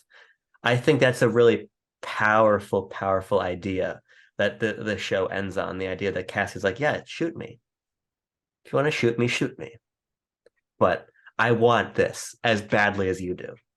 I we were talking earlier in our discussion of the show of like, is it just gonna be Nemec and Nemec's manifesto that radicalizes Cassian? And it's Mm-hmm. obvious that this is in part what does it. I mean, he's listening to it on his sort of bombed out ship that he lives in on Right. Ferrex, but it's this amalgamation of everything that he has lost and everything that he's learned, culminating in this is all that there is for me. and it'll be really interesting to see how that what that does to Cassian on like a internal level in season two. So we'll see. Abram, we completely forgot about Mon Mothma. Yes. She we see what we have the I forgot we have that scene where Vel in episode 11 where Vel goes talk to her and she sees like it seems like her daughter's going through some kind of like rites or customs of what's preparing some kind of I forgot what their culture is called. Begins with the C, I think. I forgot what it's called. Yeah, the Chandrillion. There you yeah. go. And she's like doing some kind of. It seems like some kind of like coming to age thing, or prepare some kind of premarital social grooming kind of thing going on, right? Kind of Yeah, reminds me. it's I believe it's because she's going to be married off Yeah, to the Creme Boss's son. right. We see that Yeah. later on with. I don't know if it was at the. I think it's at the end of episode 12 actually, or Yeah. towards the end where we do see like the introductions, right? The introduction that I forget Tal or Cal, I forgot his name, but basically he was asking for. It seems like we're getting introduced to like she's really doing what she has to do at this point, right? She talks about like how she tells when Vel visits her, she says like, oh, I was taking out 100,000 credits every month, and then a Chandrilian banker tipped me off that hey, the Empire's kind of poking around, like seeing what's going on, and she's like, oh, like, and I asked for it's gonna bother me if I don't remember his name, Tay Coma. There you go, Tay Yeah. Coma. He's like he came in, checked my accounts, and it's worse than I thought. She says, and Val's like, how many are you missing? She's like, I'm like 480 or like 500,000 credits short. And so that kind of leads us to like, okay, so this is going to be the thing that's going to force her over the edge now, where we do see her, and Vel's kind of like, oh, you're making her do this, and she's like, no, like she did this on her own. Like her daughter's like all in on the Trandillian like traditions where she like she sought out the priest or whatever the official's name is, and like she's all in, like she's wants to, I guess, be married or at least get to know who this guy is. So it's like we see like now because we're talking about like, oh, like maybe Mon Mothma's not willing to cross that bridge, but like he says like she's like, oh, I'm not gonna do that. And he's like, oh, that's like the first lie you've said all the whole time, and like he was right. He Yeah, was right. it's if the show is about sacrifice and sort of the way that sacrifice unifies all these people whose visions kind of might seem to be at cross purposes or literally are at points. A lot of them are risking themselves, like or sacrificing themselves. As Luthen says that he gives up his life in like dreams with ghosts. Like Luthen has given up his happiness. Mon Mothma, or and like he's willing to give up the life of another grown man, freedom fighter in Anton Krieger.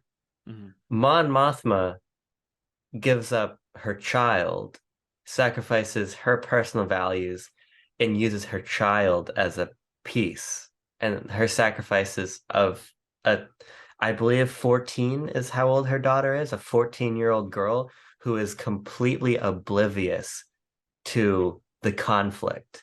This isn't Anton Krieger who's adjacent who's in the fight. This isn't even when she in that brilliant scene throws the ISB off her track by accusing her husband of gambling and the money Oh, disappearing I forgot because of gambling. the chauffeur's all listening. Yeah, I forgot Yeah. about that. And which then of course he was listening. It goes back to the ISB. It's not even her throwing him away. It's her child. And that sacrifice, I think, is one of the most haunting of the entire show. And the fact that her arc ends, again, the show is very abrupt, but it's still, in its abruptness, still completes all its arcs.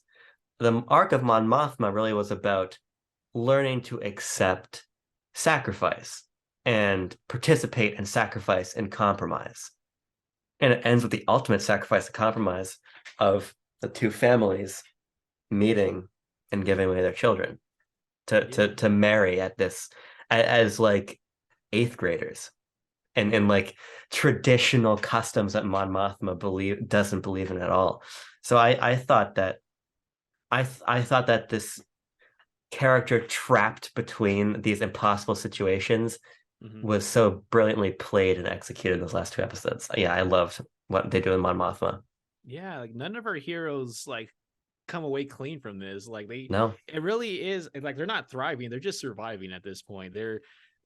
making sacrifices that I I keep thinking back to Luthen's, right, where he seems so tragic to me because he's right. Like no one, I mean, we as us having we call it whatever being 2020, I forget the term. Hindsight. Thank you, hindsight, right? We know we have the advantage of seeing the rest of Star Wars. Like he's never shown or even mentioned in anything, and of course that Yeah. has to do with the stuff being made before he existed. But I digress. Like his whole like He's not in Rogue One. well, there you go, Yeah, right? He's he's not even in Rogue One or at all, yeah. right? So like him being like I'm like he could live as this like fancy, art collector dealer, or like he clearly is a person of means who's basically just fueled by this one self-sacrificing belief that like he cannot rest easy while the rest of the galaxy is out there, the evil of the empire. And it's like he just not, it wasn't just enough for him to give up his like life of luxury Yeah. living worry free. Like he has to like kill who he is, like soul, like his soul, like knowing he has to sleep and like wait, probably has I imagine probably has nightmares. I'm sure like all the stuff he's done weighs heavy on him, right? The whole sharing his dream with Ghost and waking up to an equation he saw a long time ago, right? All that stuff. And like here we have Mon Mothma, like he said, like involving someone who's not even involved, who's not even cognizant that there's this greater scheme going on. Like that is messed up. Yeah. Like as a child, right, to be kind of played in this pawn. And sure, I mean, she's kind of a willing participant, but that's most likely because she's not aware of the greater machinations behind the scenes and Yeah. stuff. And it's like because I think what like besides the writing, what helps sell Andor so much that it's not just a traditional like hero saves the day and right off into the sunset kind of thing, right? You have these almost kind of like I think of like RPGs where when you're forced to make impossible decisions in terms of like you do this you're screwed, you do that you're screwed, right? And it's like they're just trying, like I hope to God like we're making the right decisions here, right? With Mon Yeah. Mothma, like the camera kind of just shows like that forlorn look on her face as they like the two teenagers meet, and it's just like oh like it's killing her on the inside, but she's doing what she has to do. Yeah. I want to mention also quickly the rescue of Bix.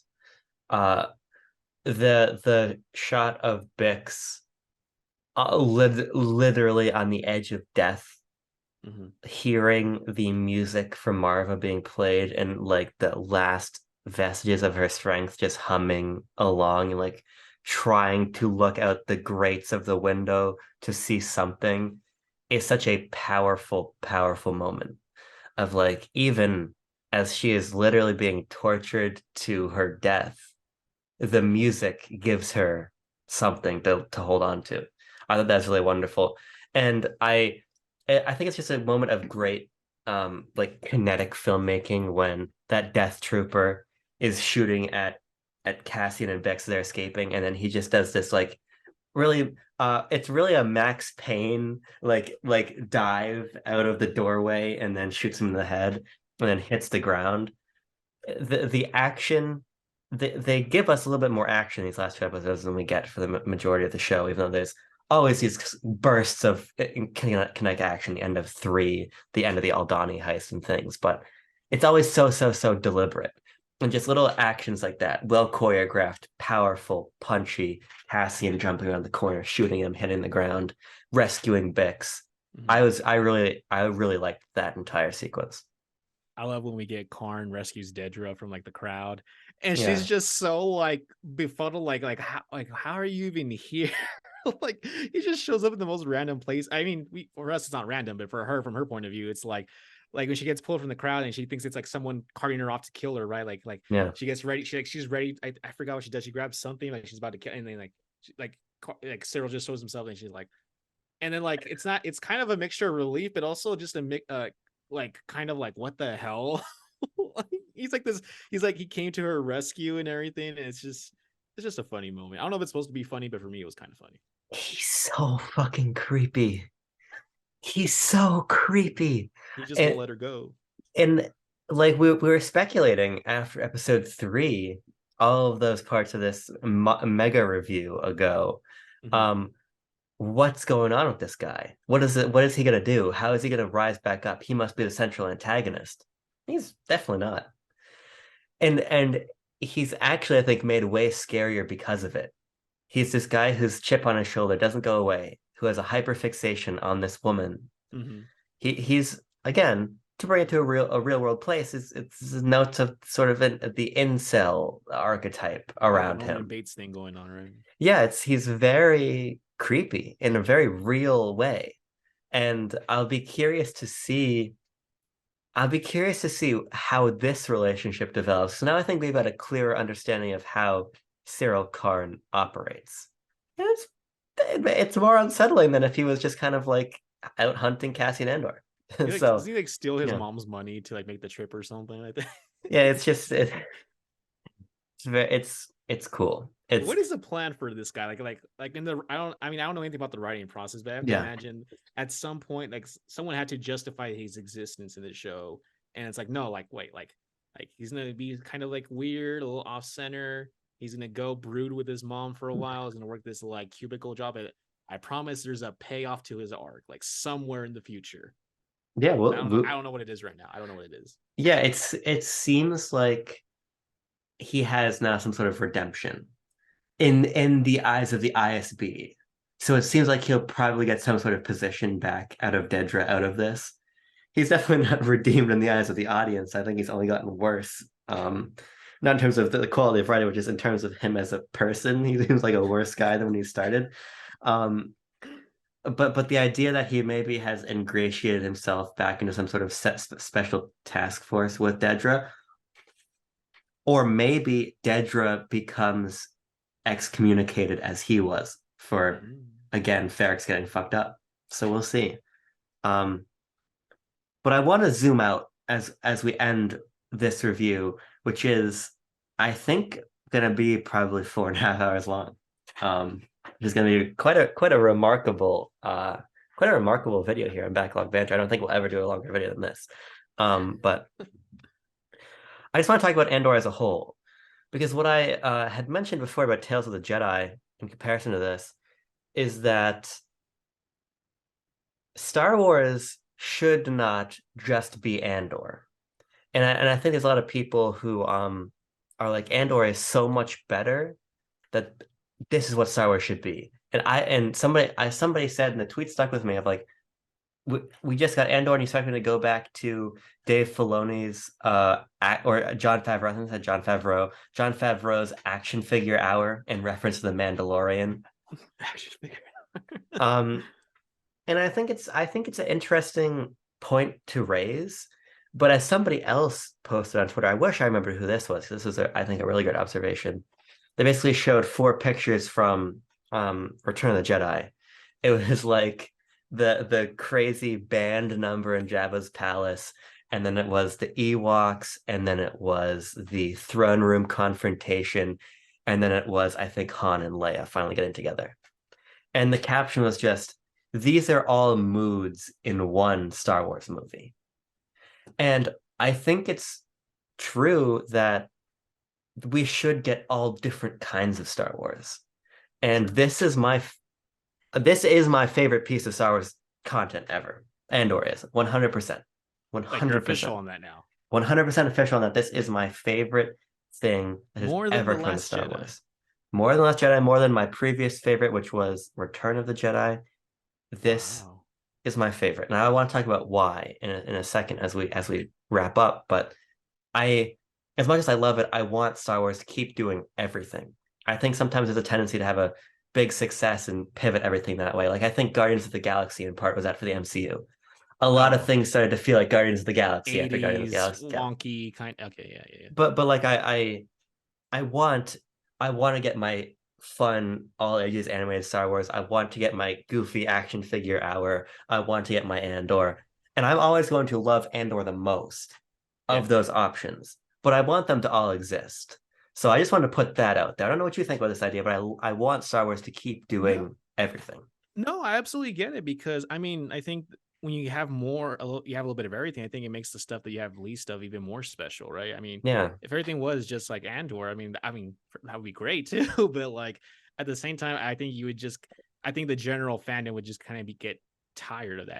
Yeah. I think the fandom has that kind of thing where we just we get a lot of something. Like, I mean, people like you talk about Dave Filoni, but there was a period in time where people just loved everything he did. Yeah. And now it's like, I think of just to go out of this discussion for a second, I think of like Tucker, who talks about how Pokemon, like every 10 years, like the thing that's out of fashion becomes in fashion, and the thing that was in fashion comes out of fashion. Like, it's Yeah. kind of similar to that too, where like I think there is movements or moods in general that people kind of just come in and out of.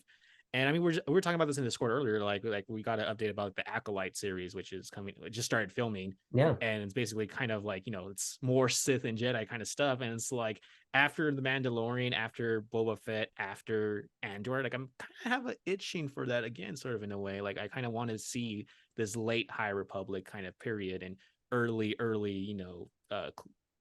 don't know, yeah, Old Republic kind of setting with like the intrigue and stuff like that. So like I mean, we've talked about before, we did that episode where we talked about like what kind of stuff we want to see in Star Wars in terms of like what has not been explored enough, right? Yeah. And I think Star Wars has the advantage of being such a rich universe where you can really do just about anything. And I mean, we have this awesome show with Andor, but like we can have, I don't know, like some kind of Vietnam War journal story of clones or something, with which we kind of gotten some of that in Clone Wars, but I mean, like live action or something, right? I saw a tweet from somebody saying like, why are they not doing like animated Star Wars movies? Like Star Wars Yeah. is perfectly suited for like an actual like animated movie. It doesn't have to look like the first episode of Clone Wars, but like there's so many different ways to play with the medium in terms of storytelling, in terms of visuals, in terms of characters. It's so rich that Andor is great. Like you want something, sometimes you want something that's visually dark and broody and kind of sombering, but like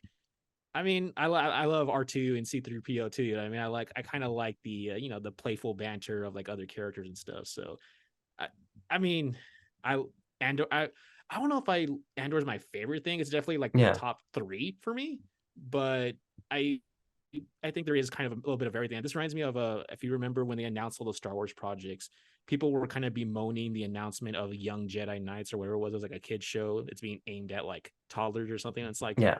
dude, like Star Wars is for everybody. It doesn't have to just be just what we come accustomed to, like this higher kind of form of media or whatever. Like it could be anything you want it to be. So like, yeah, I think too there is such a thing as too much of a good thing, I think. So Yeah. I think about, I love the Genndy Tartakovsky Clone Wars miniseries, which we did an episode on. That's another one of my favorite pieces of Star Wars media. And what I love about that is it makes Star Wars feel very mythical. We see Jedi do it. Yeah. makes Yeah. Yeah, just doing crazy shit. And I love that. I think it brings this sort of like the spirit of fable and Odyssey and to Star Wars. And I love that. Andor is the complete opposite. And I like having both sides of that coin. But to Visions kind of, too, right? With like the yeah, Ronin, like that exists somehow in the same place as like, well, I mean, it's not canon, but you get the idea. Like that yeah. could exist in the same world as the Western Mandalorian and this darker kind of political Andor series. Like it's just so cool. We have all these things. Yeah, it's amazing. And to do my closing thoughts and then probably send the final Zoom link so you see one more cut in this video. Speaking of your closing thoughts, Andor. Uh Andrew, not final Andrew on Andor. But I the reason that this is my favorite thing that Star Wars has ever done is because Star Wars is usually about Star Wars, which sounds reductive, but like a lot of Star Wars, even Obi-Wan, which I just really enjoyed for the most part, is about Star Wars. It's about the lore. It's about the characters. And that's what it's about. Andor is about something larger than that. It's about theme. It has real applicable parallels and themes to our world.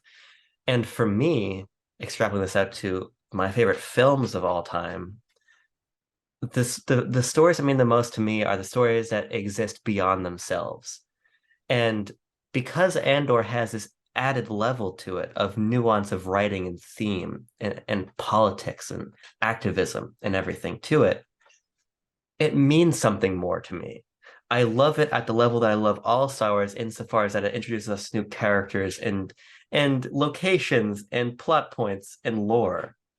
But it extends beyond that in a way that not a lot of Star Wars does. Not even the original trilogy, which is a thinly veiled and openly discussed Vietnam metaphor in large part.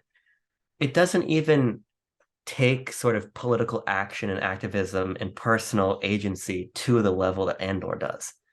And that draws me into the world even deeper. It draws me into the characters deeper. It draws me into the setting deeper and the plot. And I find myself enamored with it because it reminds me in large part of these political ideas that matter to me and that are important to me in the real world. And the fact that Star Wars touches on that takes it beyond this amazing escapism that's always been for me to being escapism, but mindful escapism. And so I find that to be really amazing. And it's amazingly acted and it looks beautiful. And the writing, as I said before, is personally inspirational. Words and their power matter to me more than anything else, maybe, in the entire world. Words matter more than anything to me. And these are the most brilliantly assembled words that I think this franchise has ever seen. I said this on Twitter. You will never, ever be able to do anything that is more innovative than what George Lucas did in the 70s to make Star Wars possible. Never. But I think what you can do is you can refine that and take it to a level of eloquence that George couldn't find when he was too busy building what is, in my opinion, the most impressive sci-fi Western landscape ever that will ever be made, that will ever exist. But Andor deepens it so much. And that depth to me makes me love everything more. And if one thing can raise the seas of the entire franchise, that means more to me than most media franchises. That to me is an incredible, incredible accomplishment of writing and directing and acting and set design and production design and location scouting and everything, scenario writing, narrative design. It's this harmony to where I have, aside from not being enough aliens, which is this kind of an aesthetic complaint, I have no complaints with Andor. I think that Andor is perfect. I think Andor is a 10. I think Andor is one of the most meaningful pieces of franchise media I've experienced in a very long time. Wow. So, Back to what you're talking about, yeah, like the George Lucas thing, because I see we time wise. yeah, I'm always reminded of this quote, and I don't remember if it was Timothy Zahn or another writer from the EU, but they always said that George Lucas created the sandbox, and it's up to everybody else to kind of play with it. yeah, And I think that's pretty much like what you're saying. Like he like established, like here's the frame, here's like the base, here's the eternal. I think therefore I am. Now everybody else kind of just builds off on what they want with it.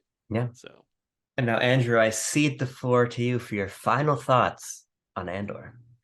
oh boy. All right. I don't know. How do you follow up something like that, right? I mean, I'm up there with you. I hesitate to say it's my favorite thing because it's still just so fresh in my mind. I don't Fair, yeah, really know how to like come into terms with how I feel about it because I'm right up there with you with it. Like this is like some of the best. This is like I feel like right now as I'm saying thinking of like this is the best Star Wars. I don't know, maybe in a couple of months once I let it kind of cool down and settle, if I'm still gonna feel. I'm pretty sure I'm gonna be similar, but I don't know if I'm gonna be as strongly where yeah, it's like the pinnacle of the series. Um, Again, when we first heard about this show, like I would have never thought at the time like this would be like by far like one of my favorite, if not favorite, Star Wars mediums that we've received. Just the characters, man. The amount of characters I feel so sad because there's so many characters I feel get wasted. I think of Nemec, right? I yeah, would have loved to got more Nemec, but I also think just him being here briefly and kind of going out like kind of like a little cinder. I think that kind of adds a little more to him as a character. Where like he's like a tragic character, but now we have this manifesto that kind of lives on beyond him as a person, yeah, right? It inspires Andor. He's like you would say a martyr, right? Like he's almost more special because he's not around. Or we don't get that much of him. We don't have time for him to kind of wear out, I guess you could say. So maybe it's better for him, burn brightly twice, what's the saying, go burn brightly twice as fast and go out than like to kind of like, smolder a bit, right? yeah, So there's a chance he could have been ruined if he was around longer, I guess. But I mean, Luthen, who like halfway through the show, I'm like, this is the guy. This is like my favorite character, right? Like the whole show, like this is the yeah, guy. And just the way they build him and Marva, who I completely forgot about. I think after once Andor gets captured and goes to the prison, I kind of just like forgot. I was like, I didn't really think I had no idea what they were going to do with her, and then the way they kind of make her sacrifice meaningful. She's like this catalyst that sets off one of these early, because like you have to imagine, of course, there's other places where like the people have just had enough, right? But here for Ferric, she's the catalyst that sets off this like rebellion. And I mean, we're gonna have to. I mean, later on, we're probably gonna see what the results of that are. Like, is Ferrix free? Did the Empire stomp down even harder? We haven't seen what the fallout is for that yet, but the characters are introduced. Mon Mothma being someone who's like kind of just always been in the periphery of Star Wars. He's just like she was just known as the one other woman besides Leia in the original trilogy. And like now she has, and then I go, deleted scene in Revenge of the Sith and the small role in Rogue One. And now she has like all this depth. The way they've managed to make these characters, prior characters and also new characters just feel like real people in a way, like have like real conflicts. And I mean, not everybody has to deal with marrying off their daughter for political reasons, but just I think we can all relate to making hard decisions where you're kind of damned if you do, damned if you don't.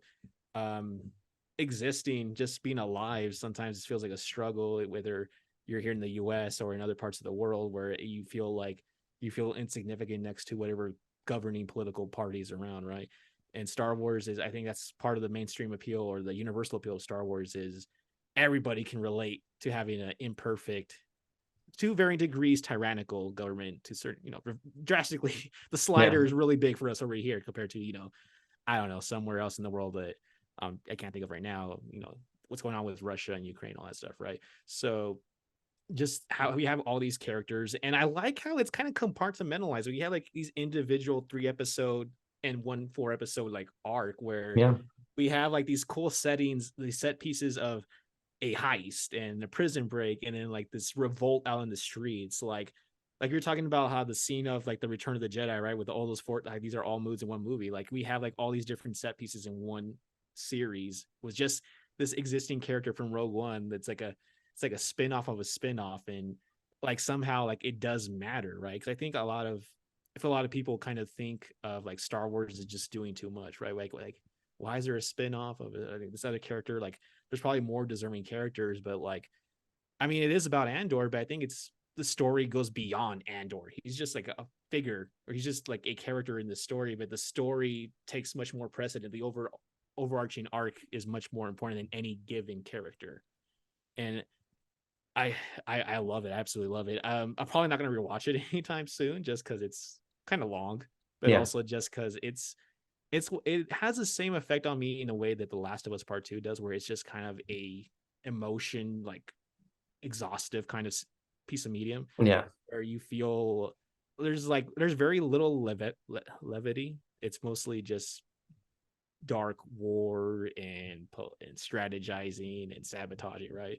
It's not like I wouldn't consider it a fun watch, right? It's not something you like, oh, I just put it on just for fun, like kind of having in the background, right? Like that's not what Andor is, right? But it is. I don't know if I know anything else from this Tony Gilroy fellow. You know way more about screenwriting or way more about stories than I do. I'm pretty sure I must have Yeah. seen something of his at some I'll look point. him up. I'm not sure actually. But like this, I actually saw that there was like a Screen Rant article about like how he addresses why there's not that many aliens in the show so far.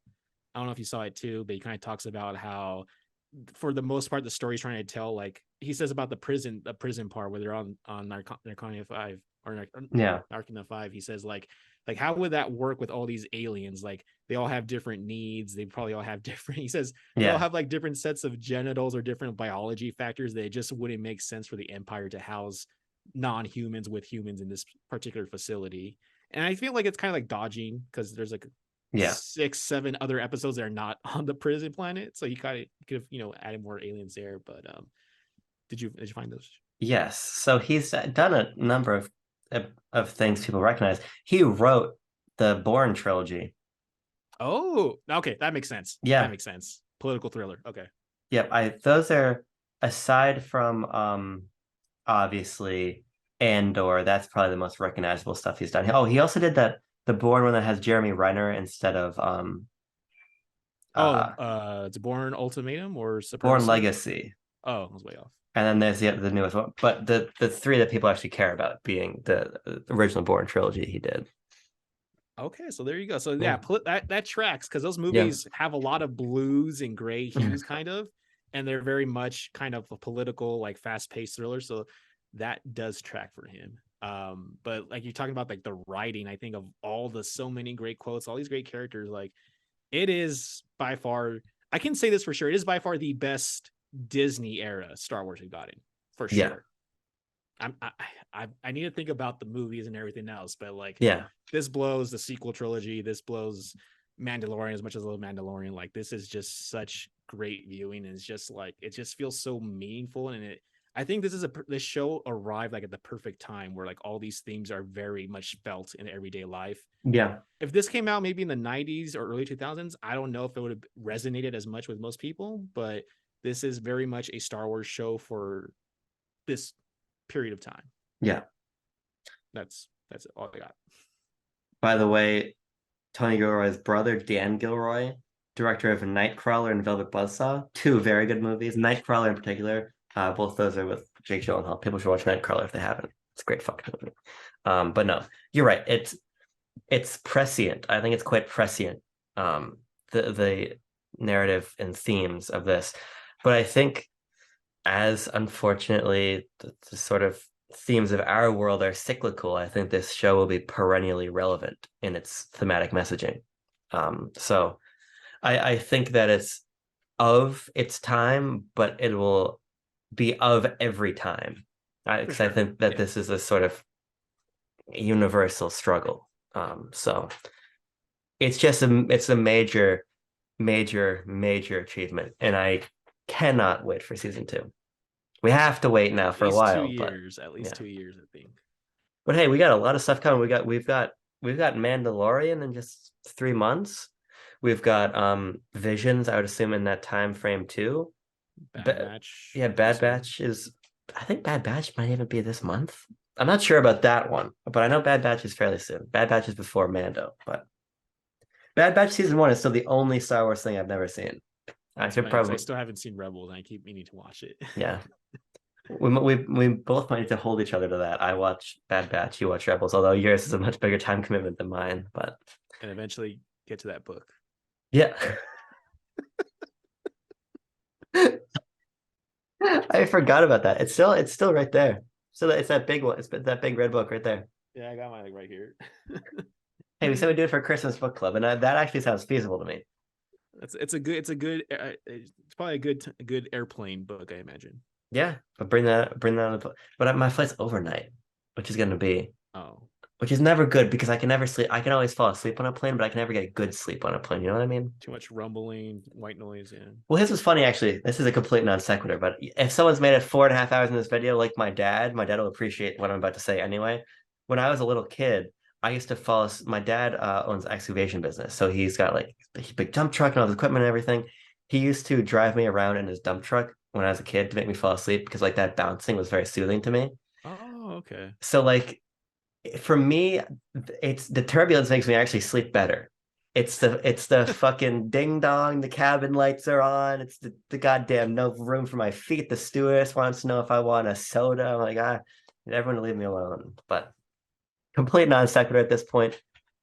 Thank you for watching, everybody. This has been really wonderful, and I'm glad we did this show this way because I think we would have. I don't think. I think a show of Andor's quality deserved this really granular breakdown.